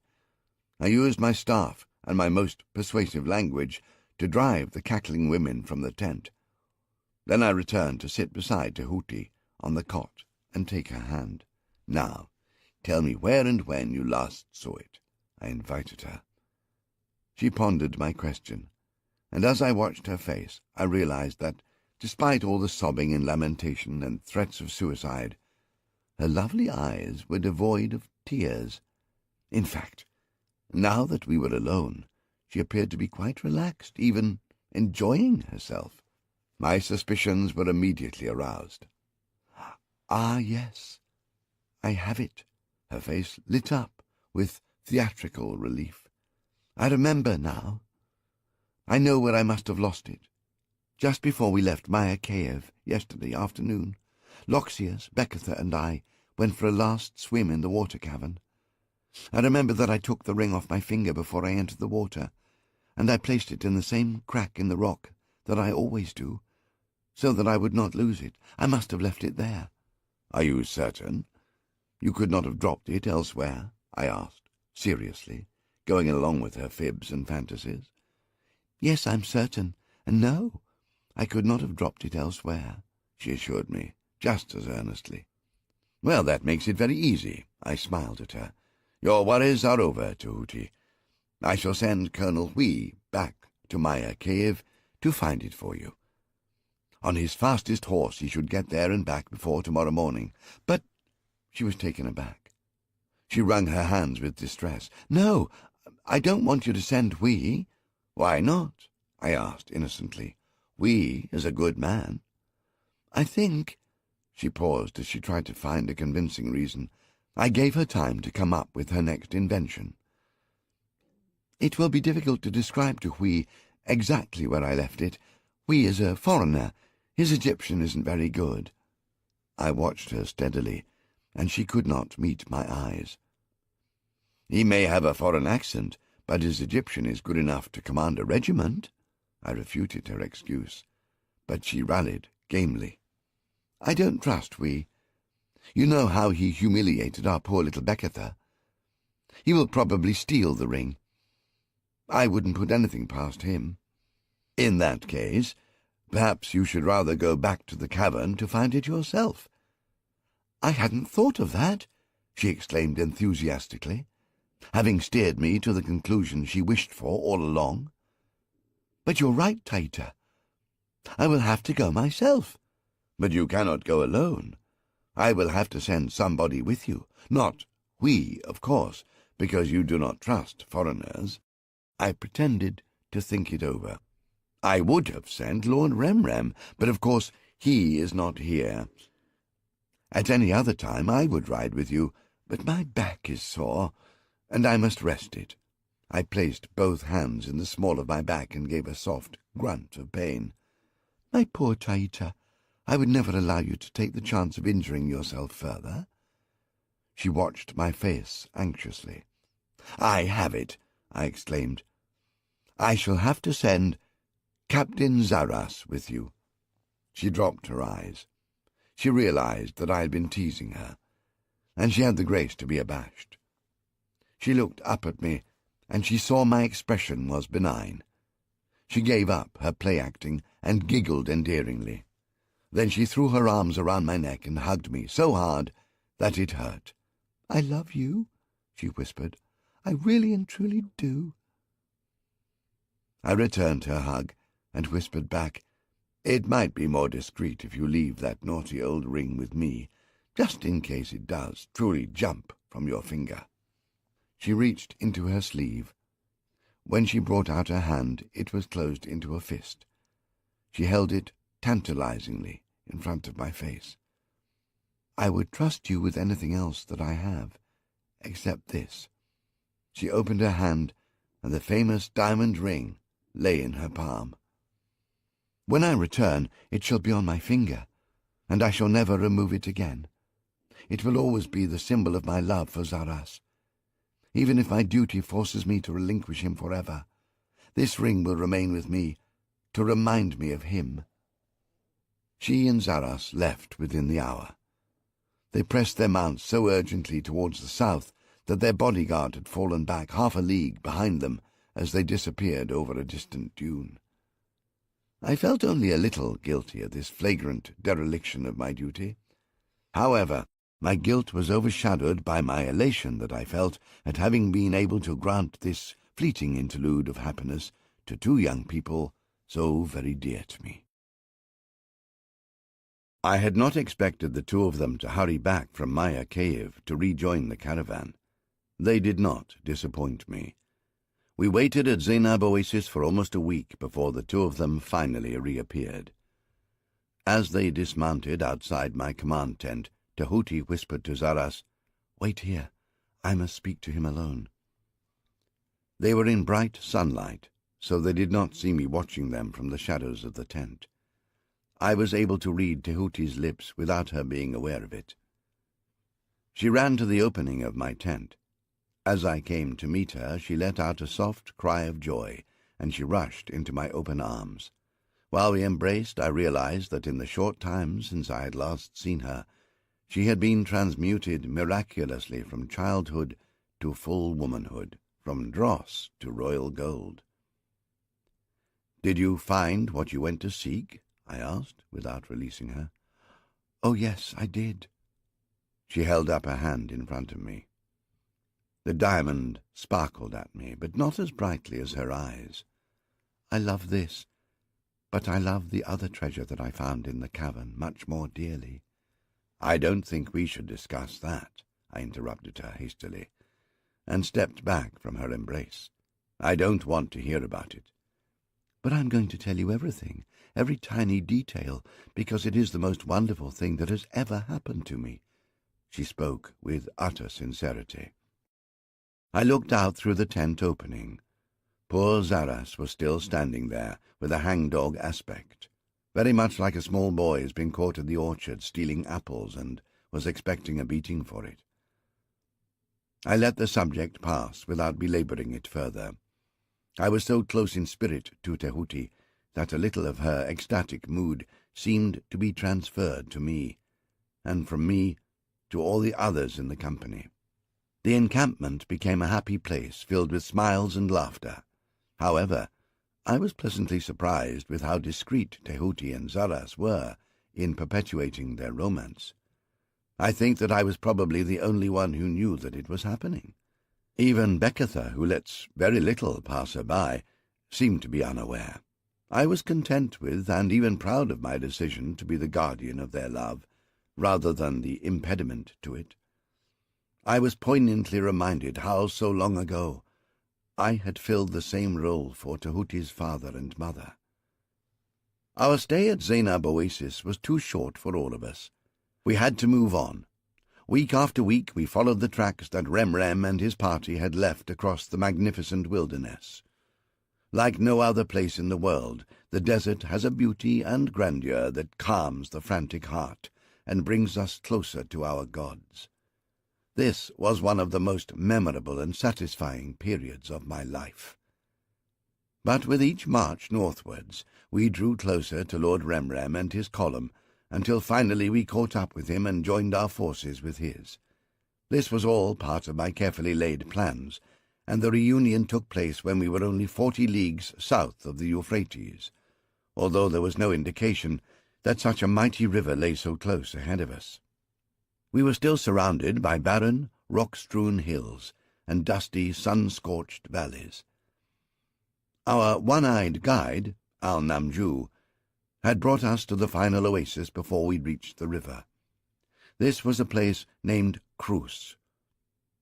Here there was a cluster of some 15 wells, all of them delivering good sweet water.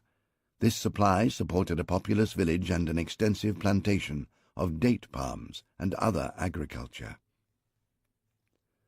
There was sufficient water available to support even the large numbers of men and animals in our caravan for a short time. No sooner had we encamped than Al-Namju came to me with an even more lugubrious expression than the one that usually decorated his ugly visage. "Revered Lord Taita," he bowed before me. I had learned that since the execution of his treacherous son, such obsequious behaviour usually heralded an outrageous request or some particularly unpleasant and pessimistic announcement. "From here, the caravan route to the town of Ur of the Chaldees on the Euphrates River is well travelled and clearly marked. The river is close by. It would not be possible for you to go astray," he told me. "In that case you will have no difficulty in guiding us to Ur, in accordance with our agreement, will you, Al-Namju? Mighty Lord Taita, I beg your understanding and compassion.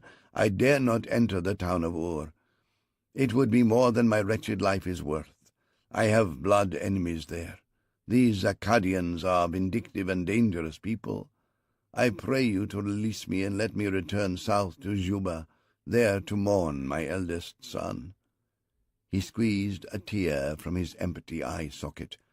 It was not a pleasing sight to watch. "Of course you wish me to pay you the full amount for your hire that we agreed upon?" I asked, and he dropped to his knees and plucked tufts of curling hair from his head. "You are my father and my master. The choice is yours, but I am a poor man. I have to care for my son Harun's widow and all her offspring. The fates have been unkind to me." I listened to the catalogue of his woes while I considered his request. I could not disregard the fact that he was the father of a treacherous son, and that a son is cast in the same mould as his sire. On the other hand, I had forced him to kill his own son. Did that not pay off the debt? I asked myself. Perhaps he had suffered enough. I am a kind and generous man by nature, but perhaps this is more a fault than a virtue. I shrugged and told him, "You have done good work for me, Al-Namju. You may go with my blessing." I opened my purse and took 2 silver mem coins from it. These I dropped into his cupped palms. Then I allowed him to kiss my feet and depart. 4 days later, I stood on the low hills above Ur of the Chaldees, and looked down on the town and on the green Euphrates River for the first time. I was chagrined to realize that the river was wider than our mother Nile, which until that time I had never doubted was the greatest river in the world. The Euphrates banks were heavily forested for as far as I was able to see in both directions. Large fields of agriculture had been hewn out of the forest. After the harsh desert landscape through which we had travelled for so long, such an expanse of lush greenery was a delight to my eyes. On the river bank below where I stood sprawled the city of Ur. At its centre was a large ziggurat, a temple dedicated to the goddess Ishtar, the principal deity of the Sumerian and Akkadian people. This one was a pyramid-shaped building with 5 terraces of receding size, banked one on top of the other. Not only was it a temple, but it served as a refuge for the priests and priestesses when the river burst its banks and inundated the city and its surrounding. We started down the road into the city. I rode at the head of our column with Lord Remrem and the princesses, and before we reached the foot of the hills, a procession of priests and priestesses emerged from the main gate in the city wall of dried red mud bricks and came to meet us. Although Babylon was still 120 leagues further upstream, I had not wanted to arrive in the capital city of King Nimrod immediately after completing the desert crossing. I wanted to impress the Sumerians with our wealth and pomp. In our present travel-worn condition, we looked more like desert Bedouin than the representatives of one of the greatest and most prosperous nations on earth. As the procession approached, I recognized Lord Fat Tur walking at the head of it between the high priest and priestess from the temple. Fat Tur was the Egyptian ambassador to Sumeria. He and I had known each other since long before he had left Thebes to take up his present post. He was a diligent and reliable official, so I was confident that the preparations for our arrival in Babylon had been well taken care of. I dismounted to greet him warmly, and then, as we walked together back to the city gates, we chatted together as old friends. "As you requested, Taita, I have chartered 10 large comfortable river barges to carry you, the princesses, and the senior members of your delegation upstream to Babylon, as soon as you are ready to travel. Naturally, I will accompany you, but in the meantime, I respectfully suggest that the greater part of your caravan should travel ahead of you by road to Babylon, to await your arrival there." By the time we had settled into the accommodation that Fat Tur had arranged for us in the great ziggurat, the sun was setting. I left the princesses and their women to unpack all the finery that they had brought with them from Thebes. At last they were able to begin the primping and preening in preparation for their arrival at the court of King Nimrod in Babylon. I had explained to the royal ladies just how important it was that they make a grand showing to impress His Majesty King Nimrod, as well as the Cretan ambassador, who would report it all to his master, the supreme Minos in Crete. I dined that evening with Fat Tur and Remrem. We sat out on the wide terrace of the ziggurat, under the panoply of stars, and indulged our appetites on huge golden river perch as long as my arm, which had been netted that morning in the Euphrates. We washed the luscious pink flesh down with several flagons of pleasant red wine from the vineyards that grew along the riverbank. Once we had eaten, we were able to turn our full attention to my grand plan for prosecuting the war against the Hyksos to its ultimate conclusion. As you well know, it is my intention to inveigle both King Nimrod and the Supreme Minos into a military coalition with our beloved Pharaoh. Once we have achieved that, then we will have King Gorab laid out on the anvil, with 3 great hammers pounding him into annihilation. As always, your choice of words is captivating, but not particularly edifying, my good Taita. I am not entirely clear as to who is the anvil and who are the hammers that you speak of so eloquently, Remrem demurred. I sighed inwardly. Sometimes conversation with Remrem is rather like taking a cripple up the mountain. He has to be helped every step of the way. You must forgive me. I was using a metaphor. I should have made myself clearer. The Sahara is the anvil, and the armies of Crete, Sumeria, and our Egypt are the hammers. Then what you might have said was that we would have Gorab surrounded. Remrem lectured me pedantically. Your reference to hammers and anvils was somewhat confusing. Plain speech is always preferable, don't you think? Indubitably, and I am grateful to you, my lord, for your scholarly advice, I replied, with such restraint that I surprised even myself. However, the point that I was trying to make was that neither Crete nor Sumeria are as committed to the struggle against the Hyksos as we are. With relief, I switched my attention from Remrem to Fat Tur. I would very much like to hear your views on King Nimrod's position. Perhaps you might be able to enlighten us further. Fat Tur inclined his head in acquiescence. I was merely waiting for this opportunity to meet you face to face, and to explain matters to you more fully than was ever possible by messages carried on the leg of a pigeon. Of course, you know that Nimrod inherited the crown from his father, King Marduk, who died 14 years ago. Yes, I agreed. I know all that. The last 30 years of Marduk's reign were spent in rebuilding Babylon and transforming it into the most beautiful and splendid city in creation. I had indeed heard that Marduk had undertaken some extensive works. However, I doubt that Babylon can ever match the splendor of Thebes. Then I think you have a surprise in store for you, Fat Tur smiled. It is generally believed that King Marduk spent over 600 lakhs of silver on the project. What is certain is that he stripped the treasury bare in the process of carrying through this obsession of his. I stared at him in amazement. It took me some little time before I could frame my reply. I was led to believe that Sumeria was as rich, if not richer, than Crete. I shook my head, doubtfully. Yes, that is what most people think. I have been living in Babylon for the last 5 years, and at first I also believed the myth of the great wealth of Sumeria. It is only very recently that I learned the truth. King Nimrod does not have sufficient funds to pay his own ministers. His civil service is in tatters. His army is crippled by lack of weapons and equipment. His troops are deserting in droves because he cannot pay them. He could not possibly mount an offensive against the Hyksos, even though he is fully aware that by not doing so, he places his country in deadly jeopardy. Both Remrem and I stared at him speechlessly. Remrem's expression was stricken. I knew that he was seeing our entire project crumbling to dust. He had been certain that Nimrod of Sumeria would make us a powerful ally. Fat-Tur was busily destroying that hope. On the other hand, I was elated. For me, the way forward was now clear. Nimrod was insolvent. He was losing his army and his country. He must be desperate.